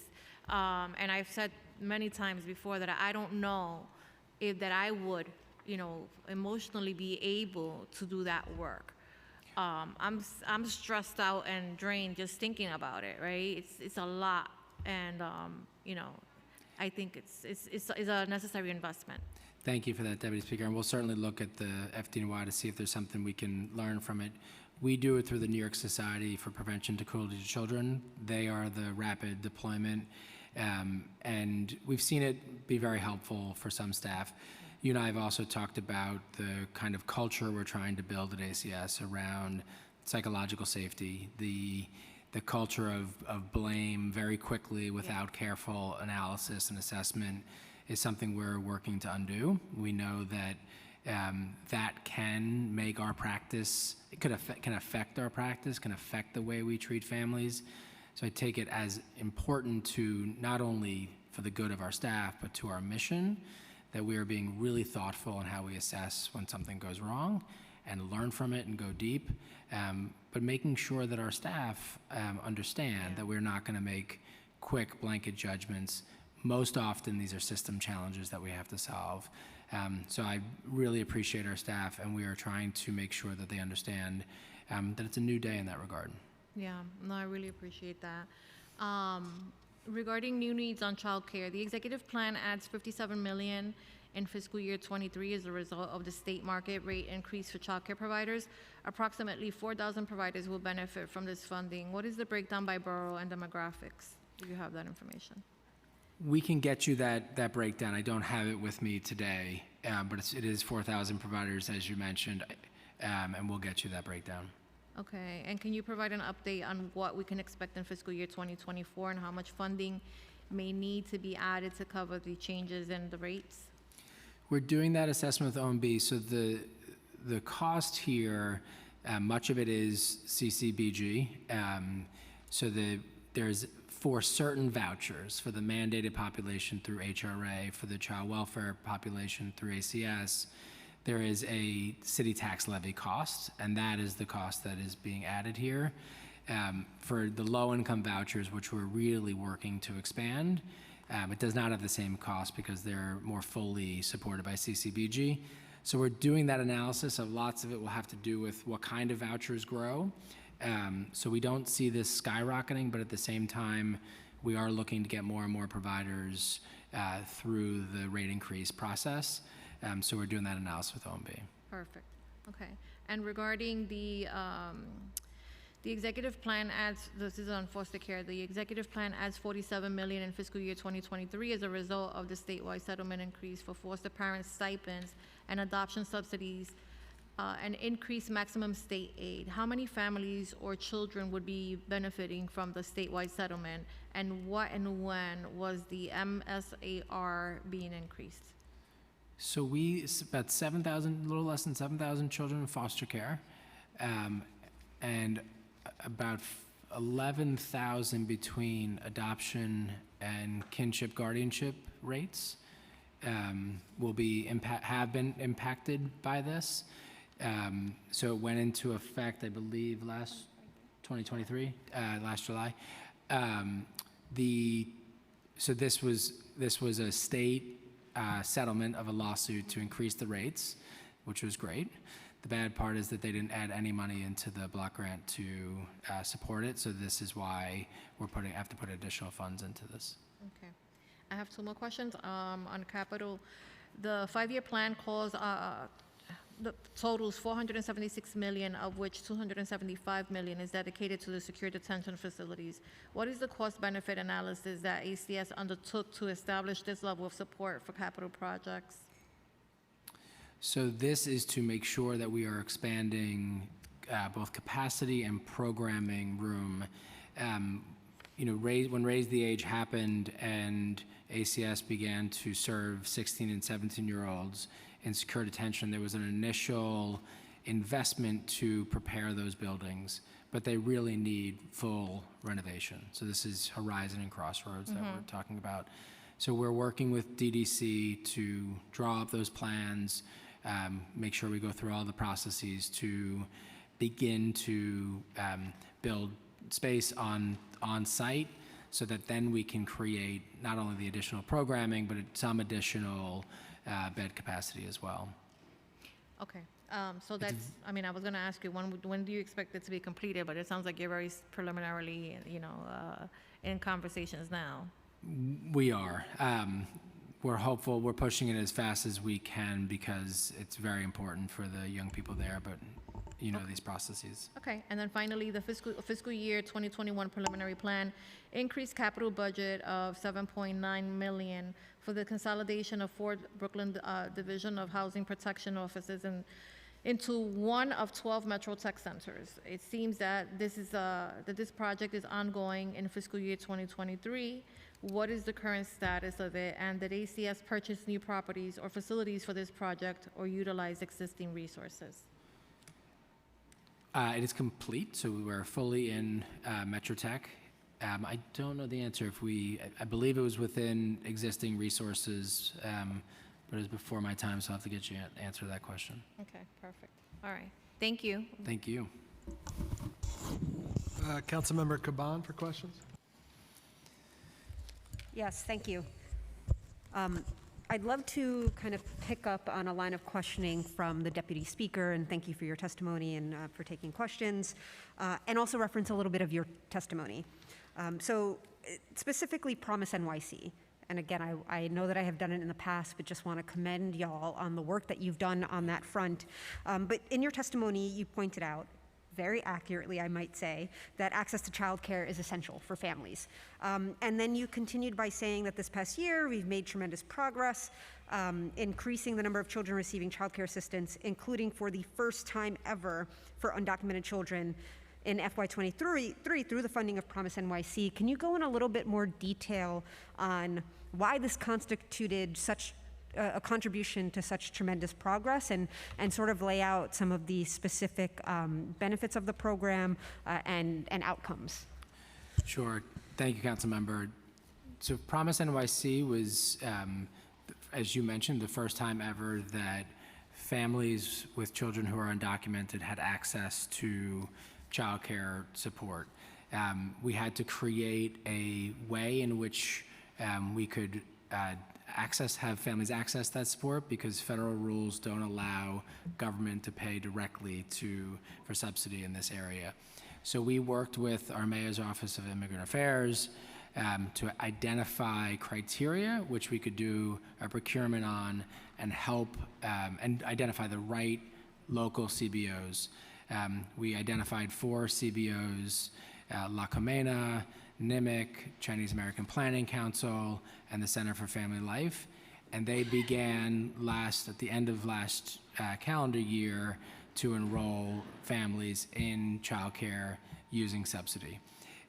We saw that there was great demand for the program, and using community-based organizations, which is not a surprise, families trusted them and were able to turn to them and access childcare. And I guess my next question is a pretty simple one. The executive budget includes $0 for Promise NYC, and so what impact would an allocation of $0 have on the program and the families that currently rely on it? So the families have childcare subsidy through the end of June, and it would mean the elimination of that support starting July 1st. Okay, and last year, $10 million was sufficient for or this past fiscal year, 600 families for 6 months of Promise NYC, essentially. I know that the organizations that you mentioned, they had to stop enrolling before the full period was over because they hit the monetary max, and that the need, the number of people that were eligible far outpaced what the services that were able to be provided based on the budget provided. And given that we need 12 months funding this year and our recently arrived asylum seekers have grown the need for Promise NYC, would it be fair to say that we need at least $20 million to keep this vital program operational?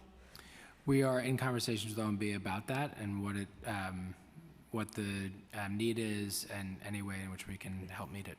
And Chair, if I could take a few seconds to wrap up. Again, I have been blown away in a good way on what we've been able to accomplish, what this agency was able to do in partnership with the organizations on providing this child care. And you had also said, in answer to Deputy Speaker, that we're talking about simply the fiscal realities and we have to make difficult decisions. And with all due respect, I think this is an easy decision. $20 million accounts for 1/5 of 1% of our budget, and we know that getting parents childcare, getting children childcare means getting parents to work, which means staving off all of the risks that come with economic instability, whether it's homelessness or a bunch of other things. We criminalize homelessness, we criminalize economic precarity, we criminalize immigration status, and so this is a tiny investment with just immense gains on the public health and safety front, and it's a matter of equity, racial equity, immigrant justice when we talk about providing that access that other children currently get access to.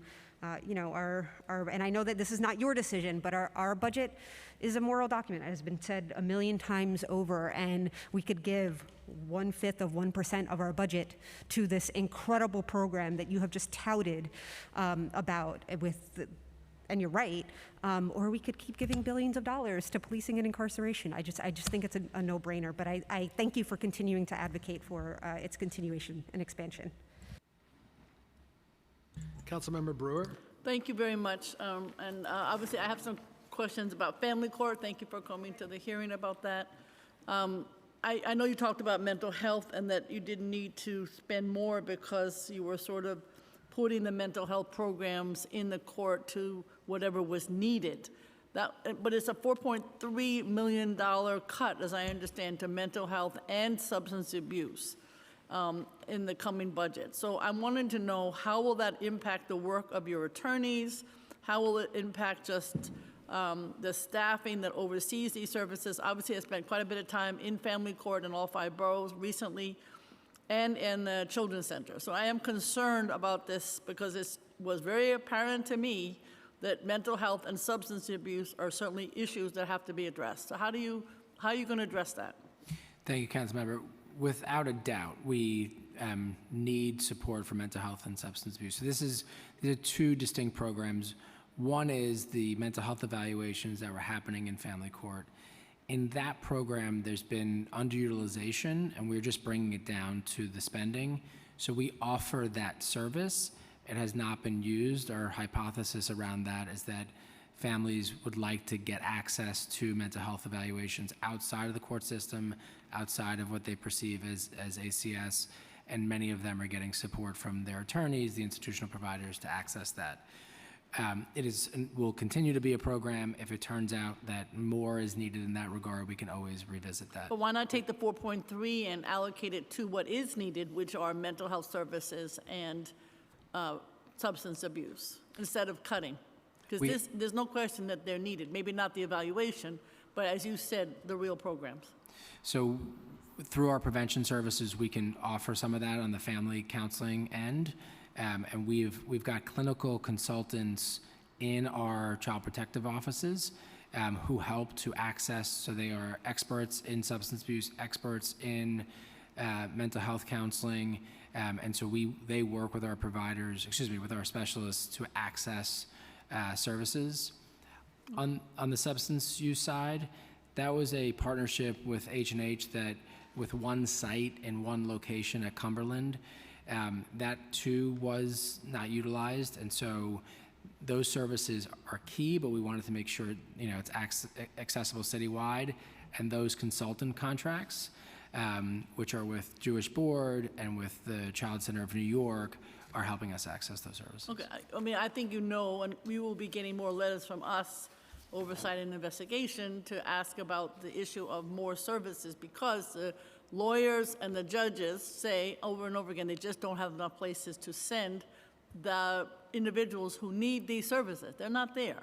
And I would assume that that would be something of concern to you, right? Indeed. Okay. The Children's Center. So I know that there is obviously a need for capital, so I want to hear about that. But also, your housing there, you're supposed to have 24, 48 hours, much longer durations. Can you tell me about the cost of staffing there, what other kind of staffing needs, program and budget, and what's going on with the capital need? Sure. And First Deputy Commissioner Saunders, the Children's Center reports directly to her, and she's done an amazing job. So I'll say a few words and then ask her to add to that. So the cost of the Children's Center on an annual basis is a little over $30 million. We have been able to reduce the population at the Children's Center year over year about 15%. By increasing placements, by reducing the number of children coming there in the first place, because we're accessing kinship before children are coming to the Children's Center. It still fluctuates anywhere between 50 and 80 young people at any given time. We have on-site nursing, on-site mental health services, on-site programming. It is not the place we want children to be, so we are constantly working to reduce that, and I've seen some movement in that regard, and I'll ask First Deputy Commissioner to say a few more words. Sure. Thank you so much for always keeping the Children's Center on your radar. I really appreciate It is very the much on support. my radar because my judge friends think it's not going well. I'm just letting you know. Well, I'm happy that you are keeping it on your radar because we need all the support that we can get from all of our stakeholders. So, you asked a question about capital. Did you want to hear about what that capital will cover? Yes, sure, go ahead.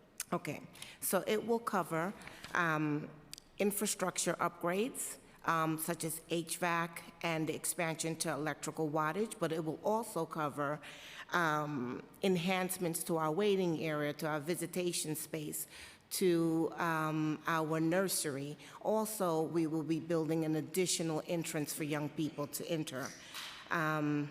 Really focused on trying to make sure that the space is trauma-informed and supportive to young people as they enter and exit the Children's Center. Okay, so that's around 15 million, I think, is what you might be budgeting for.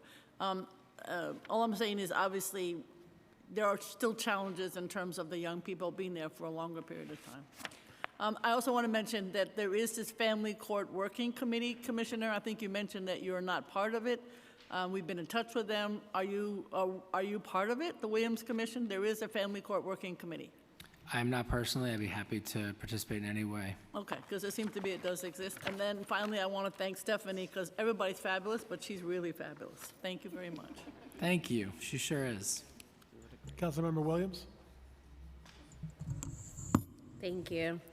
I have a question about family court services. So I guess following up on Councilmember Brewer's point about what services related to and how would it be impacted, the $4.3 billion.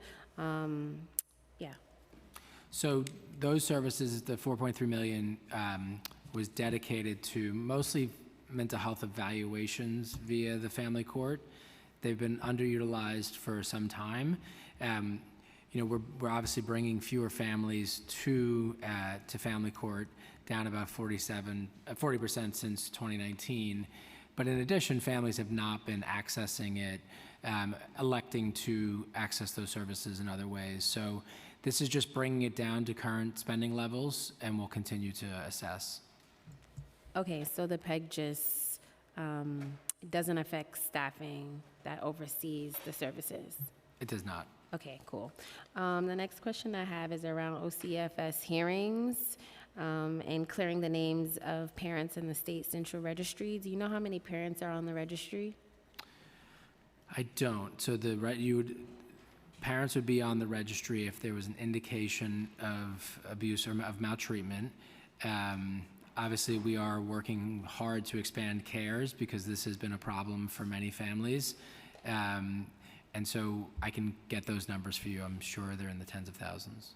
Okay. And is ACS always represented by an attorney at OCFS hearings? We are represented by our Office of General Counsel, and I assume you're referring to fair hearings? Yeah, so also another question is how many fair hearings was ACS assigned to in the past year, and how many hearings did ACS settle, which is present no evidence on? Let me see if we can get those numbers for you. Okay.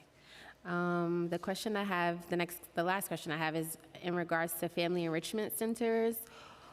I know you've spoken about it in previous hearings, but if you could just give more details on the different programs that are immediately available at the FECs and how parents and community members will be outreached to and engaged, and how much funding will go towards outreach.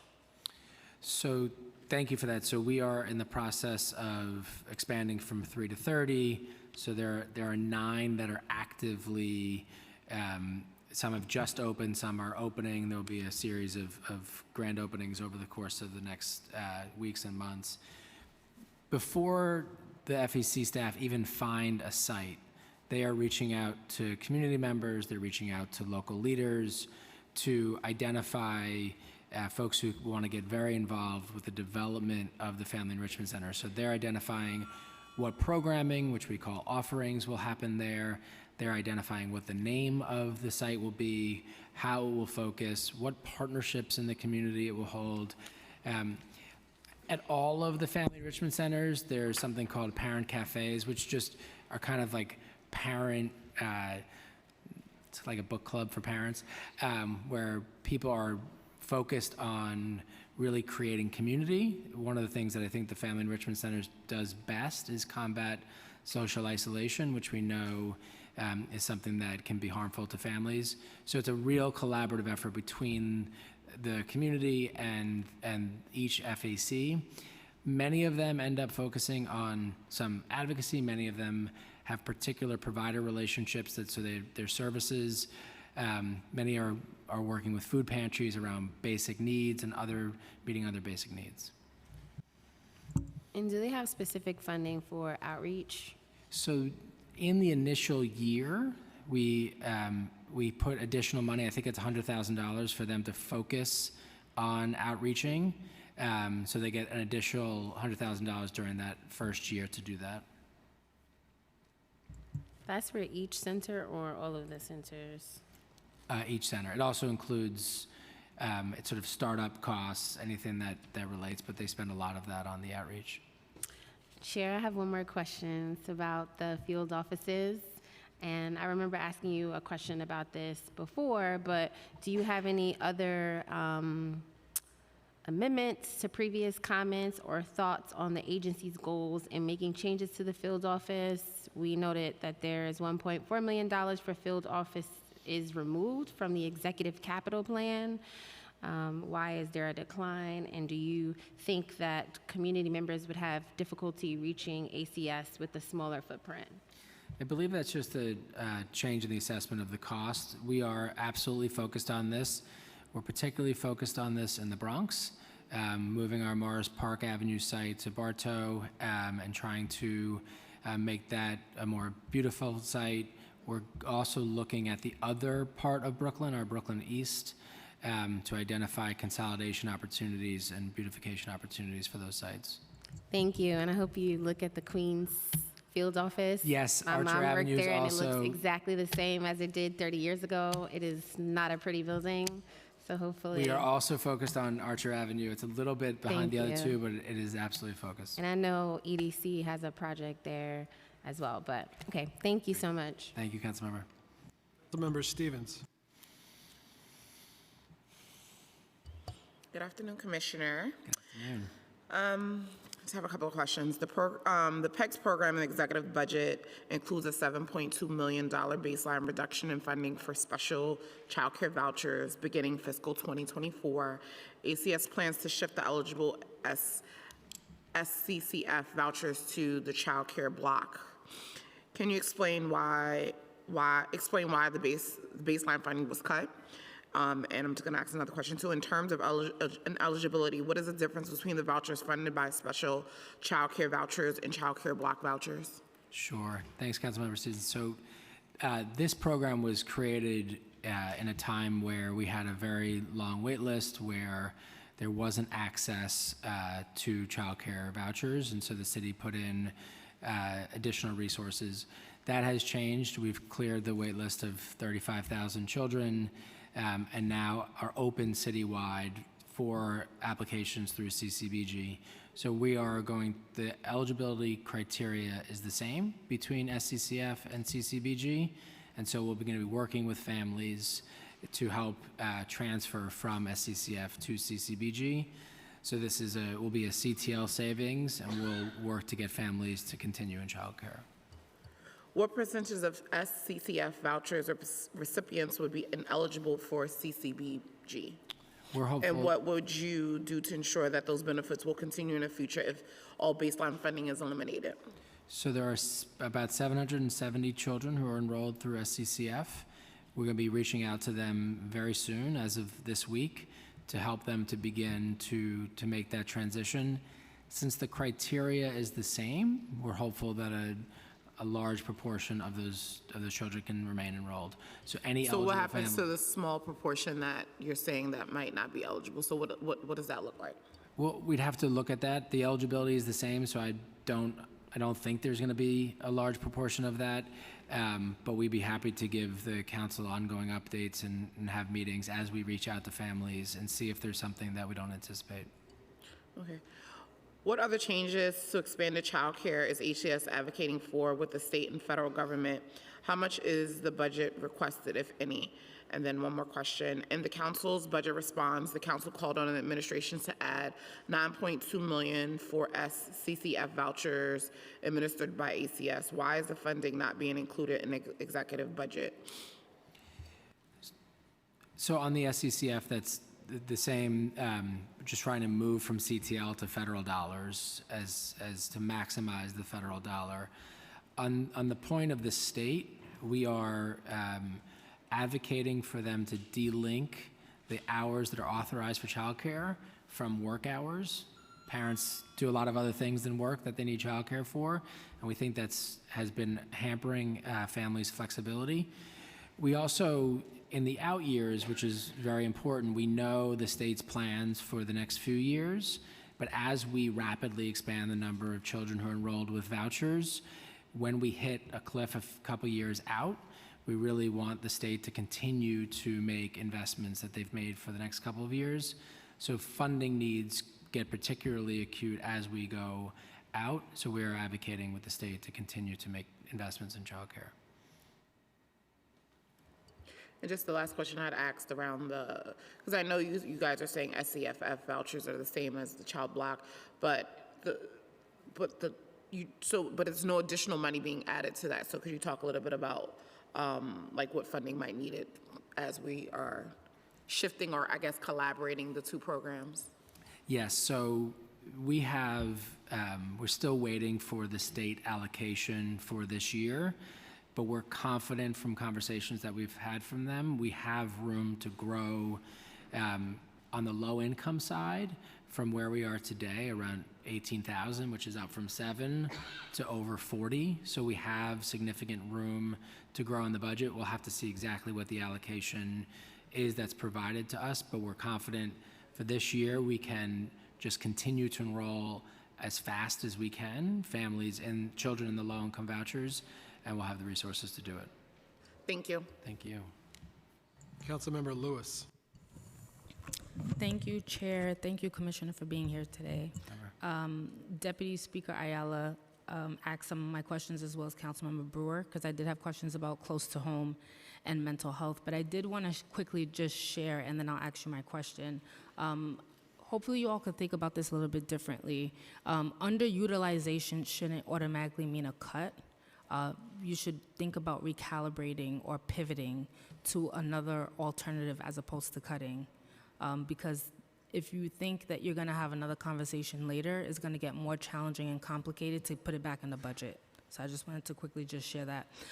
So as co-chair of the Women's Caucus, and we have a large majority of women that lead the council right now, we're calling for equitable pregnancy outcomes. And I know that the Deputy Speaker spoke about this earlier. The Nurse to Family Partnership, while ACS is just a pass-through for this particular initiative, I wanted to know if there was any way you could provide a report on the impact and the outcomes of families served so that we can know if 1.8 suffices what's needed for FY24. Thank you, Councilmember. It's a great program. I think all of the home visiting programs are so important. First, let me assure you that we are always looking at ways to reinvest if there's underutilization into other programming. We've done that in a number of areas, and so that's a point well taken. We can work with our colleagues at the Department of Health to look at that.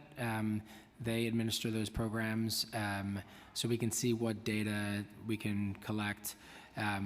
We are always looking at ways in which, if we can, as I was talking about earlier, reduce the number of unnecessary investigations, it's another place we'd like to think about how do you use some of that dollar to reinvest in not only our workforce, but in additional services. We would appreciate that report. Okay, I'll see what we can do with them. Thank you, Chair. Councilmember Ressler. Great. Thank you so much, Chair Brannon and Chair Ayala. Oh, I'm looking for my glasses. I found them. Now I can see you. Commissioner, nice to see you. And First Deputy Commissioner Saunders, from your days at DOC, I've always had a lot of admiration for you, so it's good to see you. And I want to thank the whole ACS team for your hard work. You guys have a tough job, especially Stephanie. It's good to see you. I don't see Jill or Tova. I don't know if they're hiding somewhere, but they're my ultimate go-tos. I am going to ask about a topic that Stephanie probably predicted, which are vouchers, building on the questions that my good friend, Councilmember Stevens asked. So I just wanted to affirm, Commissioner, that you said that the waiting list is down to 0 and has remained at 0. Correct. Well, that's a great accomplishment. Thank you. I mean, I think it would be awkward if I gave you a round of applause, but I'm verbally. You could give it to Liz and her staff. They deserve it. They really do. So that's great. And just want to affirm that as a result of the additional state funding we have through CCBG, we've taken down $7.2 million in CTL funding for the SCCF-funded city vouchers. Does that mean that there's no longer a city contribution to these vouchers? We're relying entirely on state and federal funds? There's a city contribution for, it depends sort of which door families enter. So if they're coming through the mandated, which what we call the mandated, if they're receiving public assistance and getting childcare because they're working, that population has come down for obvious reasons because of the pandemic, because of work rules being suspended. If that population increases, there's a 25% city tax levy contribution in that. There is not any in the low-income vouchers. The child welfare population, which we have focused on trying to get families who are in a child protective investigation or prevention, child care over years, we've used a match with the state prevention to be the offset for that cost. We're also working on that population for families who've been on that for some time to move them to CCBG. So this is an overall strategy to maximize federal dollars. As is totally the right and responsible thing, and I'm pleased that you're doing it. And to great effect, we've gotten the waiting list down to 0. But I think I would be remiss not to worry about the future day where those federal funds run out, and want to ask, is this administration committed to, stepping up if when the federal spigot runs dry, to ensure that we can keep this waiting list down to 0 and continue to provide these essential vouchers? This administration has been clear for us to continue to enroll families in vouchers and low-income vouchers especially, that's an important part of the Mayor's Child Care Blueprint. We're going to need federal and state support to continue at those rates. But we have clear direction for the next 18 months to 2 years to continue to do that. I think there are going to be very important conversations over those years about the vision and future of childcare. Great. And just to affirm, as I know my time has run out, working parents who are not on public assistance can continue to apply, And without a waiting list, they should have an opportunity to access the vouchers that are available. That's right, and thank you for that question, Councilmember. So it's important for working families to know that the current standard is now 300% of the federal poverty level. Right. Because of in the state budget, they went to 85% of SMI. So we already went from about 55,000 to 85,000 for a family of four. Now I believe it's about 95,000 for a family of four. So there's a lot of families out there that need to know that childcare is available to them, including many of our hardworking city staff. Well, it's a real accomplishment. We are thrilled that so many vouchers are going to families in need in our community, and I hope communities across the city take advantage as well. Thank you for your work on this. I really Thanks, appreciate it. Councilmember. Thank you. Commissioner, thank you so much. Thank you and your team for being here. Thank you. Thank you. Okay, we'll take a 5-minute break, and then we're going to hear from the Department of Veteran Services. Thank you, Chair. Thank you. Thank you. Thank you. Got a delivery site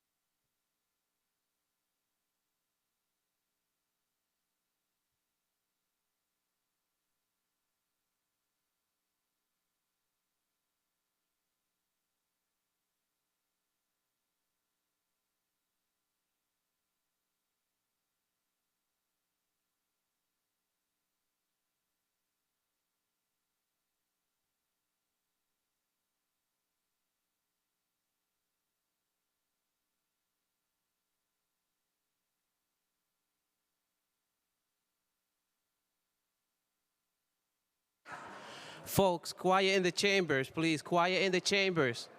Settle down. Thank you.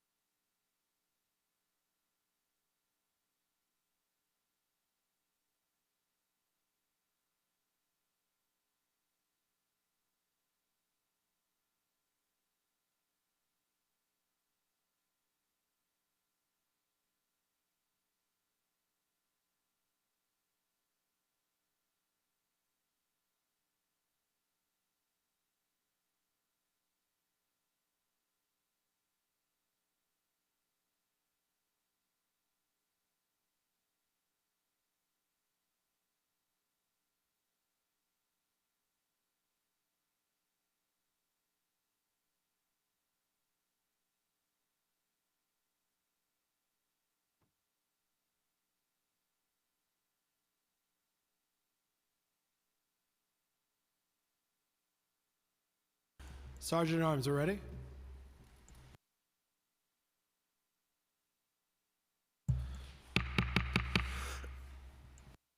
Okay, good afternoon, and welcome to the final executive budget hearing of the day. We'll be focused on the Department of Veteran Services. I am still Justin Brannan. I am the chair of the Committee on Finance. And for this hearing, I'm joined by my colleague, Councilmember Robert Holden, who chairs the Committee on Veterans. We've been joined by Council Members Palladino, Ariola, Kagan, and Richardson Jordan. And I want to thank, obviously, Commissioner James Hendon and his team, of course, former Councilman Vallone for being here. Thank you all for joining us today to answer our questions. So DVS's projected FY24 budget of $5 million represents less than half of 1% of the administration's proposed FY24 budget in the executive plan. This represents a decrease of $122,000 or 2.4% from the $5.1 million budgeted in the administration's FY24 prelim plan. The decrease comes from changes due to collective bargaining and the citywide PEG initiative. The Department of Veteran Services projected budget reflects a decrease in headcount of 4 positions. My questions today will primarily focus on the PEGs for the agency, headcount, vacancies and staffing, and of course, housing for our veterans. I'll now turn to my co-chair for this hearing, Councilmember Holden, Chair of the Veterans Committee, for his opening statement. Thank you, Chair. Good afternoon, everyone, and welcome to the City Council Committee on Veterans Fiscal 2024 Executive Budget Hearing.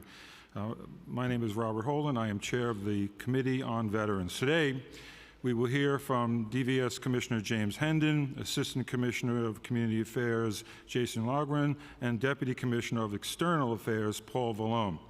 Department of Veteran Services, or DVS, fiscal 2024 executive budget totals $5 million, including $3.5 million in personal services funding to support 37 budgeted full-time positions. This is $1.1 million or 18% less than the budget adopted last year. DVS is a vital institution with a mission to ensure that the concerns of New York City's veterans are heard and addressed. Given that DVS does not have a budget to meet its mission fully, it is frustrating and disappointing to see DVS be reduced and not exempt from PEG reductions. With this in mind, we hope to gain a clearer understanding of DVS's efforts to mitigate the impact of these reductions, learn how DVS is collaborating with city agencies, and what actions the department is taking to confront the issues facing our veterans in New York. I have advocated for an increase in funding for DVS. Since my office has become a Veterans Resource Center, I have seen firsthand the positive impact DVS case managers can have on the veteran community. I also believe veteran service organizations should receive funding through member-designated initiatives. Our veteran service organizations play a vital role in the social safety net that helps our former service members in difficult situations. There's a lot of services that our veterans service organizations do, but one, again, is act as mentors. While veterans issues may make headlines in a few weeks because of Memorial Day and then again in the fall on Veterans Day, the good people at VSOs and DVS are working every day to improve the lives of our former service members. We must work together to make New York City more hospitable for the veteran community.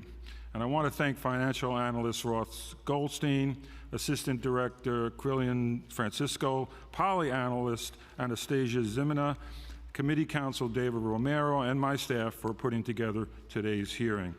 I also would like to acknowledge some of the members of the committee who are present today: Councilmember Jordan, Councilmember Palladino, Councilmember Areola, Councilmember who else? Kagan is here, Councilmember Carr, Councilmember Velasquez, Councilmember Farias. Did I get everybody? Okay, did I get it? Okay. With that, I would like to now ask the committee counsel to administer the oath for testifying, the representatives that are testifying today. Good afternoon. Can you raise your right hands, please? Do you affirm that your testimony will be truthful to the best of your knowledge, information, and belief, and you will honestly and faithfully answer council member questions? James Hendon? I do. Glenda Garcia? Paul Vallone? Thank you. You may begin. Good morning, Chairman Holden, members of the committee, and advocates, and Chairman Brennan. Thank you for providing the Department of Veteran Services with the opportunity to speak with you about our mission, services, and programs for fiscal year 2024. My name is James Hendon. I'm proud and honored to serve as Commissioner of the New York City Department of Veteran Services. I'm joined by my colleague, Paul Vallone, Deputy Commissioner for External Affairs, and Glenda Garcia, Deputy Commissioner for Operations. I'm excited to speak with you today and testify regarding our budget and our current efforts, which include benefits navigation, support, VA disability claims assistance, housing services, community outreach, employment, and entrepreneurship. Following our testimony, we welcome any questions that the committee may have. With each fiscal year, there is a new opportunity to look back on our previous accomplishments, both since the inception of our agency and since I've become commissioner. The decisions made during these budget seasons ensure that we continue to deliver the support and services that our nearly 200,000 veterans throughout the 5 boroughs value and depend on. Veterans are valued members of our community. Their service and sacrifice to our nation will not be forgotten. And it is now our turn to lend a helping hand. To quote President Abraham Lincoln's second inaugural address and the Veterans Affairs Credo, to care for him who shall have borne the battle. Our agency has served as a national model for how cities can offer comprehensive and holistic services to veterans. I'm confident that the upcoming budget discussions will produce a sound fiscal plan that will enable DVS and the City of New York to continue to provide our veterans with the necessary services they require. Since last year's budget hearing, much has changed throughout the city. The pandemic has subsided to near pre-pandemic conditions, and we have a few new members on the Veterans Committee. With the relaxing of COVID restrictions, DVS has been working hard, getting on the streets and conducting outreach to our city's veterans and continuing to provide the critical services our constituents need. For FY23, $5.7 million was allocated to our agency's staffing and programmatic budget functions. We're currently slotted to be allocated $5 million for FY24, $3.4 million of which will cover personnel services, $1.6 million of which will cover other than personnel services. $4.7 million of the DVS budget comes from city tax levied funding, the remainder being provided by the state of New York in the amount of $327,442. DVS's current authorized strength for headcount is 35, not accounting for 2 employees on long-term protected leave for a total headcount of 37. Currently, DVS is looking to fill 2 vacancies. Despite the changes happening around us, DVS stands committed to continuing improving our successful programs and services while continuing to produce effective and positive outcomes for our city's veterans. New York City is home to approximately 200,000 veterans. Most of our city's veteran population reside in Queens and Brooklyn at 27.9% and 25.7% respectively. Manhattan accounts for 18.3% of the population. Bronx accounts for 17.9%, and Staten Island stands at 10.2%. Within these numbers, you will find mostly an aging population. 71% of our community falls within the 55 and over age bracket. Veterans are more likely to vote, volunteer, and are more civically engaged in their communities compared to their civilian counterparts. They are one of our city's greatest assets, and we should continue to improve, grow, and provide services to them and their families. Our boots-on-the-ground approach to serving New York City's veterans is spearheaded by our veteran peer coordinators and community service staff members. These individuals engage veterans, community partners, and other agencies to work toward ending veteran homelessness, providing veterans access to benefits and crucial resources, and helping them achieve their entrepreneurial and career goals. In the first 4 months of fiscal year 2023, 102 veterans and families received homelessness prevention and aftercare assistance from our team. Furthermore, in the first 4 months of FY23, DVS secured housing for 61 homeless veterans through our Veteran Peer Coordinator program. Compared to the same period during FY22, these numbers reflect an increase of approximately 196%. We predict that this increase is a result of our return to normal services post-pandemic, and we expect these numbers to remain fairly consistent in the years ahead. Housing homeless veterans is one of the foundational pillars of this agency. DVS provides a hands-on approach to better identify and redress the solutions that homeless veterans find themselves in. Of course, addressing the housing issue alone does not fix the situation as a whole. There are many reasons our veterans may find themselves homeless, and our goal is to not only find them housing, but to ensure they have long-term sustainability. Our most recent data shows that in 2022, a total of 482 veterans were homeless in New York City. Of them, 474 were sheltered and 8 were unsheltered.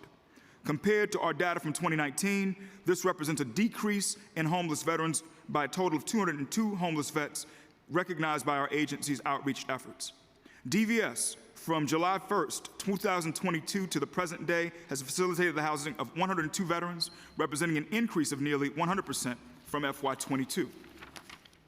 Thanks to our increased focus on communications and outreach, DVS has been able to engage and support 970 veterans and veteran family members out of a total 1,102 assistant requests made through our Vet Connect NYC program last fiscal year. These numbers represent increases of 156% and 183% respectively compared to the same time period during FY22.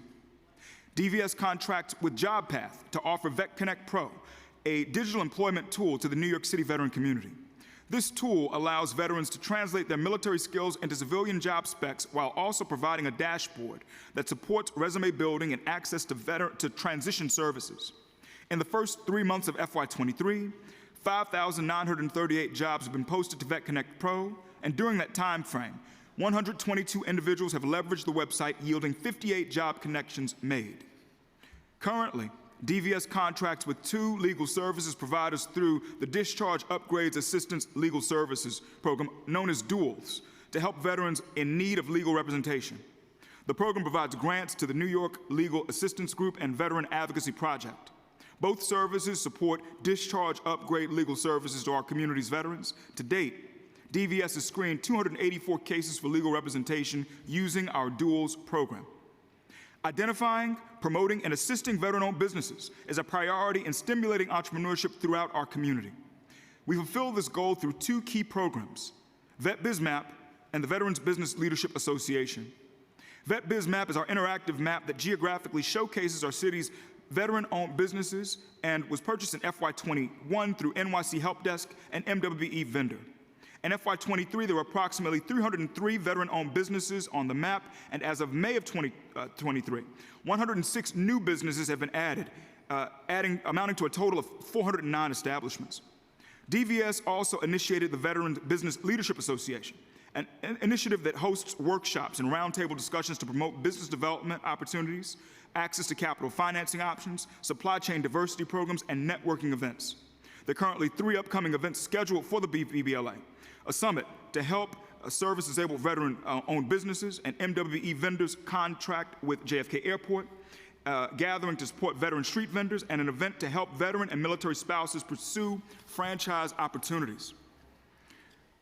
In conclusion, the programs and services I've mentioned today are part of our agency's core offerings and will remain budget priorities for FY24. In closing, I'd like to thank the New York City veteran community for trusting us to serve you. While there's always more work to be done, we want each of you to know that we are here and that we care.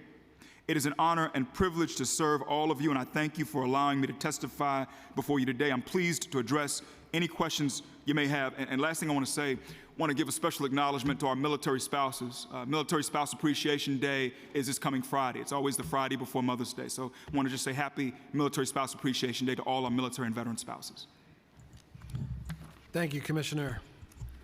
I'm going to jump right into it, talk about PEGs. In addition to the PEGs in the November plan and the preliminary plan, the executive plan includes 1 PEG for DBS and 1 in the out years, totaling $193,000. While it's not a large amount, given the size of the agency, it would seem like there would not be much that could be reduced at DBS because it's so efficiently run. Can you walk us through how you arrived at that PEG and what the impact of these reductions would be, especially on outreach? Absolutely. So, Mr. Chair, just to go, I'll start top line, then we'll go into it piece by piece. $25,000 of the $193,000 is tied to our Vet Connect NYC contract. As far as the future amount to be paid for that, we estimate that's $25,000 Vet Connect NYC. $80,000 is money that was previously paid to consultants, which will no longer be paid, so $80,000 consultants. $53,200 accounts for sponsorships, one-time events, so $53,200 for sponsorships, one-time events. $15,000 information technology, so IT is $15,000. And then $19,800 was media marketing, specifically an iHeartRadio Christmas marketing campaign that we ran this past holiday season. So once again, it's $25,000 Vet Connect NYC, $80,000 consultants, $53,200 sponsorships, $15,000 IT, $19,000 Christmas marketing campaign. For the Vet Connect NYC contract, that contract is up to turnover as far as a new contract period will start this October. Through doing a market assessment, we've determined that we can still meet mission, if not exceed what we've done previously with it at a lower price point, just given what technology is. So we felt that we were able to account for that as far as a $25,000 reduction. As far as consultants, a lot of the work we do in our agency is 1 + 1 = 3. So it's direct services, referrals, and synergies. The consultants supported synergy types of work. We've been awarded with 2 AmeriCorps members who will work with us in this upcoming fiscal year, working with NYC Service to help us continue to do that, but not need to use money for consultants. So that's where the consultant money was, we could pull that away. As far as the $53,200 in sponsorships are things like a community board in Brooklyn, CB3 816 had a Veterans Appreciation Parade. We helped with a sponsorship for that. You had a group, Black Veterans of Social Justice, had a gala. We helped as far as an ad journal for that. Also, our Queens County Veterans of Foreign Wars did something. We did an ad journal for that. So that's when you think about sponsorships, it's the kind of things you do to make sure your community can see you and feel you.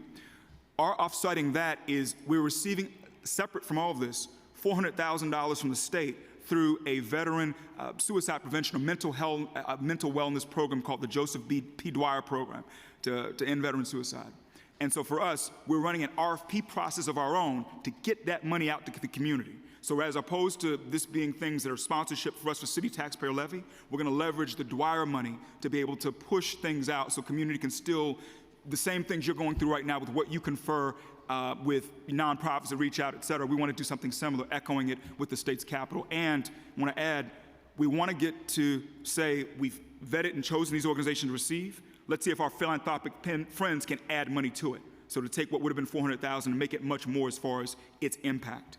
With the $15,000 in IT, that's tied to, we hired new staffers earlier this year, and that was all associated costs with the new folks we brought on. So we anticipate that just was a one-time cost, not something that we'll be repeating because we don't have new folks right now.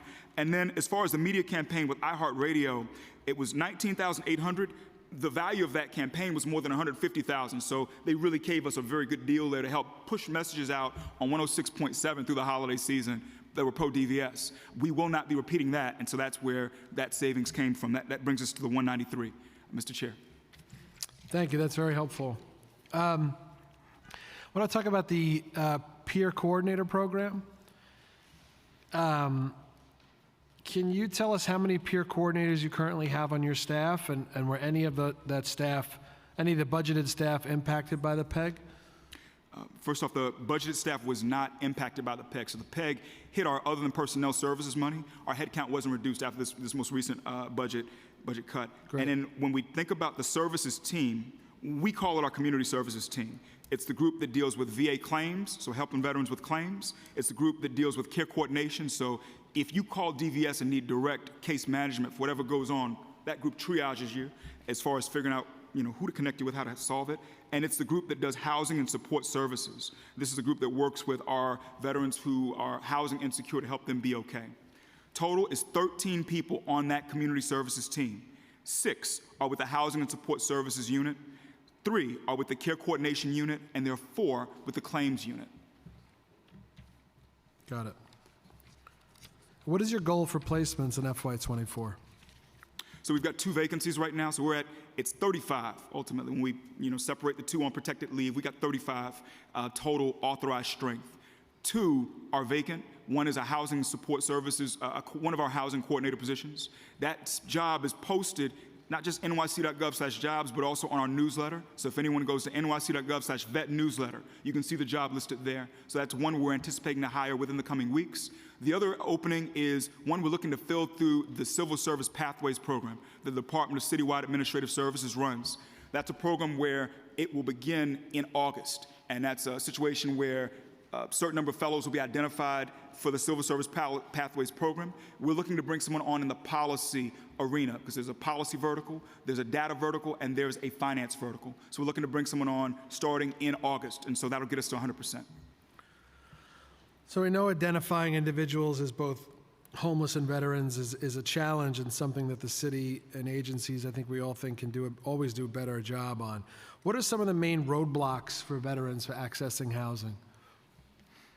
I think there's so many different places to take this, and I want to caveat it with, I believe that the number one issue that affects all of our New Yorkers is access to affordable housing. And so when we look at a lot of our people, it's how can we help folks who are seeking affordable housing identify it? And so, for us, we do what we can to help our veterans navigate the current Housing Connect platform and take advantage of the Mitchell-Lama Veterans Preference and things to speak affordable housing. When we speak to the veteran, those who are housing insecure, so once again, it's 484 was the most recent point in time count. That was the numbers from January of 2022. We don't have the numbers from the count for January 2023 yet. It's important to mention we were at 4,677 in 2011. So to go from almost 5,000 in 2011 to less than 500 most recently, we've made movement here.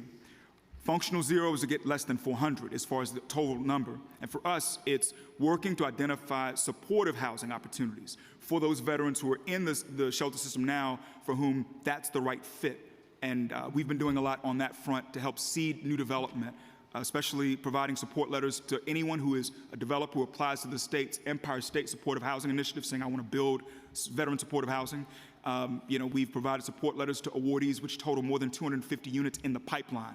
This will be similar to what we see at Surf Vets and Coney Island as far as that platform. And a lot of it is our HSS team counseling veterans to put them at ease for those who are elected to do supportive housing, to make it clear that this is something that there's certain impressions of it that we work to break down as far as in one-on-one engagements between our HSS team and the vets who are in the system. Last question for me would be, just in general, how could we make it easier for veterans to receive the support they need? One of the hardest pieces of this job is the actual outreach. You know, members of the Veteran Committee know we always talk about issues with veterans self-identifying. I wanted to quote the newest numbers from the VA on this as far as those who are utilizing the services. It's 33.6% nationally, 29.6% in the state, and now it's 24.2% in the city. So about 24.2% of all veterans in this city, as of the most recent numbers from the VA, are utilizing services and effectively self-identifying. You see me, there are 3 people you don't see. And so for us, it's trying to have as many of our partners as possible, including all of you, within your capacities, ask the question. And it's not, are you a veteran? Because there are people who will say, I don't think I'm a veteran. It's, have you served? And so to change that.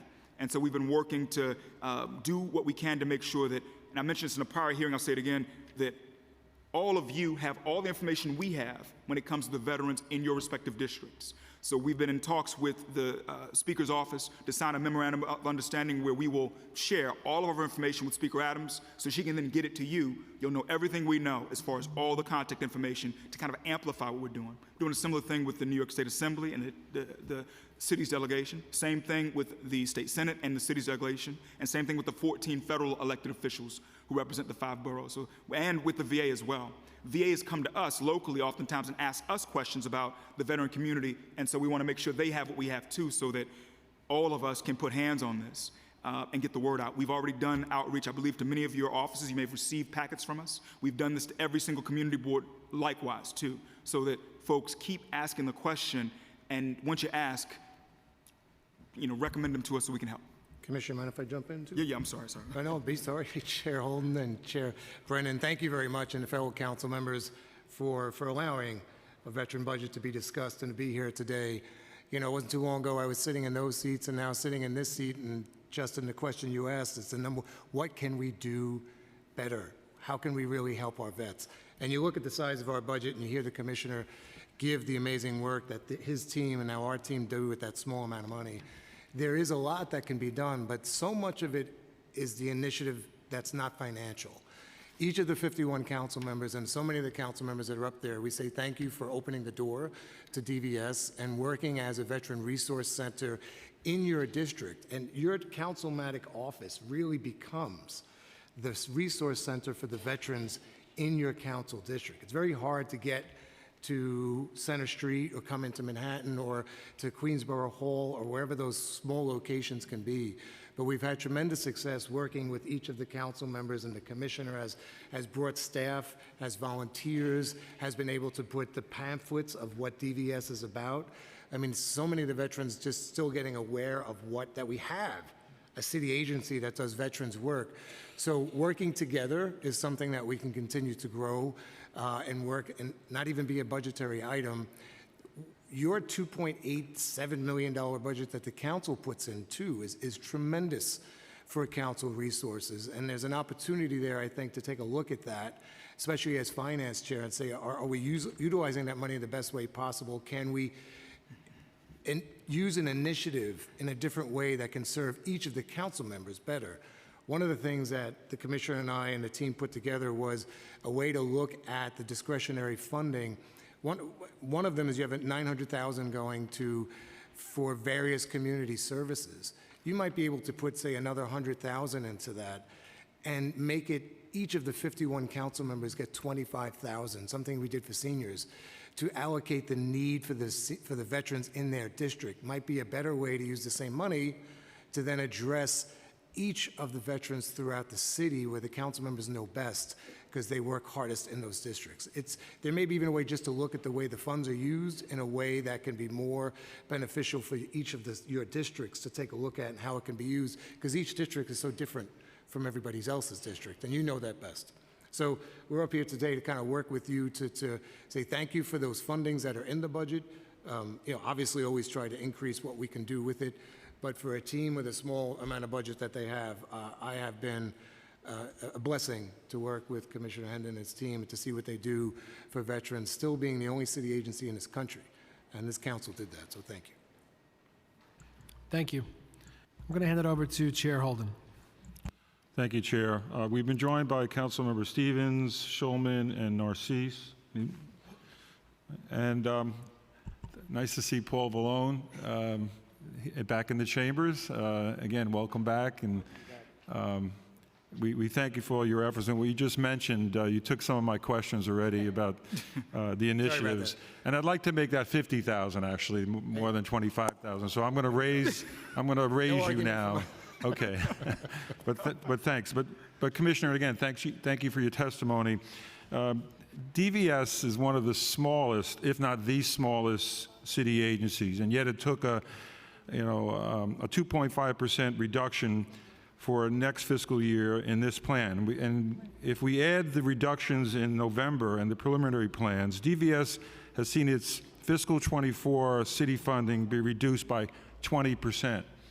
So I know this is a question, and I don't want to put you on the spot, but why was DVS not exempt from the PEG reductions in the first place? Because of the size of the agency, because you're taking a bigger hit. Was this something you expressed to OMB? Well, not to get you in trouble or anything, but no. We recognize the environment we're in right now and the situation that affects all city agencies. And, we look to our left and right at our other agencies as brothers and sisters in the foxhole here. Everyone was asked to make certain sacrifices, and we joined in as well. And we found what we thought was the way to do this while still balancing being right with our constituents as far as our service members and their families. But it doesn't seem that obviously your staff is small, so you were particularly hit hard during the pandemic. And that hit probably your agency harder than most. But I don't see that, with the PEG and the reductions, that it's not going to affect you more than some other larger agencies. So this is an issue that I think we will bring up, hopefully in negotiations with the mayor. But there has to be some common sense here, where you can't reach everyone. You can't even communicate through the mail like you should.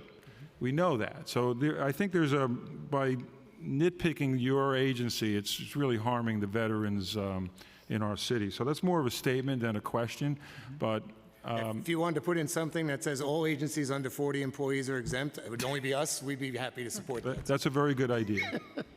Yeah, we really do, for what the commissioner has with the staff compared to agencies that have over 13,000. But I remember at a hearing, Commissioner, we had months ago that you had 4 positions available, and we weren't getting answers from OMB. You actually interviewed the people that the candidates. Had they any been hired since? Because you did say a few. Correct. I believe it was, and Glenda, please stop me if I'm off on this. There was a point when we had 7 that we needed to, we did not have those filled. And then in November, we got the green light to fill them. By the end of the year, we did fill them, just to speak to the turnaround on it. And so we are grateful for that, as far as, just being able to get us what we've got right now, Mr. Chair. Right, but it seems like it's taking a ridiculous amount of time to hire people. Because I know that you selected the candidates, and then OMB wasn't getting back to you, right? Am I correct on that? I think for us, it was the issue of getting the approval, and like I said, I'll defer to Glenda to add anything if I'm missing here, but it was getting the approval to be able to hire, and then we got that approval, and from the point we got the approval to when we were able to onboard those folks, it was less than 2 months. It was less than 8 weeks from when we got the green light to when we were able to bring them on. So, yeah. So using my office as a veteran resource center has proven popular with the veterans in my council district. And you mentioned that it would be nice if everyone had that. Can you talk to that, about the feedback that you've gotten from other council districts that are doing it? We have been just thrilled to be able to go to the different council members' offices, particularly for yours and for Councilmember Palladino, to have someone there where the veteran can meet them in their community if they have any needs. And then, as Councilmember Palladino was mentioning, she's got folks who come out from, way beyond the 19th to see, Tanya Thomas, whom we've had come in. I know we've had her in your office as well. And so we know it has been effective. And that is something where, given, more staff, we would seek to expand that as far as more pop-up veteran resource centers so that you can have someone within your district office come on a day and just provide services to the veterans in your local community. So, yeah. So if we did it for all 51 council districts, have you ever, come up with a plan if you did that, a veterans resource person in every council office, every other week, let's say? Could you come up with a budget on that, and how much you could, how you could serve the entire city that way? We definitely need more. No, but could you give us a number? Well, I don't know about the number so much, but I think what you could do is obviously we'd need a larger team. But at some point, well, that's what I'm trying to the point out. council members' staffs themselves, I think they'll get to a point where we can train and work with you so that you can become an intake center and become a focal point for the veterans, whether there's a DVS staff there or not. And then we can help coordinate on certain days that we're actually doing applications or amendments or some type of service-related requests that they can't come to our office for. So it may not be that you need every staffing person to be at every council member's office. It could be a rotation. It would definitely need further staff, but I think we need a little more time to tell you the head count on how many. But I think that should be our goal in the agency, right? Would you say? Great.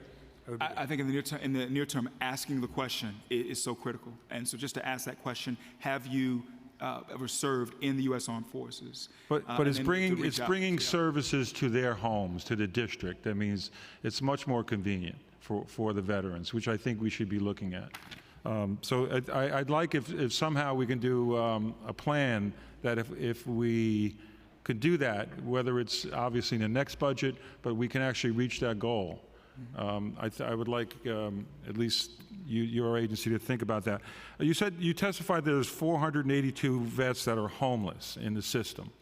Can you tell us where they are? I mean, I know some are at Borden Avenue Shelter, but do we know where they are, where they're located? I don't have that down to the number on me, and that's based on the point-in-time count from last January. I know that we have 254 beds at Borden Avenue Veterans Residence in Queens. I know that we also have a good number of our veterans at Tillery, at Two Bridges, as far as one of the other shelters here, and at Barbara Climate, as far as the top places where our folks are located. Once again, it's Borden Avenue is number one, and then you've got Tillery, Barbara Climate, and Two Bridges as far as Department of Homeless Services sites. They're not all there, but the largest conglomerations of them are. So the 482, how does that compare to the previous years in New York City, the homeless population of veterans?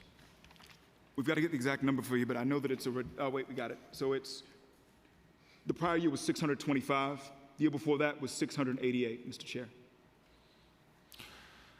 Thank you. Now, it's my feeling, and this is a budgetary item too, but I don't think we should have a congregate shelter for homeless vets. There should be transitional and supportive housing. They should go right into it. They've earned that. So again, something pie in the sky, if we could use and do away with the congregate shelter, and we're already trying to do that with the private rooms at Borden, and DHS has, I guess, ordered that. It should come in June.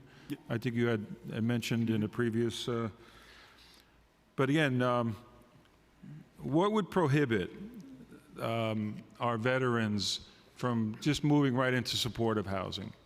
I think that there are two pieces of this conversation. One is the creation of the housing, but really another key piece is the openness to moving in the housing. Many of our veterans have a certain stigma, those who are in the shelter system right now, against supportive housing. We've had bad impressions, heard certain stories. So there's a piece of this that also involves working with the veterans to get them comfortable with this as well. So it's just as important as erecting these types of opportunities. I just want to be clear about that, Mr. Chair.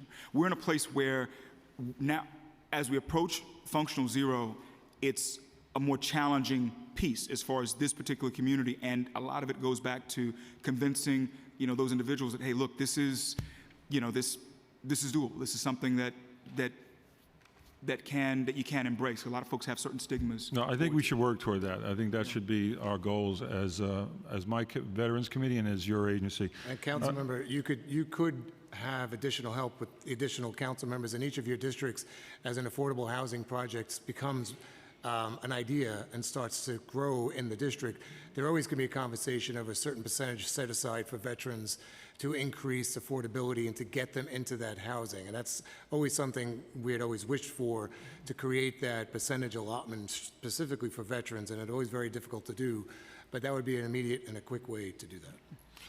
Let's talk about the Veterans Treatment Courts a little bit. And I know, I just want to get this on the record, but I know the answer to this, but does your agency work with work at all with Veteran Treatment Courts?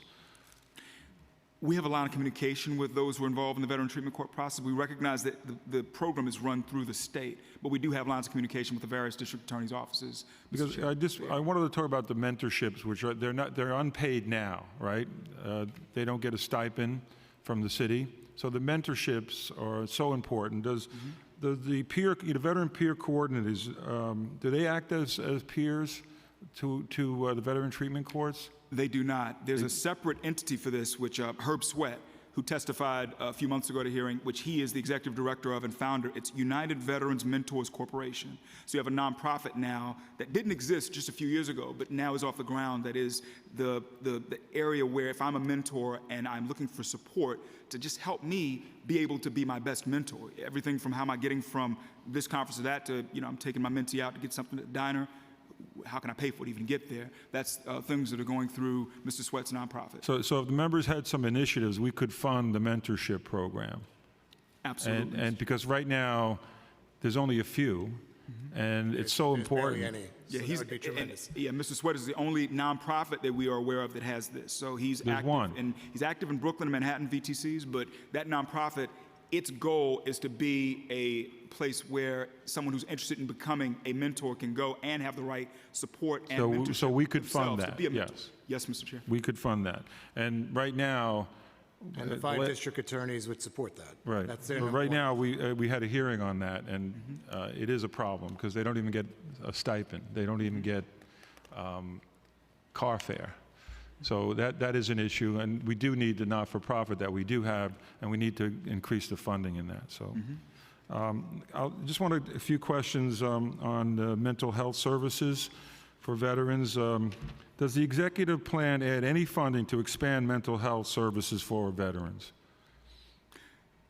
For us, with the mental health services, we've worked to use the state's funding, that Dwyer program, as a way to get that money out to the community so many of our veteran organizations can normalize help-seeking behavior amongst our folks. Beyond that, what we currently do in the mental health space is we have a crisis intercept mapping initiative. It's a community of practice amongst those mental health practitioners who believe in working to help veterans who are in crisis. Also, through our Vet Connect NYC platform, we are able to provide referrals when there are mental health emergencies that emerge from our veterans, so tying folks into the appropriate assistance. And then just one of those new hires was a licensed clinical social worker who is our Director of Care Coordination and Mental Health, and that's Dr. Lauren DeMello. So we've got someone on staff now, we didn't have just a few months ago, where if there's a mental health first aid crisis, we have someone who can triage that right away, who has that expertise. So, when I visited the Borden shelter a few times, the number one complaint was mental health services from the men there at Borden, and the next was food. What can we do to better serve the mental health part of that? I know what we can do with the food. I'm trying to deal with that, but the mental health services, for instance, the NYU mental health program has a waiting list. They don't have enough funding. So I'm looking at initiatives probably from the council, but what can the mayors, what would the, in the perfect world again, what can we do to really support our veterans and make sure they're getting the mental health? Because most of probably the men at the shelter, like I mentioned, complained about that when I asked them.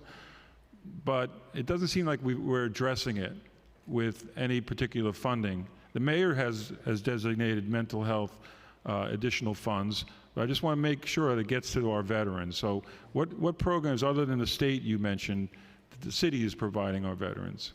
Well, mental health. I'll start off and then hand off to the commissioner. I think when you were there and we were there together at Borden, one of the things that the veterans themselves said was coordination of care there at Borden. Like they had to continually go to other agencies for help. So in our eyes, a way to simplify things for vets, if they're in that time of need, is to bring those resources there so that they don't have to go to 17 different places to get an ID card, to get their mental health treatment, to get their the checks for the affordability, for where they need to go for a hospital treatment, to organize with the VA for their care. That was something that the commissioner, myself, and the council members who were there at the Holt at Borden would be very beneficial, is to increase that directly to where the veterans are. Thank you for that. I'm going to shift over to my, this is one of my priorities, the VFWs and the American Legion Halls, and trying to help them. How much funding has DVS provided to support the VFWs and American Legion Halls in the fiscal year 23, and how much is projected in 24, fiscal year 24? We have to get back to you on that as far as the exact number, Mr. Chair. Yeah. So we know, like, what are some of the expense and capital needs that VFWs and American Legion Halls have? I know I have different halls in my district, and then most of it seems to be capital, which we can't address. But we also need some expertise in how to run and how to, let's say many of them have this space for catering, and they need some advice, let's say, on how to successfully raise funds. Do you provide any service on that from? So our Veteran Business Leadership Association is designed not only to work with veteran-owned businesses, small businesses, but also veteran-led nonprofits, to include our 501c19s. And so that is something that's available as a resource to our VSOs who need it. I feel like to me, the deeper issue is getting more young people into the VSOs. And that's something that's key to us as far as working. Yeah, I think they eventually will. It's always, but in every generation that I spoke to, there was that gap. Yep. And eventually, when they get older, they come to that. But I think, yeah, you're right in just trying to get some services and talk to them about, mentoring, even on that basis, mentoring. And Chair Holden, you had, and all the council members that are here and were open to it, we had worked with you in January when you opened the door for discretionary funding and capital funding requests for the budget. A lot of the VSOs and the VFWs aren't aware of that process. So a lot of the council members were tremendous in helping to, like the commissioner said, start to become aware of that. So each of the council members can be very beneficial and helpful in getting that information and getting those applications to the veterans directly so they can make a capital request, so they can make a discretionary request. And a lot of them, whether it's through age or just not being aware or not having the technical capabilities of doing it, will shy away from that. We pushed really hard starting this January, DVS and with the council members, to make that awareness. It was on our website. We went to the council members' offices, and as a result, some of the VFWs and a lot of the electeds have agreed to help with the disability ramps, the funding for the heating, for the roofs, the green compliance that now has to happen. They don't have the funds for that. Right. So we can be a tremendous help in assisting going forward on that. And that's nyc.gov/vet council funding. We've kept it up. It has the old information from this past February, but it's up for any of our veterans who are listening who want to look at that. nyc.gov/vet council funding. I'd be remiss if we didn't talk about defibrillators when we speak about our American Legions, our Veterans of Foreign Wars lodges. We had a gentleman at American Legion Post in Harlem last year pass away where if a defibrillator was present, that wouldn't have occurred. And so that's just something that, we're going to do what we can on that end to try to help, and even working with council to find ways to see to it that our veteran lodges, our VFW posts, our American Legions, that they have a defibrillators present. It's a great point, and the council used to fund that 2 defibrillators for each district for a nonprofit, but as of last year or two, we kind of ran out of money for that. But if we were to bring that back, this could be a veteran-based focus, because every one of those VFWs and nonprofits do not have. That could be a tremendous help. I just want to talk, I have a few more questions, and I'll turn it over to my colleagues. Has DVS coordinated with DOH, DCWP, or other agencies to assist veterans and disabled veteran vendors? Because that's been an issue for quite some time. Well, with the vendors, that's one of the things I've been working on since day one, and a lot of that happens on unintended consequences for good legislation. sometimes when we expanded the vendor licenses in the previous council, we forgot to take into account that veterans have a protected class. So there's to give immigrants a new opportunity to get vendor card licenses was a great idea. But sometimes in that, there are protected classes that sometimes get forgotten.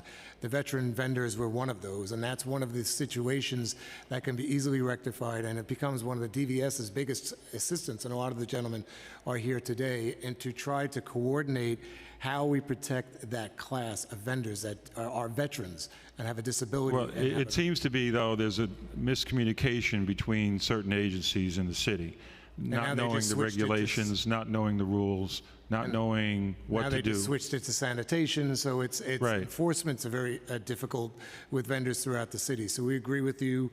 DVS plays a critical role in trying to be the negotiator there, but that's not our regulation. We just don't seem to be getting anywhere, though. That's what I, are we, so when was the last time a DVS staff member assisted a veteran vendor? Oh, well, that's on a daily basis. It's ongoing? Yeah, that's the emails will come in, we'll make a call, we'll try to coordinate with the police department, who's the community affairs officer with DSNY to get the new who's going to be the facilitator. They're usually at the same locations. So having a good partnership like with the Times Square Alliance, with the certain 9 vendors that are there is critical, because then they can call up and we can call up, and then you don't have to get the police involved. And a lot of that is, like you said, joint effort. It's difficult. It's certainly difficult for DVS with 35 staff, but if we can highlight the need and make sure veterans are protected, if there's any future expansion of legislation, I know on a state level, they're looking to expand it again, and I had to bring that conversation up with the commissioner to say, look, if we're going to expand it, you got to protect our veterans. All right. On that subject, though, is DVS in contact with any veteran who sits on the Street Vendor Advisory Board? And has DVS worked at all with the Street Vendor Advisory Board as a whole to try to solve some of these issues? We maintain a lot of communication with SBS as far as our, SBS is a seat at the table on that board, so we stay in communication with them. SBS has been a good partner for that. Yeah, but there's more we can do there, Mr. Chair. I want to add something to what Paul was saying, too. A key piece of this also is it echoes other conversations we have as far as who is in our community. And so, we were able to obtain from DCWP a list of all of our veteran street vendors. And so we are looking to hold some sort of event to bring them together so that all of our brothers and sisters in that community also know who one another are, know everybody, and to have even greater power and a greater voice on things as well. And so that's something that we are making it our goal to get off the ground. It seems to be, it's an ongoing issue, and I think we have to address that. One more question, and then I'll turn it over to my colleagues. DVS did not receive any new funding for new needs, as I see it. Are there any new programs or services other than what we mentioned today that, if funded, could help in your work as an agency? I know there's a lot of things probably, but what would be, Commissioner, what would be your project, your pet project that you feel that you could do much better if you had additional funding, other than what we mentioned? It's funny because I was thinking about. I mean, I would say communications with our veterans, different. A lot of it comes to the thing in the back of my mind with this job right now is the marketing piece, to get more of our veterans to use the benefits. And something to say, this came up last year, it's going to come up again. The VA is performing another market assessment of all of its properties here around the country, but including in New York City. Last time it did an assessment was FY 2019. A result of that assessment was an initial recommendation to effectively shut down the Brooklyn VA and the Manhattan VA. And so that assessment will be performed again no later than the end of this federal fiscal year. The way to move the needle in that is to have more of our people use VA healthcare. And so for us, it's whatever we can do to help more of our brothers and sisters know about VA healthcare as an option so that we can still keep what we have. There are enough veterans to use the services, the systems here. A lot of folks just don't know about it, don't know about its benefits. We've got over 15,000 veterans in this city using Medicaid, for instance, who are not using VA healthcare, but who are eligible, just in New York City alone. And so I feel like that's like a larger thing in the back of my mind that we are working. It's another reason why we care about sharing information with all of you, other elected officials, and the VA, to do what we can to increase the number of folks who use these benefits so we don't lose them. And by the way, those veterans who do use the VA healthcare system bring over $1.8 billion into this city each year. So there's so many other pieces of it, but that's the big one for me. And then things on the council side that we'd already discussed were when the time comes, a nonprofit that does veteran treatment court support. I think that's a key piece. And something else that I think may also be able to be done on the council side, if and when it comes, is legal services for non-citizen veterans. Be remiss if I didn't speak to that as far as another need where the council, support in that area, which would be very invaluable.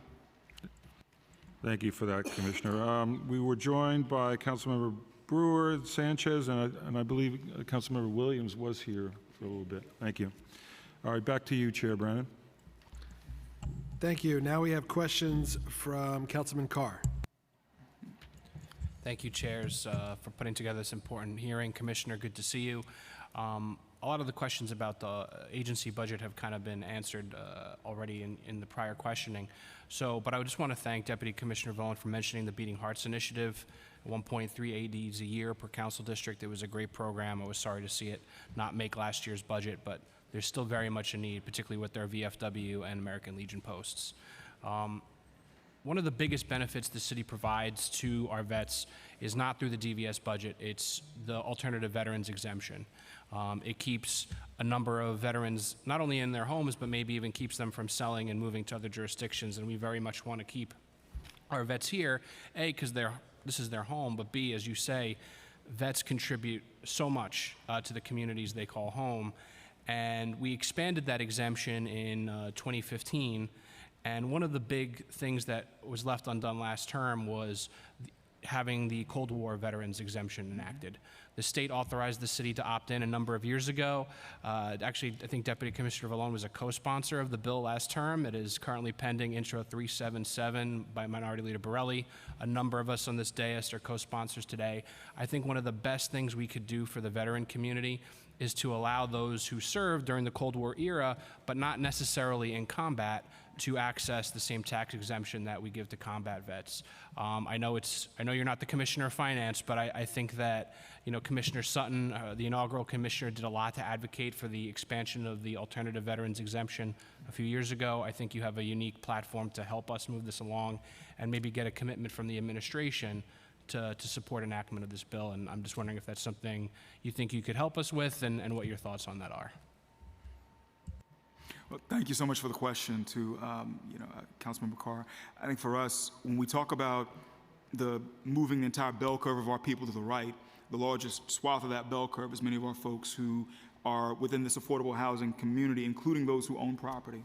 And we recognize that there's slightly over 15,000 of our veterans who who we estimate to be property owners who are Cold War era or who have not served in combat. And so, for us, it's a question of what can be done to look at this as far as in this current climate, how do we land the plane where we can be right by these more than 15,000 veterans who own property in the city, yet who are also who have not served in combat and therefore cannot take advantage of these different exemptions. So we're happy to talk, with the folks internally on these things, but just know that we've been monitoring this issue closely on the DVS side, Mr. Councilmember Carr. So yeah. Yeah, we definitely support that initiative. That is a way, you talk about how do you get to affordable housing. One of the last ways you can do that is with the very small tax exemptions that are out there. Why it's not uniform for every veteran, it doesn't make any sense. You're a veteran, you should be entitled to the exemption, period. And the state has given the city the ability to do that. I think we should just do that. Appreciate your answers. Thank you so much. And I want to associate myself with the comments of Chair Holden earlier about a member-designated initiative for our Legion and VFW posts. Incredibly important, and it's be a big step forward that we as a council could take. And I turn it back to the chair. Thank you. Thank you, Councilman Carr. Thank you, Councilman Carr. Now we have questions from Councilman Kagan. Thank you, chairs, for hosting this very important hearing. I would like also to thank Commissioner and everyone who is testifying today, and of course our great veterans. Thank you for joining us today, and thank you for your great service to our country. As an immigrant, I appreciate it even more than people who sometimes take liberties for granted.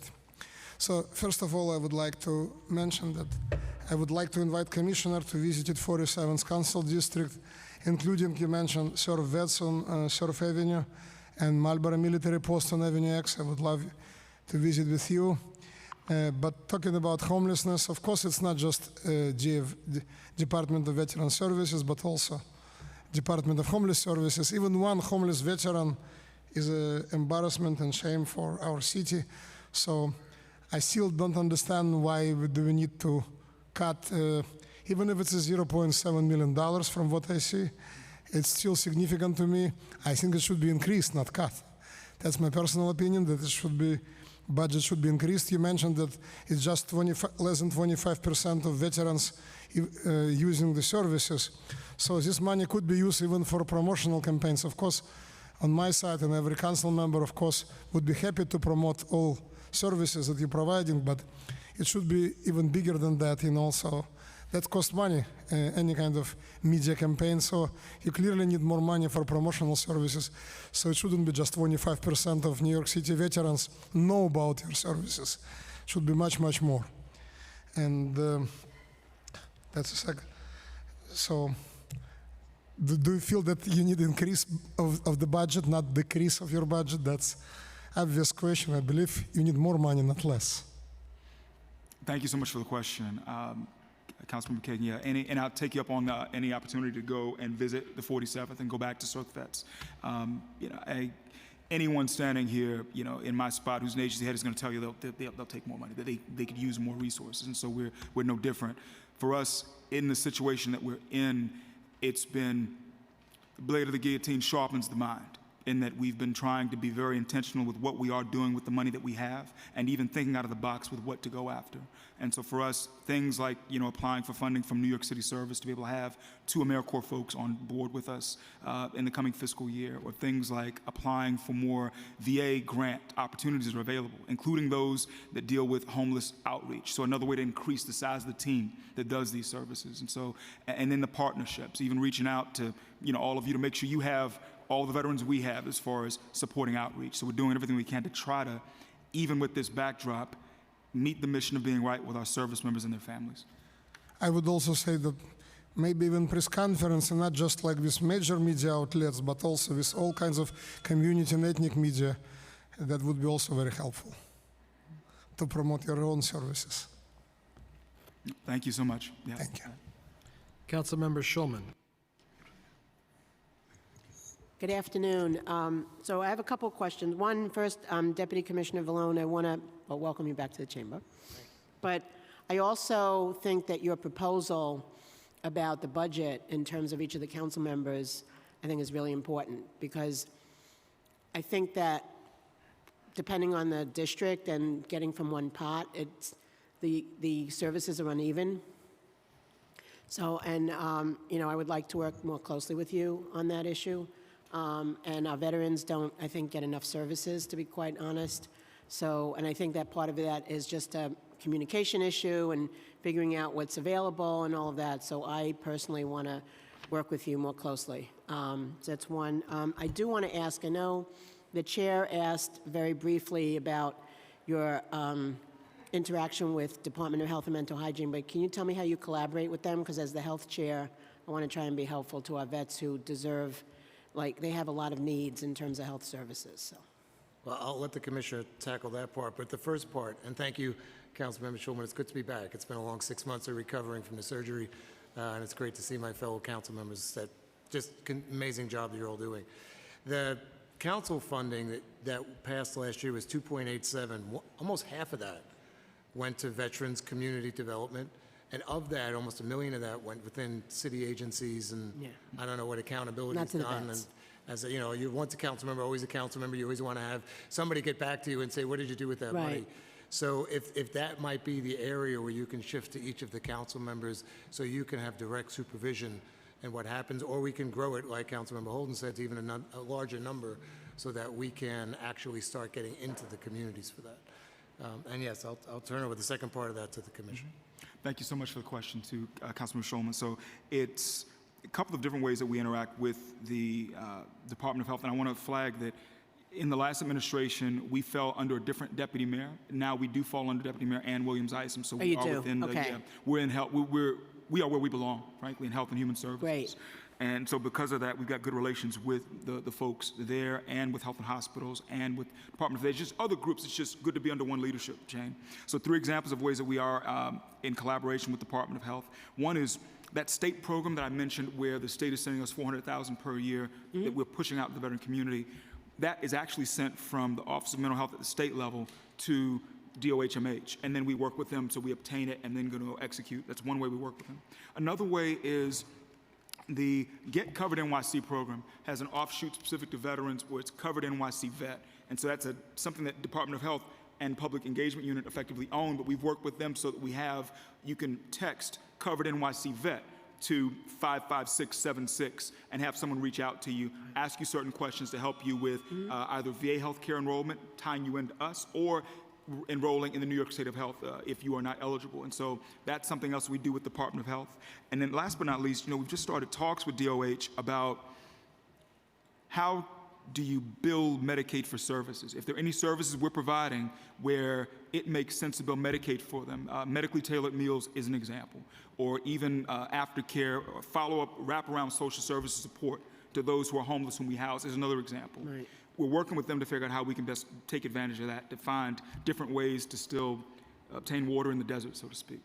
Okay, no, thank you. And I'm working with DOHMH on trying to get a handle on a lot of chronic diseases, including diabetes, which I just passed the first citywide diabetes reduction plan. So the Department of Health and Mental Hygiene has a year to come up with a plan with set goals, metrics, timelines, et cetera, so that we can help people throughout the city get a handle on diabetes, which was a factor in COVID and is also something that is debilitating, and I'm sure for veterans as well. So thank you. Thank you. Councilmember Narcisse. Good afternoon. Thank you, Chair, and thank you, Commissioner James Henton. I'm happy to see you again, and thank you for all your help. One of the things we spoke about earlier, about the veterans, any new development, I make it my business. Any things that come in front of me, I ask for the veterans, how many apartments I'm gonna get for the veterans in our city. One of the things I heard too earlier, to divide like $25,000 evenly, I forgot the name, sorry. We cannot, actually, I'm one of the person that don't kind of like for 51 city council, we each have, we're unique. We each have our own issues. So first of all, I would like to know how many veterans in each district, and accordingly, and for medical needs and different things, and then we can strike a balance. Because at the end of the day, we are here to address the inequities in our city. But evenly, it's not gonna work for some of our district. That's all I want to highlight on that one. Well, the good news is each of the council members is getting a breakdown of within their district how many veterans you have. So that's a good first step. Identifying the veterans, like the commissioner always says, is the first step. And then this way each council member can see. And their needs. And where the VSOs and their needs. are. Yes. Because some of them are more complex than others. Because I know some in a high, the needs area, like myself, I know I'm gonna have veterans that have a lot of issues that are home, which I've been talking to some of them. When veterans come to your agency and needed medical attention, where do you send them? Do you send them to VA hospital? It depends on the situation, Councilmember Narcisse. So if someone are we talking about a mental health first aid situation, or someone who has, I just want to make sure I understand the type of mental. If they're eligible for VA health care, yes. But if it's something where they are not, or they're not enrolled in the system, then that is New York City Health and Hospitals. So as far as, yeah. Okay.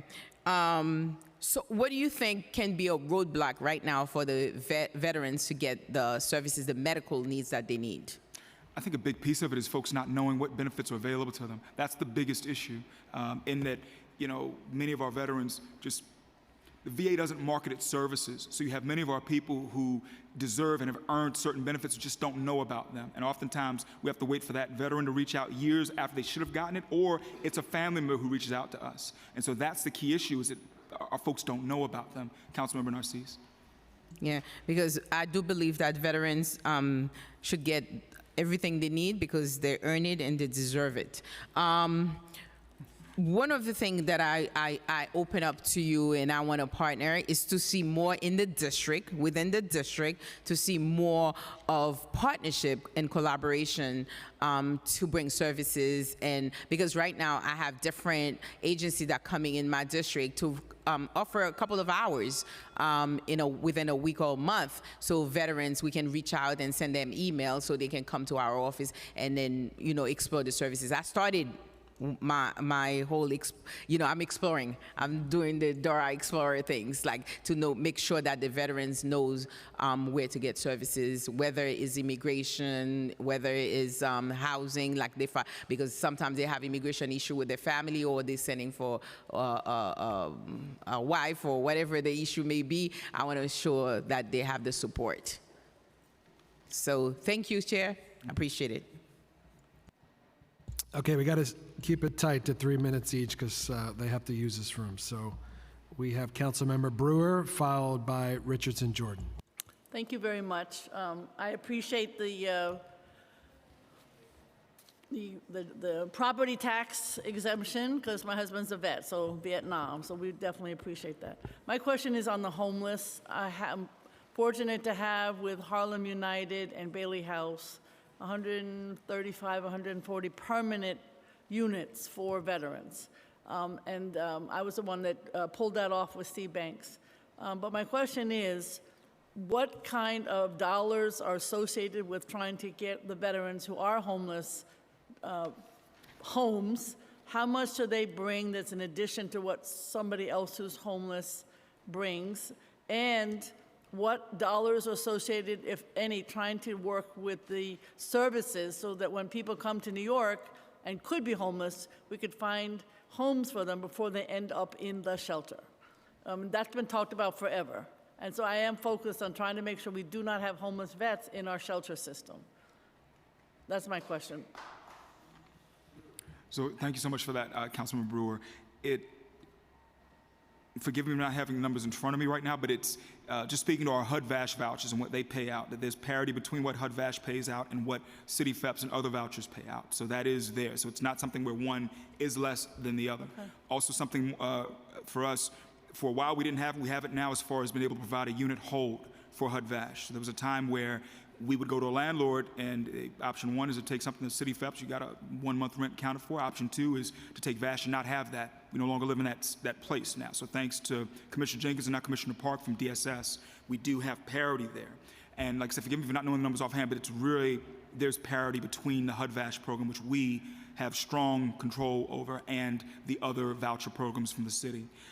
Forgive me for not having the larger numbers. When you speak to helping our veterans who may be inbound, who may be housing insecure, the closest I can say is that anecdotally, our housing team will get a contact where, say someone for our team worked with someone, they had a good experience with her, she gets a call from someone saying, hey, I'm coming from Texas, I'll see you soon, so-and-so told me to reach out to you. So we don't have anything where it's ad hoc as far as how this occurs. And what's tough for us with the Section 8 vouchers, where HUD-VASH is like Section 8 but for veterans, just to put it out there. You have this requirement to be unsheltered for at least 90 days to qualify for the voucher. Like everybody else. So that bedevils us for that, as far as folks who are coming to New York City, us being right to shelter, and for our brothers and sisters who are detained and incarcerated. Those are the other ones that we very much, it's challenge for us to help you get housing if technically HUD doesn't describe you as being homeless yet, but we all know as soon as you get out, you're gonna need a place to stay. All right, so that's something for us to address. 90 days, we're trying to address it for everybody because we don't believe in it, but particularly for veterans. That is an outrageous amount of time to have to wait, when particularly if you could figure out a way that they do not end up on the shelter. Have you tried to come up with a more systemic discussion with the services as people are leaving the services? So that's not, I know we've been trying for 20 years, but I just didn't know that's had any traction. It's in progress because as of last fall, we started to receive the contact info for folks who are leaving military. So as far as those who are separating from the military, who've put on the DD-214 and coming to New York. And so we're cultivating what it means to work with that group. And so we're gonna have one of our largest, our first major in-person transition seminar at Citi Field on June 24th. It's about 3,000 to 5,000 people leave the military each year and come to New York City. Right. Out of the 200,000, and so we know who they are, and so we're working to put hands on them so they know what's available and take advantage. Okay, and then just finally, Veterans Court, I had a lot to do with making sure it exists. So my question is, do you have funding in that in terms of either peers or staffing, or is that just the state or somebody else, not veterans, not you? It's a state issue. So we maintain lines of communication with the different DAs, but as far as other aspects of funding, it's a state issue, and we've had a lot to do with helping make sure a nonprofit exists now for those mentors who are part of the VTC program. Okay, thank you. Council Member Richardson Jordan, followed by Palladino for final questions. Hi, thank you for your info, the testimony here today. I wanted to ask, circling back to the budget of the $80K that's for the consultants, the compensation for those outside professionals. And if I heard right, it sounds like the new plan is to go with instead AmeriCorps. Can you tell us a bit more about that? Because presumably AmeriCorps could have been used previously, and it does seem like there's going to be a big difference in services. So thank you so much for that question. For us, as far as the one example of something went towards consultants, we've sent out the veteran community over 1 million meals. As far as since July of 2020 through the present, it was a 1 million meal that was released out of working with the Campaign Against Hunger and HelloFresh and Black Veterans of Social Justice. As of last November, so we crossed the 1 million meal mark. Every single Wednesday, 8,000 meals are picked up by anywhere from 19 to 23 different veteran organizations.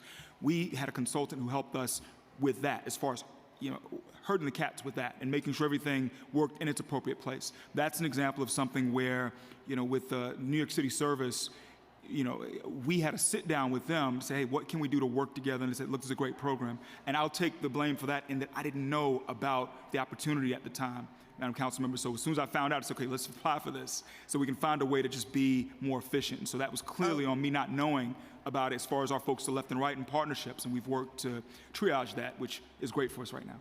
Okay. Well, I appreciate that humility, though what you just described to me doesn't sound like something that in AmeriCorps, that someone in AmeriCorps would have that level of experience and or like expertise to necessarily coordinate. But I wanted to ask, and Councilmember Holden already touched on it, but just yes or no, if we wanted to do veteran resource centers in each of our 51 council districts bi-weekly, would your agency have the ability to do that? No. Okay. Not at our current size, yeah. Yeah, no. No, not currently. If we wanted to do it monthly, would you have the ability to do that? Again, 51 council members? So what's happening now and why it's been so successful, if a council member wants, as like a pilot program to start, we've been working with each individual council member to send a staff out there and start this program up.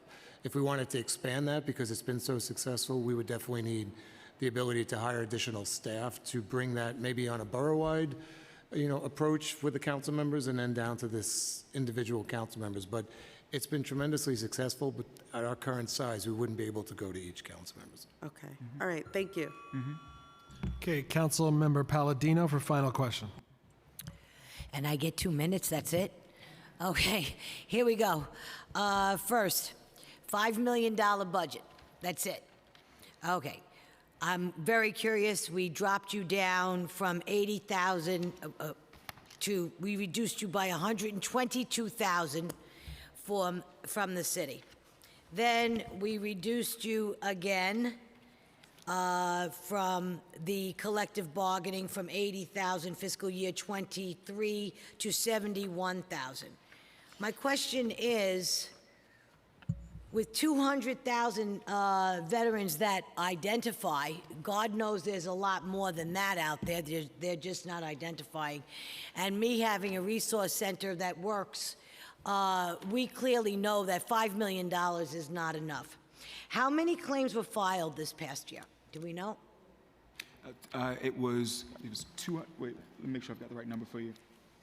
I believe it's 205, but we're looking up, it's 205 Madam So Councilwoman. you had 205. Now, out of my office alone, because you know how busy my office is, we file claims every other week. People come in from all over the place. $5 million is not enough money for our veteran services. I'm sorry. It's unacceptable, and they need more money. I don't understand why the budget was cut. So I think that question isn't really for you guys. I think it's more for my colleagues here, because I don't understand it. We also talk about reaching out. We need to reach out. Now, at the last hearing that we had, if you remember, I had mentioned about having an advertising campaign for these younger people, because you put a lousy $19,800, because that's what the budget allowed, for you to do for a media campaign on iHeartRadio. I think if we took a whole lot more money and put it out there so that our younger veterans or people who serve, because that's another thing, veterans, you know, they get confused. The younger people don't understand that you served, you gave your time, whether it be in the State Guard or whether it be in the National Guard, Coast Guard, or whatever. They don't look at themselves as veterans necessarily. But I really think we need to increase your media coverage and get this going so that the message can get out there in the media that they look at, in the media that they watch, okay? They're, what, 50 years old, 45 years old, 30 years old, some of these guys, and women, they need to get what they're entitled to. But a lousy $5 million from the city of New York is a joke, an absolute joke. So I'd like to see more of these veteran services opened up throughout the district. They are a mainstay.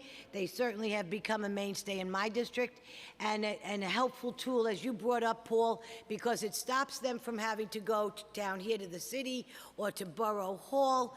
But all together, increase our budget and let us do what we need to do for the people who deserve it most, and that's the veterans who serve, or the people who serve this country in any way, shape, or form. Thank you very much. Okay, Commissioner, you and your team, thank you all so much.